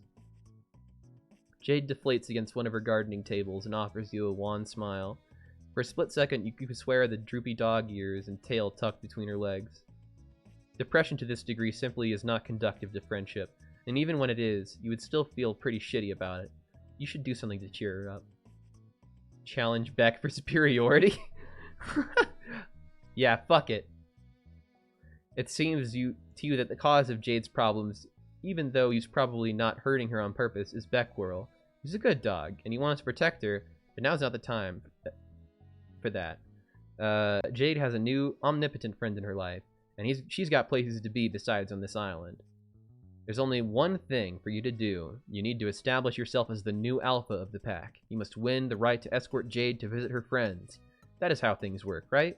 Yeah, it is. Definitely. You think. You square up, bend your knees, and tense your palms. What are you doing? Don't worry about it, you tell Jade. You're practically an expert in Lessus wrangling techniques by now. In what techniques, she shouts behind you, but you're already charging. Beck doesn't see it coming at all, perhaps because it's such a spectacularly stupid thing to do. You go in tumbling to the ground with him and manage to pin him. Yo, Pacifist and Nova! Thank you so much for the raid, dude! What are you up to? Oh! Thank you so much for the follow! Leah Alexoi, you're the best! Are you playing Final Fantasy III tonight? Hell yeah, that's awesome. Have you made it through the game yet? What's up, Leah Alexoi? What's up? But tonight we're playing some fucking Homestuck because of the humble choice. I can't believe that I'm playing this. I'm about to head to bed, but you thought you'd raid. Well, I really appreciate that. Cheers, and thank you so much. I hope that y'all enjoy the stay. Sonic death sound effect. Oh no. Oh no.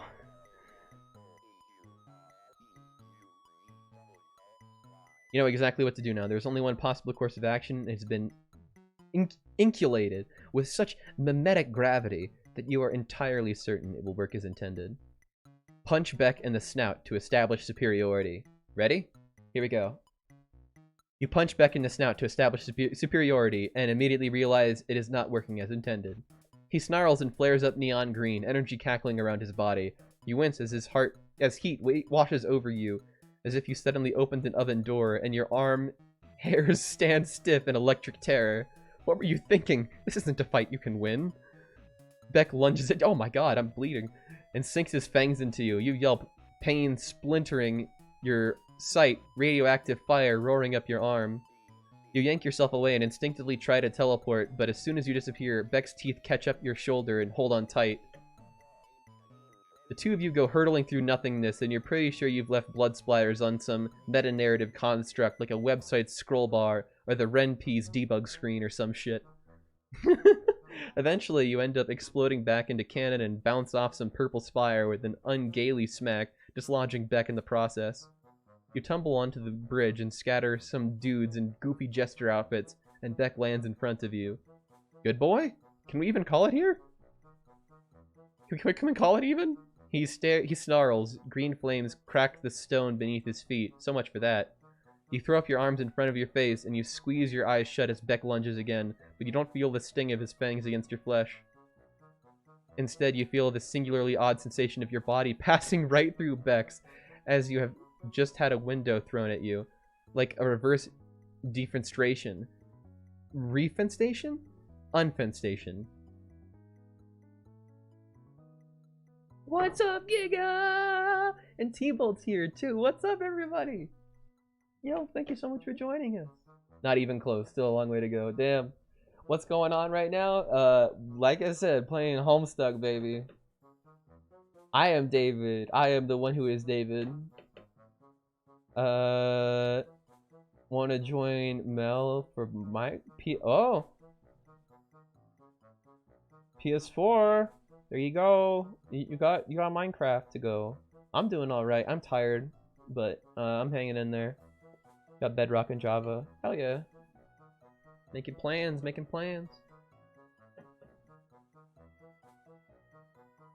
When you open your eyes, you find yourself staring into a massive verdant sun. You think that when Beck went in for the kill, you might have phased through him as his powers surged? It was pure dumb luck. You can't imagine what kind of precise timing it would be to pull off that kind of thing on purpose. The good news is that you're alive, but the blood loss is really doing a number on you, and you can't focus on your powers. Your vision flickers at the edges, and there's a ringing in your ears louder than the flickering flames of the sun. You only just barely hear a voice from behind you as your eyes glaze over. Who's this douchebag? Solix, be nice. This douchebag looks very injured. I think they're going to have to restart and try again. Better luck next time. Night. Have a good night. Take care. Sleep well. So, in this ending, I got sent out into space, and this is kind of a spoiler, but like you wouldn't really know it. Just kind of floating in space, chilling. You'll be lurking and finishing the podcast. Yo, hell yeah! What is this game all about? This game is about the webcomic Homestuck. It is literally you hang out with the characters from the webcomic Homestuck. If you haven't heard of the webcomic Homestuck, Google it. It's a big webcomic, and it's got a lot going for it. So let's go ahead and get back into next one. So I didn't really succeed here in the loneliest girl in the world. Let's try this again. Just trying to become friends with all the different characters from this webcomic, essentially.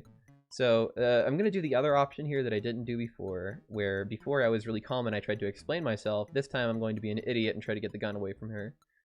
You can't let a good opportunity slip between your fingers again. You need to disarm her before she accidentally blows you to smithereens. There might be something else that will get her guard down. You ask her about her grandfather, the one who taught her about guns. He must surely be reasonable to a mature man. Perhaps it might be best to bring him into the discussion. You sit down. Have tea. Drop the gun. I don't know. Grandpa does love his tea time with guests, but usually conversations with him are really one-sided. Oh, is he that stubborn? Well, yes. He's a pretty obstinate man and a total blowhard. But as well, you can find him difficult to talk to on account of the fact that he's also a stuffed corpse. Oh, cool. Yeah, that's cool. That checks out. This is fine. Everything's fine. You love guest starring in a goddamn Hitchcock movie. This girl is so fucking unstable. Can't be reasoned with. You need to disarm her in pronto. You steer the topic away from the grandfather and surely murdered the grandfather she surely murdered and wait for another lull in the conversation. When her eyes start to wander and her grip slackens, you spring forward with a reach for the rifle. She shrieks and goes for the trigger, but before you can fire, an ear-splitting bark rings in your ears and the world explodes into neon green. You feel weightless and empty, cocooned in a bitter cold. For half of a second, you think that you just got Arvada Kedarvad, but then you just glance around and see the stars. An iridescent light show twinkling around you, painting the vast expanse with beaded glimmers. It's transcendent. It is beautiful. You are at peace. Or maybe that was just the asphyxiation talking. Asphyxiation is such a hard fucking word. So I got space junked. That was not a good ending. Alright. Let's try it again.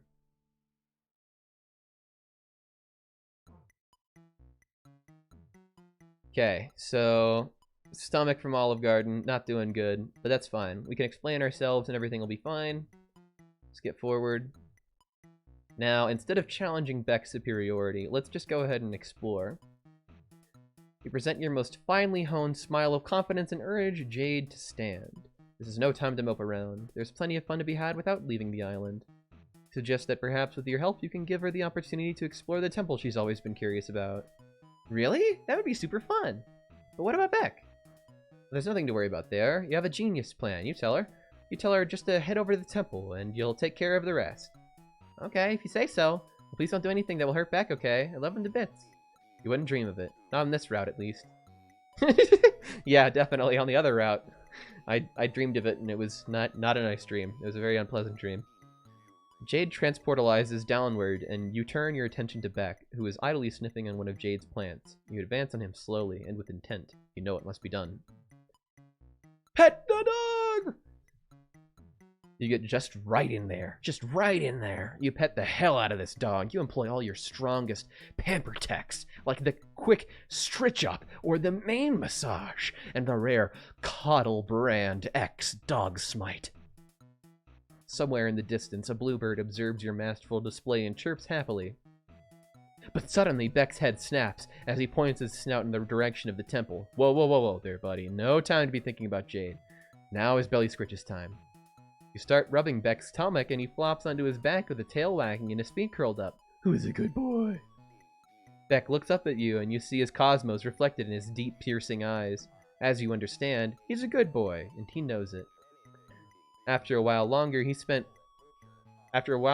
threading your fingers through his silky fur, Beck curls up beside you and yawns, starting to nod off. You kiss him on the forehead and take the opportunity to slowly stand up and exit the room, leaving the sleeping dog lie.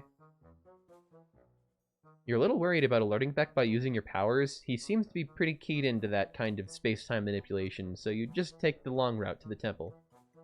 Jade's Island is a very beautiful place, with a rolling hill and lush, sun-bathed plains. It looks like an excellent vacation destination, but it also is so bare. There's nothing and nobody around except for the hollow whispers of the wind. You can see how this place would feel much less like paradise after years being spent stranded here. When you reach the lake surrounding the temple, you see that the giant lily pads outside have outstretched themselves into the walkway that you can use to reach it. How strange and convenient. You channel your inner frog and hop across. Hey, up here! Jade calls down to you. She's at the temple entrance far above your head, waving down at you. Grooves carved into the wall form a ladder that you can use to climb up, and as soon as you're standing behind her at the entrance to the temple, a huge, imposing archway marks the ingress between the sunny island and the dark interior of the ruin. From within, you see a faint yellow glow that seems to come from the ruins carved into the walls. Spooky! As you proceed through the entryway, Jade runs a hand alongside the glowing walls, her face bathed in sickly green. At the end of the hallway is a large, round platform decorated with cloudy designs and a glaring orb at the center. It doesn't pique your interior decorator, but Jade seems quite awed by the sight. This is Skya! I knew this temple had to be connected to that world in some way. Jade rushes onto the platform and it begins to descend. You quickly follow her before you're left behind as the elevator takes you down an expansive and dark room below. Much like the rest of the temple, the space seems very sparse and is illuminated by the faint glow of runes in the walls. A large purple lotus flower rests atop a pedestal in front of an elevator, petals wilted. There is an electronic display built into the pedestal with a timer that could feasibly count down for millions of years, but it seems to be glitched, stuck a few hours away from 0, with the second digit constantly racketing back and forth between two numbers. Jade places a hand on the pedestal and sighs. The number is stuck on 413. I think this is a time capsule, but it's malfunctioning for some reason. Was I supposed to open it when the time was right? Now I'll never know. What else could this place be hiding from me? As if on cue, the elevator platform shudders and begins to rise from behind you. The platform ascends, and it becomes clear that there is a pit beneath it, which is basically video game logic 101. Jade looks down into it, and you follow suit to see transportalizers? There's two of them, one a deep purple and the other a brilliant gold. Jade leaps into the pit, which is pretty brave, considering, because it's deep as hell, and in real life she'd have taken fall damage. But she grunts and sinks to her knees from the impact, quickly recovers, and rushes over to the golden transportalizer. She examines it for a moment, then clambers on. With a soft click, the pressure plate is depressed and the device surges to life. She disappears in a bright flash of light. Well, shit. You better follow her. You hop down the step onto the transportalizer, and the same flash of light consumes your body. Oh, this is the Prospect Durst teleporters. You feel something like wind whipping around you as your molecules are dematerialized and then reassembled in the new locale, a glimmering golden palace. Wow, this place is too fucking bright. Someone needs to crank the saturation down pronto. I don't believe it. Jade is looking around with wide eyes that reflect your golden surroundings. This is it! This is Prospect, the planet I visit in my dreams!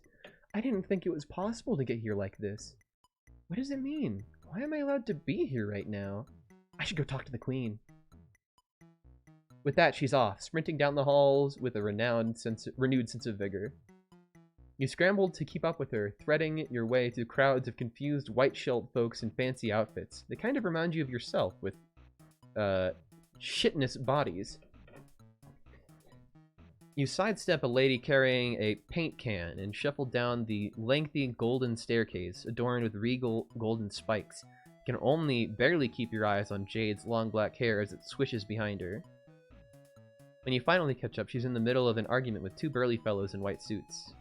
She stamps her foot after them, but they are undeterred, blocking her passage further. Eventually, Jade whispers around or wheels around to look at you. She tries to soften her expression for your sake, but her face is still sour. Ah. Guards won't let me see the queen. Apparently she's really busy with something. They told me I'm not supposed to be here and that I have to leave right away. This is totally bull. I'm a princess. I swear some of these idiots can't even recognize me without the pretty golden dress. Ugh, guess I'm not getting any answers here. Let's just get out of here. She's off again, this time striding forward with her fists curled and her jaw set. You glance back at the guards, whose furrowed brows strike you as more worry than ire, and then follow Jade back. You're almost to the exit when you see it, a dark figure silhouetted against sky as brilliant blue. They're almost humanoid in shape, with two leathery wings outstretched in inky black tendrils trailing behind. Crimson force cackles in their wake, and they swoop over the city like a bird of prey. Something about them gives you a major sense of the heebie-jeebies. You do a nervous little half-jog back to the transportalizer and get the hell out of Dodge. The temple feels oppressively dark compared to the blinding light of Prospect. You spent a while blinking your eyes just to readjust. The transportalizer you use flares up red and then cracks. That's not a good sign, is it? You do your best to ignore it and climb out of the pit. Jade is standing beside the Lotus contraption, running her hand along the pedals with her face set. What does this mean? When is this here all... Was this here all along? Has my grandpa been to Prospect before? If I can go there, then it must still exist. And the game must still exist. But how? None of this makes any sense. I need to think about this. You follow Jade slowly back to her house as she mumbles to herself, brows furrowed. You can barely catch what she's saying, but she's clearly thinking hard. Clouds have never been wrong before. Is it too early? Was this meant to happen? Once you reach the atrium, Jade lets out a sharp breath and nods her head, resolute. She turns to you. Alright, I think I understand. I know what's going on now. Great, you offer her your most winning smile. What's the sitch? Well, the truth is, I was always being very immature about the idea of being a hero and having a destiny. Life isn't like a kid's cartoon. Heroism isn't all rainbows and sunshine, and it's childish to think that anyone gets a happy ending. The kind of storybook stuff doesn't really exist. So to be a hero, you have to be prepared to suffer horribly. Oh. Huh? It makes sense when you think about it. If everything came easy, then you wouldn't actually be anything heroic about it. Why else would Grandpa have put me on this island? Why else would Beck have wanted to keep me safe here, even now that everything's changed? It's because of my destiny. I have to prove that I'm willing to suffer and be willing to sacrifice. That has to be it. This can't all have been for nothing, right? It's not the way the world works. Everything has a purpose, even if it's not clear at first. Seeing Prospect in the flesh reminded me of that. My purpose is to do what I've always done, what my grandpa and Beck prepared me for. I know I'll be really lonely, but in the end, if it means everything will continue to play out the way it was meant to, it's a very noble job, and I've got to do it. I've got to be the one to do it. You're at a loss for words. This really doesn't feel like the right takeaway from all this, but you don't know the jack about Spurb or Destiny or any of that nonsense, so who are you to say otherwise? So thank you for helping me visit Prospect. I would have figured all this out on my own if not for you, and I'm sure that meeting me is one step along the way toward your mysterious fate as well. I'll be rooting for you. Jade erupts into a broad, beaming smile. It might be the first completely genuine smile you've seen from her this entire time, but that doesn't make you feel any better about it. In fact, it's more of a knife twisting in your gut, and when she throws your arms around you and hugs you, the knife around just pushes deeper into the bone. Well, you probably have more important stuff to do than hanging out with me. I'll let you get back to it. Jade turns around and heads for the staircase, leaving you to stare at her retreating form. Is this it? Will you accept the new destiny you've been written for Jade and will allow her to stay trapped here forever on the island?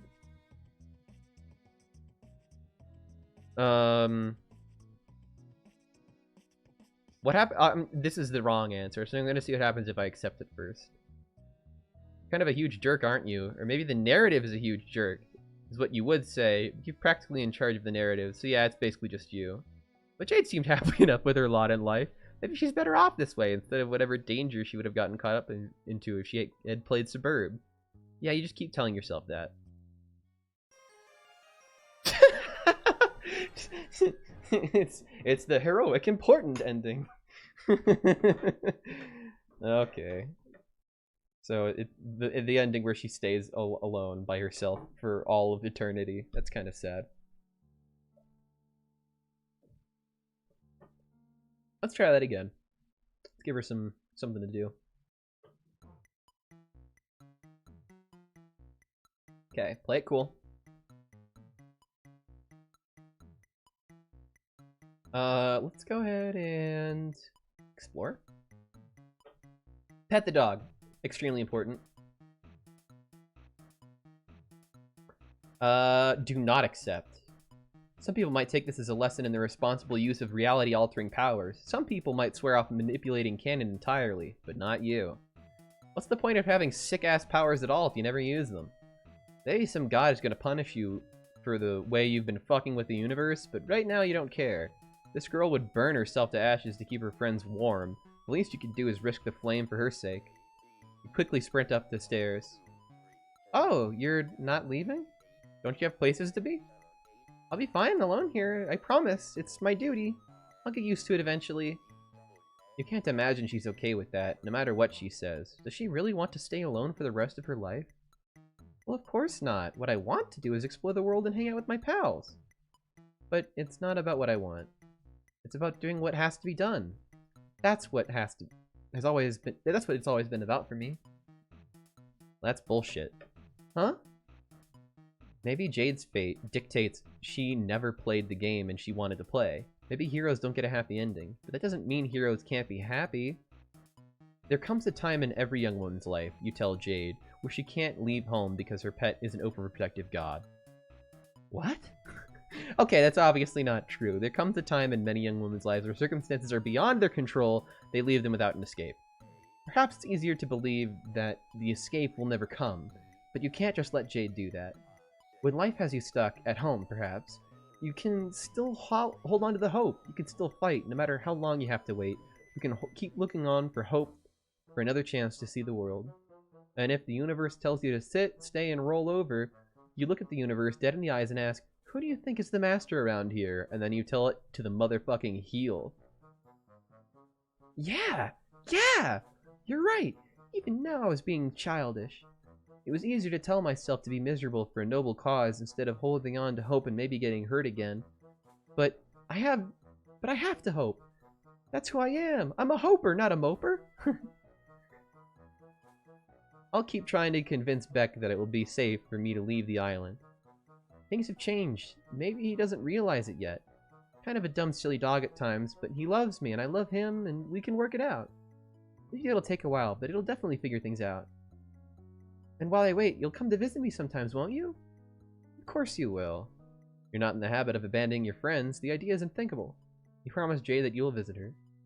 Come visit. Come visit? A light bulb goes off in your head. One of those cool LED bulbs, the kind that syncs up with your phone and changes colors and spies on you from the government. Party time! You ask Jade if she's ever had a slumber party. A slumber party? No, I've never had one. It sounds exciting, but, is it really a party if there's just two people and a dog? Sounds more like a mild slumber hangout. Don't worry about it, you tell her. You'll just start getting the place ready for a bash. Pull together the sleeping bags, conjure up some lightly irradiated snacks, pump up the fresh jams, etc. I don't know if we even have sleeping bags, but okay, I'll see what I can do. Maybe there's something useful in my grandpa's old supplies. You shoot her a confident salute, and then dissolve into the ether of a cannon. Egbert? Yo, we're gonna get them all to fucking... We're gonna have a party! Oh my god. Alright, Egbert. Up and at 'em. It's party time. John yelps and tumbles out of his chair, crashing to the ground in an undignified heap. It looks like he was in the middle of debugging some code in his computer when you interrupted him. He distangles his limbs and stands up with a groan. Okay, Magic Man, we need to get some things straight. Your powers are extremely cool, but you can't just use them like this. It's kind of lame. Jump scares rank very low on the prank scale. They don't even take any effort. They're just sort of mean and like annoying. You apologize for scaring John. You're in a very excited mood right now because it's time for a motherfucking slumber party! Oh cool, I've never been to a slumber party before. Who's it with? You grin. Don't you already know who it's with, John? The American Association of Mailmen? You give him a blank stare. Oh, right, probably my other friends. That should have been obvious. There you go, John. You tell him to pack up whatever supplies he thinks he should bring, and then get ready for another whirlwind ride through space-time. I don't know. I should probably do the responsible thing and let my dad know I'm going on a trip, even if I will be back soon. Okay, that's fine, you tell him, but don't take too much time. The route's already getting pretty long. Yeah, this is the longer route. The Jade route here. Oh, I need to grab some movies, definitely. Dave will be there, right? I should bring some McConaughey movies, so he realizes I was right all along about Matthew's stellar acting. Oh, and of course some snacks. This is a great time for me to unload all the excess birthday cakes my dad made me. Seriously, there are hundreds of them in the fridge. It is highly ridiculous. You wait patiently in John's room as he goes downstairs to fetch his bounty of cakes, talk to his dad, and do all of his other preparation. It takes forever. You're not really sure what he's doing down there. You think he might be walking around examining all the objects in his home in great detail and solving a bunch of puzzles? Come on, John. Now's not the right genre of game. Get your shit together. Okay, ready. Alright, step 2 is going to be to get Rose. You take John's hand and zap the two of you to Rose's mansion. John spends a while goggling at the giant statue of Zazarpan the Learned. Then you ascend the staircase toward Rose's room and knock on the door. Her voice comes from within, slightly muffled. You're home early. I've been hearing strange voices from the neighboring lab of late. Have you? Rose opens the door and freezes. John? Her eyes widen as she slowly steps backward, which John takes as an invitation to stride into her room. This is such a cool moment. They haven't gotten to meet like this. Like, in the actual comic, it was sort of it was a big moment when they finally got to meet each other in person. But they've never gotten to meet this early in sort of the canon before, which is interesting. Her eyes widen and slowly steps backwards, in an invitation to stride into her room. Her cheeks darken as she scans the room, eyes flickering from mess to mess. Surprise, Rose! We're here to steal you away like an owl who kidnaps Harry Potter. That's not... She sighs and turns to you. Care to explain the sudden intrusion? It is normally considered polite to call ahead, especially when one is possessed of reality-bending powers. Oh, don't be so melodramatic. There's probably nothing to be embarrassed in this room. John furrows his brow as he glances around the room, eyes sweeping over the walls. He eventually settles on some pictures that have been hung up. I mean, look at the great drawings. Did you do those? That's so cool. I didn't even know you drew stuff. Rose gives him the smile of a girl whose soul just shriveled into a blackened husk. Again, an explanation would be nice. You explain that you've come to collect Jade's friends for a slumber party. I see. The commercial and critical failure of Sburb must have impacted her more strongly than I anticipated. She was really looking forward to playing that game with us. Yeah, that's putting it lightly, probably. I would hate to disappoint her further. Consider this my RSVP. Rose gives you a curt nod and then turns to frown at John, who's peeking around under her bed. Something tugs at the corner of her mouth. John? My mother is busy and will not be expected to return for a while. Why don't you and our strange friend go analyze her room instead? I need time to pack. Oh, okay, Rose. Whatever you say. Rose shoves you out of the room with more strength than you expected from a 13-year-old girl and shuts the door hard. Man, I hope Rose realizes I was being serious when I said her drawings were good. We tease each other a lot, but she is really cool. John's speaking loudly enough that Rose can almost certainly hear him from the other side of the door. You think she knows that, but you don't say anything, except to casually suggest that you and John should go wait downstairs and admire all the ridiculous wizard art. He agrees. God, this house is so weird. Who needs a giant statue of a wizard? Where did they even get this? Oh, and speaking of weird, I don't think I wanted to bring this up with Rose in case it's just some funny story I'm not in on, but what's with all the writing on her? John trails off as Rose descends the stairs with a neatly packed bag. Shall we? We shall, you say? With a hand on each of their shoulders, you close your eyes and concentrate on the Strider apartment. You're aiming for the hallway outside the front door, but this power is still taking some time to get used to, and instead, you pop into existence right on top of Dave's bed. He's tapping away at something on his computer, and as soon as you appear, his entire body tenses up. You've barely had a moment to react before Dave wheels around in his chair and flings a handful of shurikens at you. One of them grazes Rose's cheek so closely, a strand of pale hair flutters to the ground. She turns to look at the weapon now embedded in the wall, and runs a finger along the edge of the blade, squinting. Oh, Jesus shit. What the fuck, man? Surprise! Okay, rule number 1 of time travel or dimension hopping, don't fucking pull this kind of shit. I mean, seriously. Under any other circumstances, I'd be shitting my fucking nuts off about the opportunity to chill with my best bro. But dude, you can't just drop a guy's bestie in the middle of his room out of nowhere like this. This is some extreme social faux pas you gotta give some guy a time to fucking prepare for. Don't be melodramatic, Dave. I assure you, there's nothing present in this room that could make us think lesser of you. If Rose was scarred by that near-death experience just now, she doesn't seem to show it. She hops off the bed and glances around. If you'd let any pornography out, it would only serve to confirm the hypothesis that I've already made. Dude, are those selfies? Oh my god, you're doing the duck face in this one? Oh man. Oh, for fuck's sake, John. You get the VIP access backstage pass and the first thing you do is insult my shit. Like rummaging a rowdy tool in a nick... Like a This is... I love Dave's dialogue so much. It always throws me so off fucking guard. Like a rowdy tool at a Nickelback concert, rummaging through the closets instead of doing the musical world a favor and assassinating them. Well, yeah. You would do the same, dude. Touché. But anyway, aside from you getting your grubby hands all over my pristine collection of cool swords, what the hell are you doing here? We're having a slumber party. You in? Oh. I don't know. Bro's basically always keeping tabs on me. The guy wants me to be safe, you know? Or rather, wants me to only be in the right kind of danger to teach me lessons about irony and being a dope-ass fucking ninja master. It's all some pretty intense supervision, is the point I'm trying to make here. I was getting some rank vibes from him after that little jaunt over to the Olive Garden. Actually, the vibes have been off ever since John's B-Day, if I'm gonna be honest.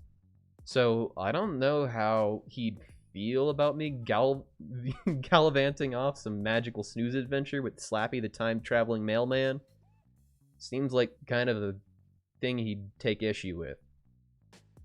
Oh, come on, he can't be that bad. What kind of guy wouldn't let his brother go and hang out with his friends? Yeah, I guess. Be a pretty shitty thing for a guy to do if he did that. Wouldn't he? Dave stares off into the middle distance for a while. Rose observes him intently. Look, Dave, I don't think it would be right if we had a big party and you weren't there. Jade would really miss you. As would we. Yeah! Dave glances furtively around the room as if he's expecting a camera to blink at him in front of one of the corners. Alright, I'm in. Let me just grab some sups. That's supplies, for short. Hey, mailman, what's Jade's hell dog? Like, do I need to bring one of those cool-ass swords? Cool? Swords are like $5 Chinatown swords, dude, aren't they? What? No.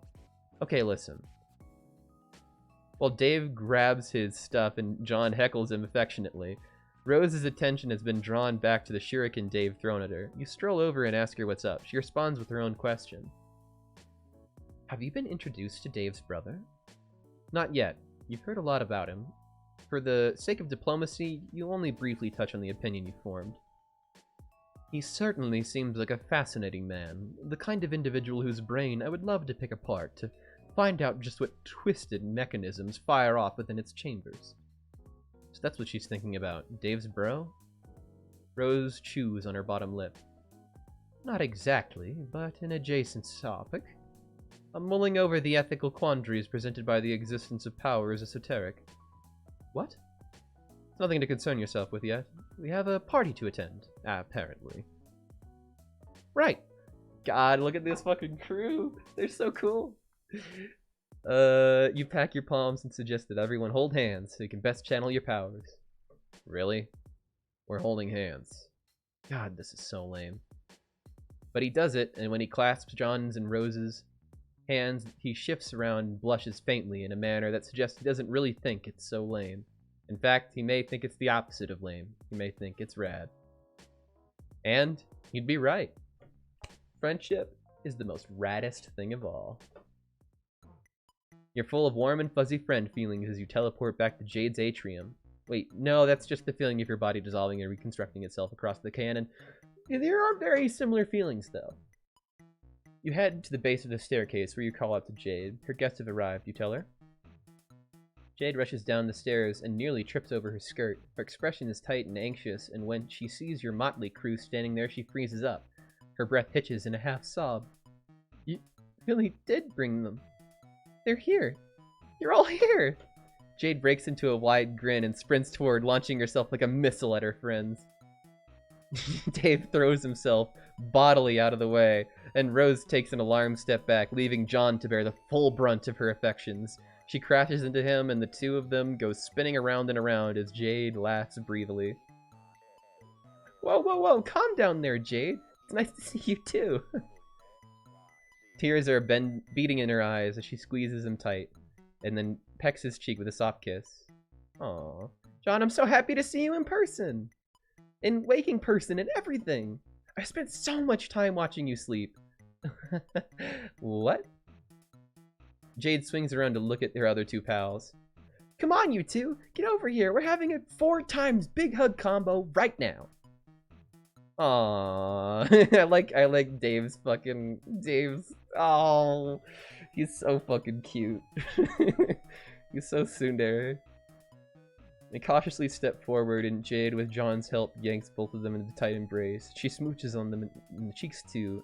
Rose's face lights up with a blush, and Dave nearly goes catatonic. When Jade pulls back, she's clutching John's hand and tugging so hard she might pull the damn thing off. Come on, everyone, let's go upstairs. I found a bunch of military-grade sleeping bags and Grandpa's old adventuring gear and set them up in my room. We can play with all my toys and jam out to some music and stay up all night chatting with each other and oh my god, you're all here! This is really happening! Jade's next laugh verges on hysterical, and she's got tears streaked down her cheeks. Dave looks a little perturbed. Wow, holy shit, it's cool, Jade, no need to get so, like this. Kinda fucks me up seeing you cry. Not that I'm trying to make this all about me. I mean, Dave, you're doing a horrible job of confronting her. Comforting her. Jade, come here. I'll hold you in my arms. Rose walks over to Jade, extends her thumbs, and swipes them down Jade's teary cheeks in a stiff, mechanical motion. Then she wraps her arms around Jade in an embrace that could generously be called a hug, but looks more like a precursor to an alien medical examination. John boggles at the display. None of you whack jobs know how to do this. Oh my god. Come here, Jade. Aw, thank you, John. Now come here, everyone. Let's go. Which is not used to fucking human contact. And so the party begins. Tales told, movies watched, and fun had aplenty. So many shenanigans happened. So many. Perhaps someday you'll recount them all in detail. But before you know it, the energy in the room has fled alongside in the sunlight. The moon and stars cast their pale gaze upon 4 supine friends, bundled up in sleeping bags and caught midway between slumber and wakefulness. Dave is rambling about some inane bullshit that nobody's paying attention to, and Rose is attempting, quite terribly, to lecture John and Jade on the modern reinterpretation of Lovecraft's works. You think about it, you think it's about time you bowed out. It's not that you haven't enjoyed chumming it up with these kids, but you feel kind of weird sticking around overnight. You can come back later. Besides, you've got places to do and sights to see. There's an entire golden moon out there full of potential friends that you knew nothing about before today. The universe beckons, and you are powerless to refuse. You give Beck a little nod like, hey, take care of these kids. Beck doesn't nod back, because he's a dog, but you think he understands. As you quietly slip down the staircase and out of the sight, you spare one last glance at the group and find a sigh escaping your lips. Everything that's happened here feels almost too good to be true. Can it last? Can this brazen wish fulfillment go unpunished? You find that hard to imagine. There is something fate-touched about these kids. You can feel it in your bones. As sure as it is as the wind whispers through the trees, the stars dance through space, as surely as the turning clocks will call the sunlight back again, these kids will never be free from the bullshit that hounds them. But right here, right now, they are at peace. They have shared this one perfect moment together, and perhaps in future they will come more betwixt the chaos. Maybe that's enough. Oh, that's so fucking sweet. That's just, I love that. Oh my god! Rose, like, painting fucking John's nails, and, like, fucking Jade and Dave fucking drawing for each other. That is so sweet. Oh my gosh.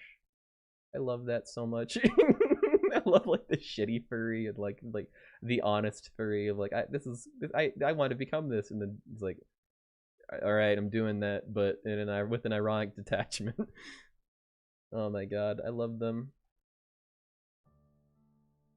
I love these fucking kids, damn it. They're so cute. They're fucking... I grew up with them, dude. Except they didn't grow up with me. Confident that your new friends are safely sleeping off a rowdy night full of snacks, video games, and taxidermy, you turn your thoughts to dreams, Jade's dreams. That fascinating, shining place that feels familiar to the way, well, the dream does. CrossFit feels like the place that you should be right now. You've got a brand new Zap sense, so it hasn't failed you so far. It's allowed you to befriend several emotionally volatile teens in precarious home situations. These powers won't let you down. So you zap to the dream world. Turns out you can fly here. Rad. You are adrift around for a little bit, admiring the glittering towers, waving lazily to all the different various dream NPCs. So you come upon a dome with an open window. Inside, a troll boy with nubby horns and a silly outfit lies curled up in his dream bed, sleeping soundly. Aww, looks so peaceful. You imagine this is a very peaceful troll boy. Perhaps it should strike you as strange that you immediately know that this alien's race is, but nah, you don't have time for that. The troll race. Apparently the boy vanishes. Or abruptly. Oh shit. You follow him without hesitation. Zap! Luckily your powers seem oriented to specific people rather than places. You figure it's because this is a character-driven narrative. And you would be right. You find yourself in a dim respite block. There's a bookshelf and a desk with clothes hung up on pegs on the wall. But instead of a bed, there's a small tub of green goo.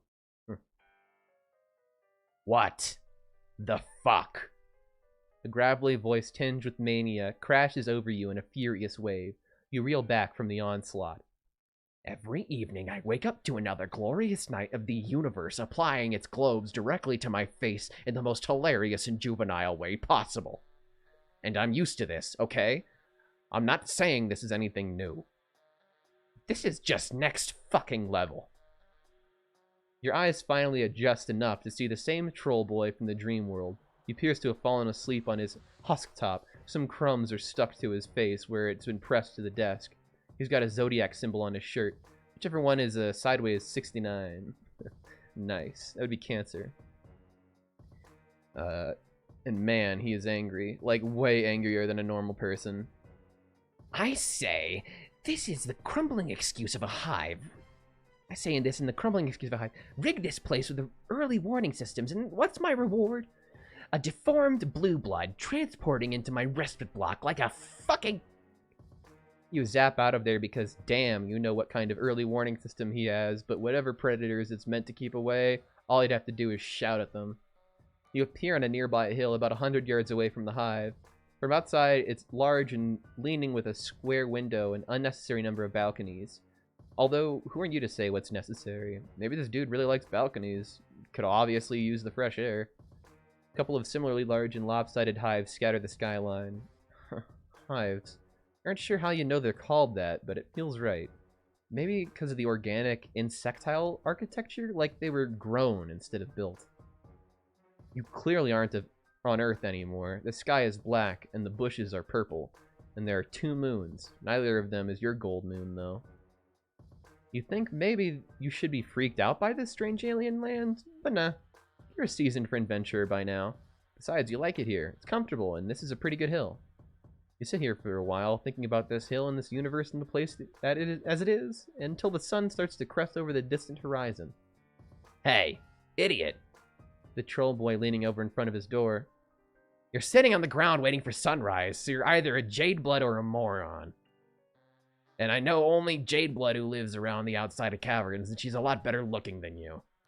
So what the hell? Who are you? You're not a troll. There's a substantial gap in the grassy hill between the two of you, but you can hear him just fine. He has a talent for projection. You stand up and brush the dirt off your ass. He seems a little less angry now. I'll zap over. No point in wasting daylight or moonlight, so you just zap over there. Holy fuck. A flash of gray and the gleam of metal, bright, shocking pain opens up in the middle of you. The boy stares, eyes round, yellow, and shocked. Your laugh comes out wet. Why are you laughing? You don't know what else to do. You press a hand to the wound in your stomach, trying to hold the blood in with sheer willpower. You tell him you were just trying to save him a little time. What? The little boy stares down at the weapon in his hand and viciously hooked blade that he'd pulled seemingly out of nowhere. A scythe? No, it's a sickle. Is this kid a communist? Did communists actually use sickles, or were they just sickle-themed? There's so many communist facts that you just don't know. The boy continues staring at his sickle. Then he stares at your fingers. Then he looks back and forth at his sickle and your fingers, his sickle, your fingers, or more accurately, the blood on his sickle and your fingers. He's gaping at the crimson splashes like he's never seen blood before. His mouth moves. There's no sound comes out. He hunched over himself like he's the one who'd been gutted. You aren't sure what he does after that because suddenly you're on your back and all you see is the sky. See, that's really interesting because Karkat is a fucking red blood, which means that, like, in this society, he's like the lowest possible rung of person. Like, he's like a non-person essentially. And, like, the fact that he just killed a person who bleeds red blood probably just fucked him up a little bit. Because it's, like, exactly who he is. Actually, I wonder if he had a fear of blood. I can't remember that. Alright, let's try again. Take your time. You walk leisurely over the hill. The heat from the rising sun washes over your back, and you speed up. The sun is bad news, you just know it. You start down the hill. Light bleeds further across the horizon. Your pace gets a little less leisurely. The troll boy crosses his arms. His shoulders are rounded in a slouch, like he spends a lot of time making himself smaller. His black painted claws are bitten down. You wave a little awkward hello. He rolls his eyes and grabs you by the arm, grip surprisingly strong. He tugs you underneath the shadowed overhang of a balcony. Okay, asshole. What are you doing watching me in my dream like some hornless, case-posting pervert? I can't even retreat into consciousness anymore. Is that it? I won't even slide into the nascent relief of death without an alien stalking me. Did one of my friends put you up to this? What is Solix? Everybody's a favorite pastime. Make Karkat's life even more of a constant, effervescent shit show. You tell him, Karkat, that it's not like that. You don't know anybody named Solix, and you didn't mean to be creepy. You just found him, like how he looked, and decided to follow him home. Karkat's thick eyebrows creep upward. Okay, you know how that sounds, but you didn't really do it to be weird. You did it for friendship. You crave it. Like a mineral. Wow. Very normal, Mr. Magic. Oh, but specifically, you are magic. Maybe not, like, specifically. You don't want to brag, but you can do some pretty, like, cool magic stuff. Karkat looks incredibly dubious, and even more so than Rose had, who might have described you as politely incredulous. You consider explaining to him all the wild stuff that Jade told you about, games and destiny and such things, but you can't really imagine that any of that has to do with this grumpy alien boy. What are the chances? You tell him that you can prove it. You can bring him to visit one of his friends. You're so awesome at bringing people together. You can visit, Solix, was it? Karkat makes a noise that sounds like a tea kettle being punched. Hell no. That nook biter would self-immolate if I interrupted his coding. You wonder if that's a euphemism. Maybe Karkat just likes scare quotes. I don't have the energy to grub-sit his freaky deformed bulges today. Okay, then where does he want to go? Does he have any more friends? I wouldn't call him a friend exactly. More like an endless burden that I've been cursed with by the slithering eldritch god of our own of the outer reaches. Blech. If I didn't occasionally check up on him, he'd space out so far he'd hit the hard vacuum. How do we do this? You're not actually sure, but you don't want to backpedal and suggest that this cool angry troll boy that you don't know what you're doing. Do I just... His hand kind of hovers near yours. hold on? You could hold hands, but you don't want to be too forward. You could also just hold him under the armpits. You think holding me under the armpits is less weird than holding front stumps? Yeah, sort of. Karkat puts an awkward hand on your elbow, then he frowns, pushes up your sleeve, laying 3 fingers against your bare arm. You good, dude? Yeah, sorry. Just kind of warm. Thank you. You tell Karkat that he is very warm too. Just get this over with. Try and aim for the outside of the hive. His Lessus isn't around, and he's usually too stoned to even notice that the roof came down. But don't want to startle him. Cool, here goes. You zap somewhere pitch black and immediately blunder right into Karkat. Oh my god. Could you keep it together for a single fucking glance, Nugget? You aren't in Karkat's hive anymore. You appear to be in the void. Cool. The what? Let go of me. You tell Karkat that he is actually the one still holding on to you. He makes an angry noise through his nostrils and releases you from his clammy grasp. He moves away from you and collides with what sounds like about 17 mops, all banging into each other and clattering onto the ground. God fucking... Something smashes. Slurry guzzling. A shower of little noises like marbles over hardwood. What even is that? A light finally pops up above you. You appear to be in an alien broom closet with an alien cleaning supply, you guess? One of the bottles just had Clen written on it in permanent marker. You ask Karkat if he meant to transport the 2 of you into a closet. A bucket rattles as he kicks it. He yelps and jumps backward onto your foot. What the fuck, Maraka? You bottom-feeding asshole. Makara. Your personal habits are almost as disgusting as your pan-rotting purple words. Why is your paling equipment mixed in with your scrub poles? Did you figure nobody would notice?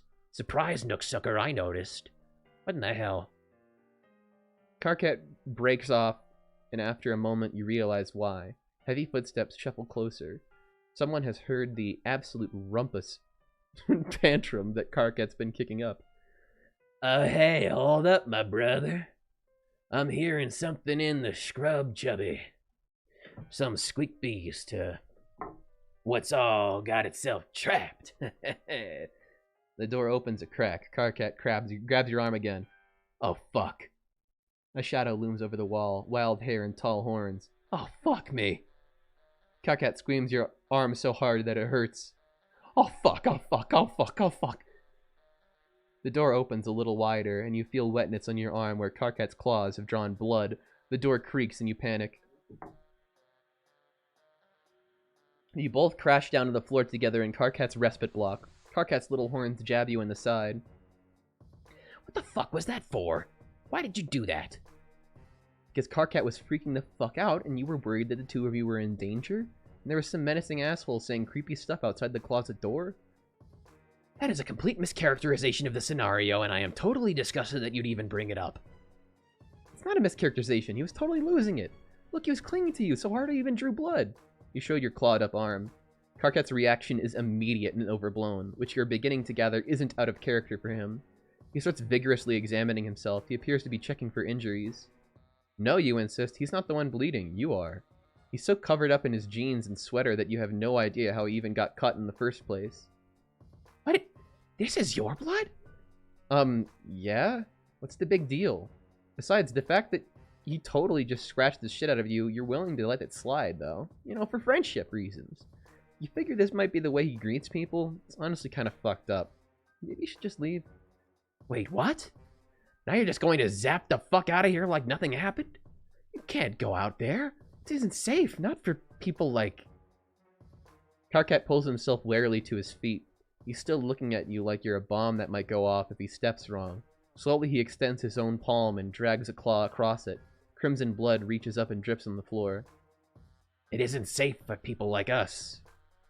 Clearly something is happening here, and it's probably a really deep and affecting moment, but you're just not sure what you're supposed to do. You bleed, he bleeds, both of you bleed. Sweet! Blood friends! You can fuck with that.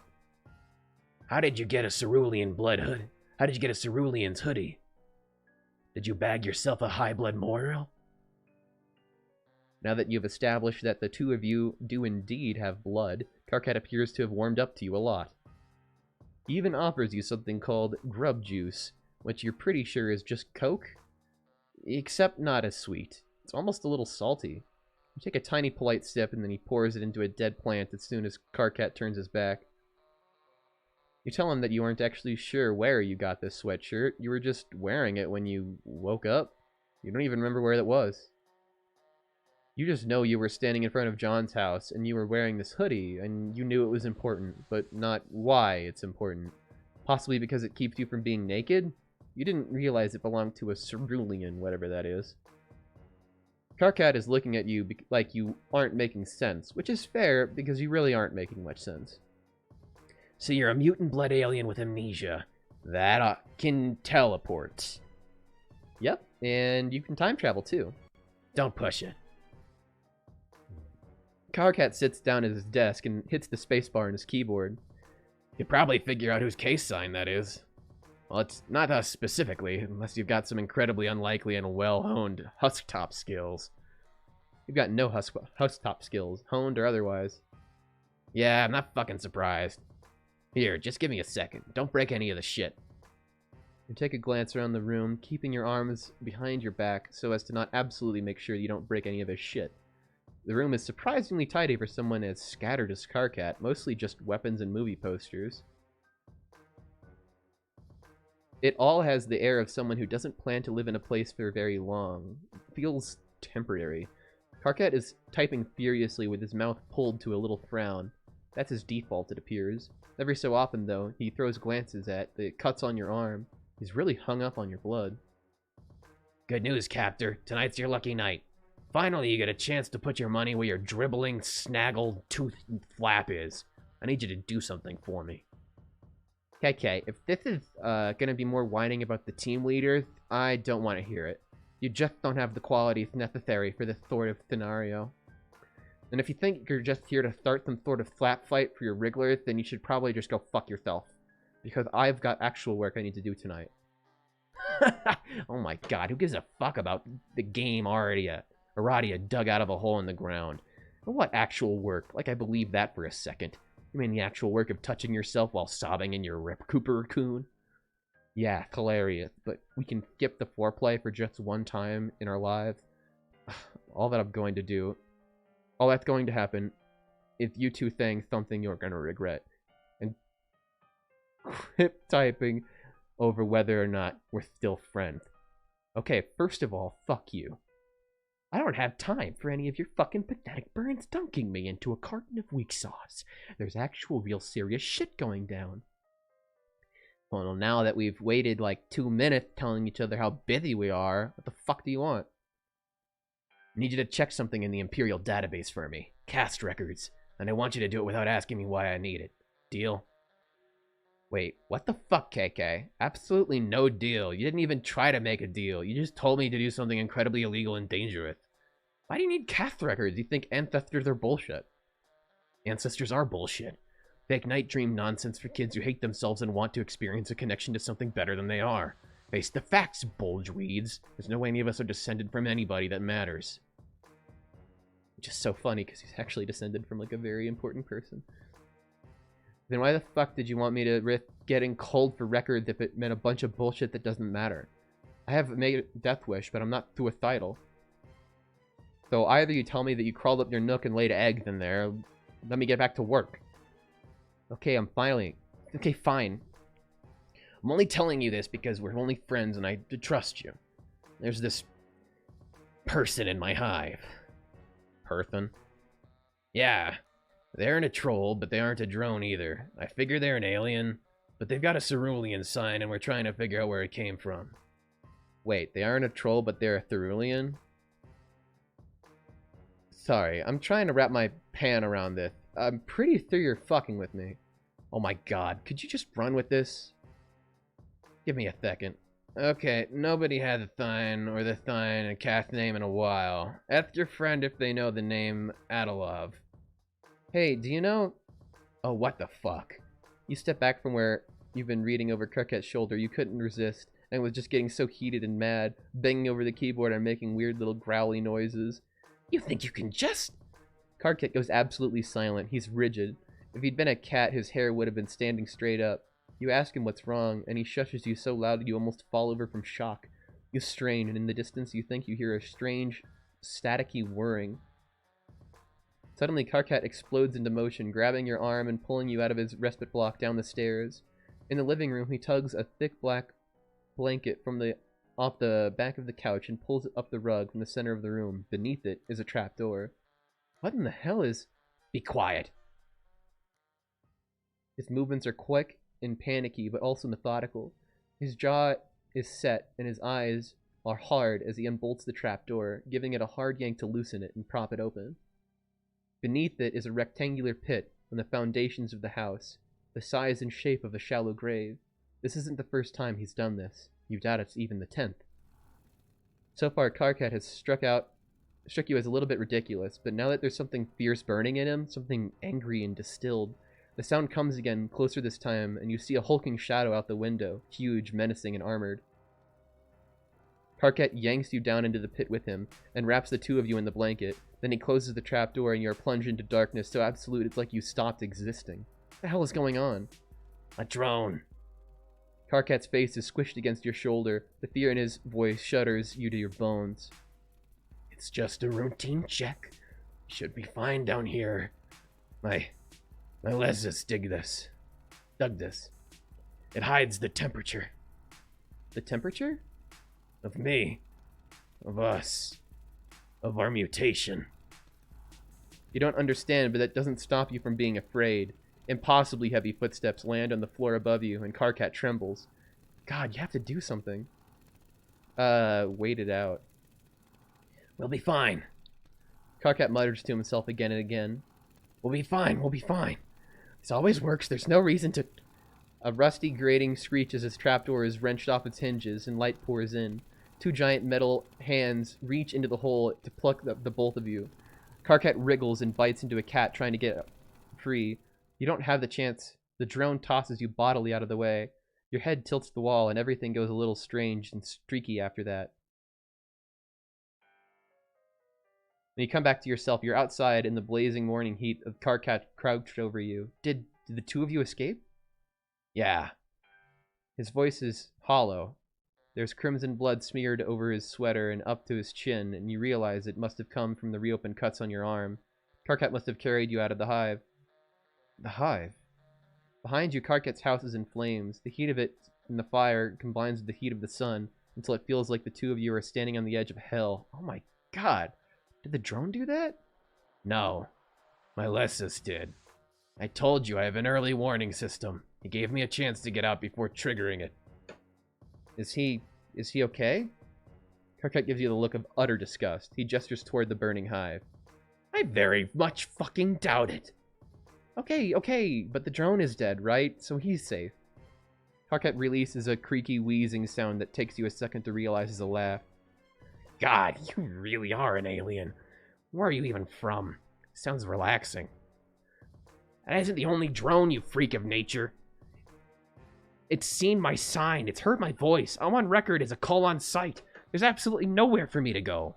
Shit, okay, well, what about his friends? You really don't think that Karkat is any sort of a state to make decisions, so you make an executive one for both of you. And it's hot as shit out here, and your delicate skin is already starting to burn. What had that friend's name been? Solix? You take Karkat's hand because the two of you are holding each other under the armpits at this point. You appear at the residential street in the city, and for a second you think you have traveled in time as well, since it's night again suddenly. But then you look up and see the strange purple-blue glimmer in the sky. It's still day, but there's some sort of atmospheric shield around the killer sun in the city. You wonder why there isn't one over where Karkat lives. Maybe it's too far out in the sticks. Karkat yanks his hand out of yours.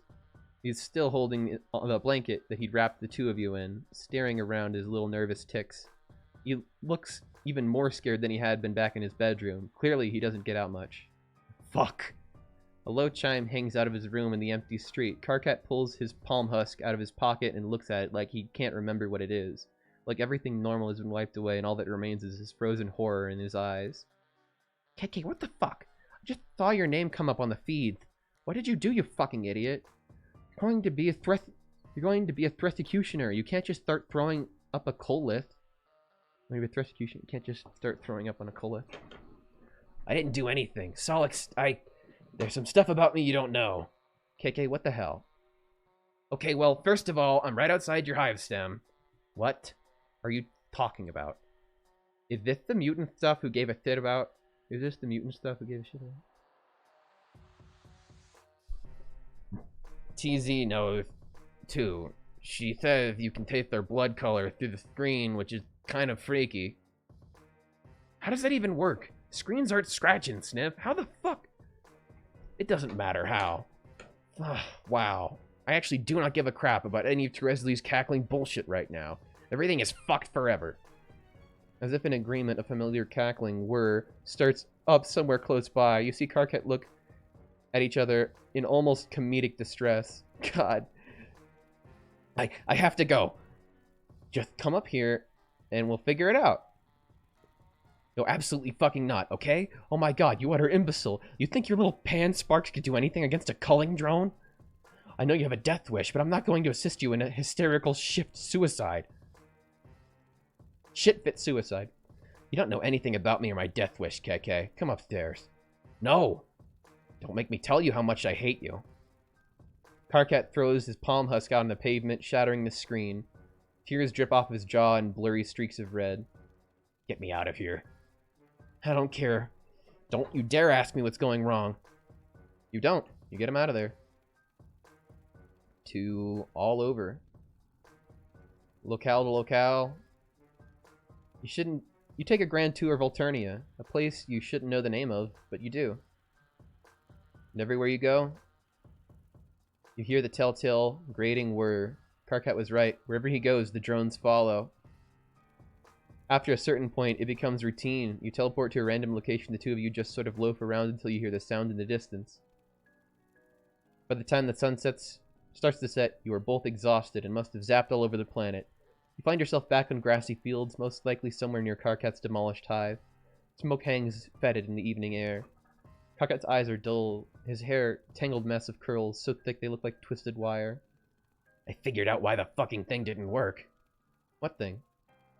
He shakes the blanket, which has been holding up on all day, the last remnant of what is most likely now just a small smoking wreck. With 2 mutants in there, we are just too warm. Years of perfecting my hiding like an unk beast from the slaughter technique, and it's all been decimated by some clueless asshole in a hoodie. Just Karkat out here having a normal one. Getting fucked up in the waistcoat chute by the inexorable march of fate in the universe. I meet someone with the same disgusting deformity as me, and they immediately ruin my life. This is why I don't let people into my hive. Karkat, there's so much hatred wrapped up in his voice and his words, and you don't think it's hatred for you. You ask him what you can do. You want to fix this. I think you've done enough. Karkat bundles himself in the blanket, even though it isn't cold, and he turns away. Aww. Poor Karkat. Now he's like fucking forced to run from the police the rest of his life.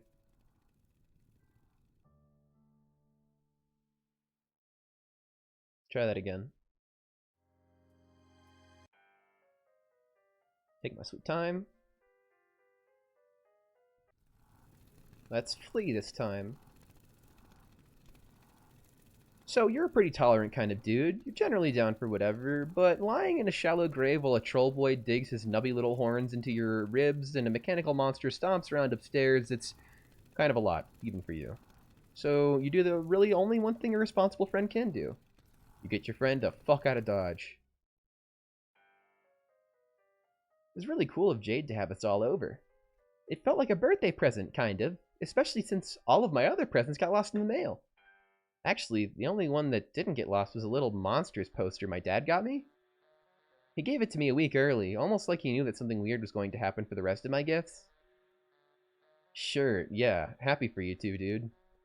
Cool that you got your dad your unbelievably crappy shit to you, before it got thrown in the literal garbage where it frankly belongs.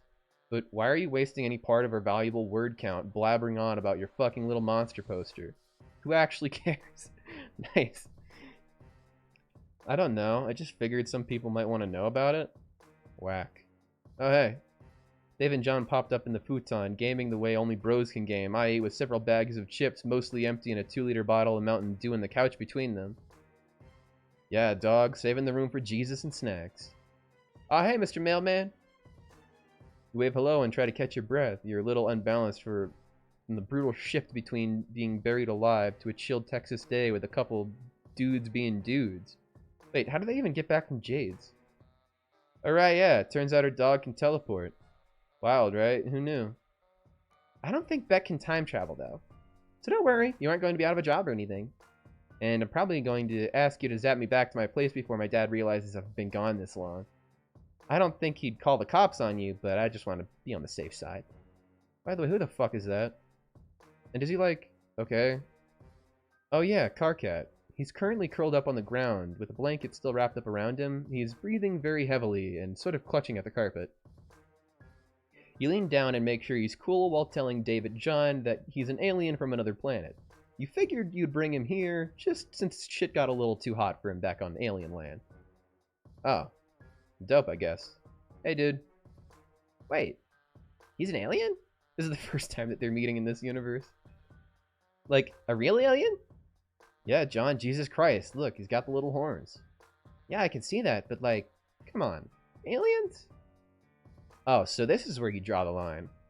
Our friend living alone in a magical island with nothing but her magical dog and taxidermy grandpa who she stuffed herself isn't where you draw it. A teleporting fake mailman in a hoodie who just wants to be bros isn't where you draw it. I guess you have a point. All that stuff just sort of feels normal now. So I guess in theory you could bring us to visit this alien planet. Maybe. Not like that'd actually be something I'd want to do in the first place. It's probably stank AF. Never catch me in space. Space ain't the place. Oh damn, write that down. You look like a good... You'd love a good Strider freestyle any day of the week, but this isn't Dave's route, and you'd like to return your focus back to... Oh, holy fuck, where did he go? Oh yeah, the little dude. He just scurried up the door, huh? Probably shouldn't have mentioned that. God damn it. You just brought Carcat to Earth and you've already lost him. Some friend you are. You zap down to the ground floor of the apartment building, nothing. You zap up the stairwell and look up, nothing. No little alien boy with a blanket. Shit, damn it. Remembering the time you met Dave, you zap up to the roof. You find Carcat standing silhouetted against the turgid Texas sky, shimmers of heat, haze making him look strangely artificial. He's shading his eyes and staring up at the sun. Hey dude, don't do that. You're gonna hurt yourself. Oh wow, thank you so much for the advice. I'm way too stupid to know not to look directly into a burning ball of fire. The pain is intense and searing, but I'm just a dumb fucking animal. By the way, this sun is pathetic. Well, this is another planet and another sun. Yes, thank you. He drops his hand and turns his back to you. There are still cobwebs in his hair from the crawl space. Is this where you're from? You think so? Maybe? You don't remember anything much about yourself, but you seem to know much about Earth than you do about Alternia. You don't remember very much about this place at all, except that it's called Alternia, apparently. This all feels, I don't know, wrong. Yeah, it's super wrong. Which is really fucking weird. You zapped in and dragged me out of my hive to an alien planet where the sun isn't hot enough to burn. Well, it's definitely hot enough to burn. It just takes a while longer. Shut up. I wasn't finished. Before you showed up, Solex was telling me about this game that one of his friends found, and we were all supposed to play it together, and I don't know. Some stuff would have happened. I don't know. It feels like that mattered. It just feels like... it's hard to describe. Flattened out. Yeah, I feel you.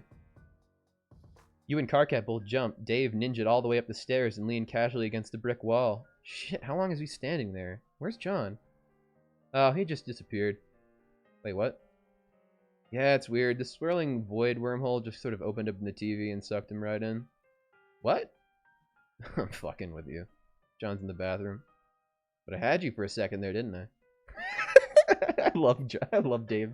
Dave is so cool. Absolutely sounds like something that could happen these past couple of days. Oh yeah, hilarious. He sure got you. You're pretty sure the scene moved up here so you could talk to Carcat without Dave coming in and making up all this about him again.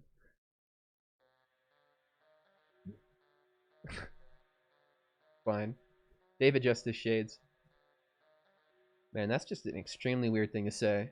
But yeah, horny dude. I mean, guy with horns. Are you talking to me? We were all supposed to play a game too. Together as like a group or some shit. Right, Jade told you about the game that was supposed to change everything. It's that sort of shit that like makes me get this feeling that you know more about what's going on than you're telling us. You don't. You swear you don't. You have no idea why any of this is happening or maybe not happening? There's just some stuff you seem to know, but not until you absolutely have to. You're just sure that it's very important that you brought Karkat here. Why? How the fuck do I have anything to do with these hornless freaks? Standing right here, bro. Oh my god. But yeah, that's a pretty good point now that I think about it. You said it's important for you to bring him here, like, specifically? To my apartment. Yeah? Why? You aren't sure. You just have this intense feeling that it's imperative that the two of you are friends. Alright. Weird, but alright. Great, dude. You ever play Tony Hawk? Victory! They just played Tony Hawk and that's the end? I didn't expect that to be the way that Karkat's story ended up going. That's fucking awesome. I kind of, from the way that this is all like framed, it makes it feel like what's happening is like that's such a Dave ending, but it was like it was like Karkat and then it ended. It went to Dave. Like we're just gonna fucking play Tony Hawk. It's sick. I have plenty of friends. Fuck cannons. How do they work? The scourge of the high seas. Begin the friendship process. A fair trial. Glimmering gold and cold iron. It is pronounced Aradia. Aradia.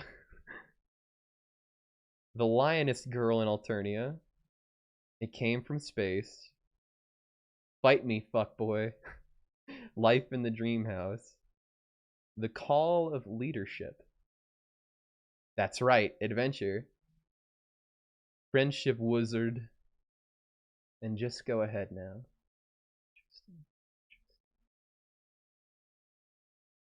Drumroll. Oh, I see.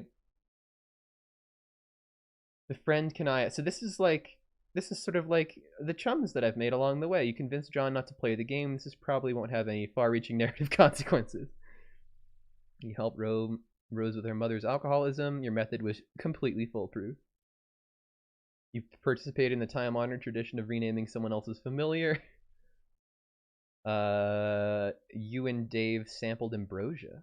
The image of him with the breadsticks in his mouth is really good. Does this have an alternate ending? What would happen if you teleported Karkat in the bunker? There was an alternate ending to that one. Did you want to see it?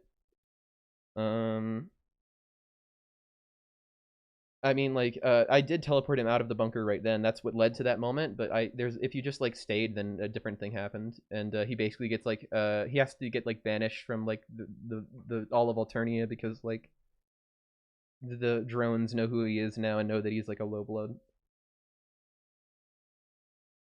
The happiest girl in the world hosted the world's greatest slumber party. The lack of apocalypse was your favorite part. Extended shipping. You brought Karkat to make some new funds. Nepeta would be proud. Yeah, I was just thinking, like, the reason why they probably brought him over there is because fans really like to ship John and Karkat together. They like to make them bone. So you went really fast there while you were AFK to make the alternate choice to teleport him out of the bunker? Yeah, 100%. That was actually what happened when I teleported him out of the bunker. Was I went to he ended up going to Dave. The other ending was like he's cast out in society and can't exist. What I love is that there's actually like so many like little endings here. The savior of the waking world discovered the true ending. Oh no. God damn it. I really want to know what the rest of this is actually. But I feel like I want to end for tonight. I've been going for 4.5 hours. It's 1 o'clock in the morning, and I just wanna send it over to somebody. So, anybody got any good suggestions?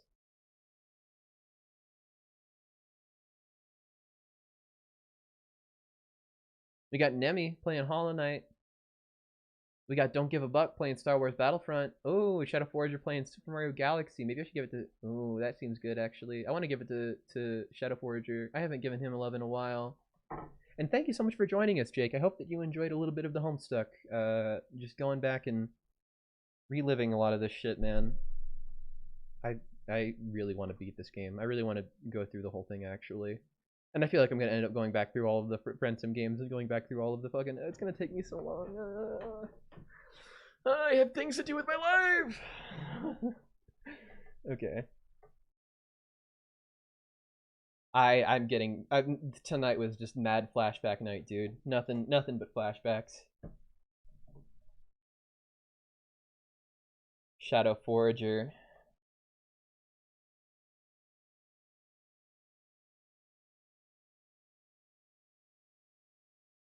Alright, there we go. Super Mario Galaxy. Cheers, y'all. Is there, like, achievements in this game? No, there's no achievements. You beat it. You do it. I mean, this is the chum roll is the achievement. Making friends.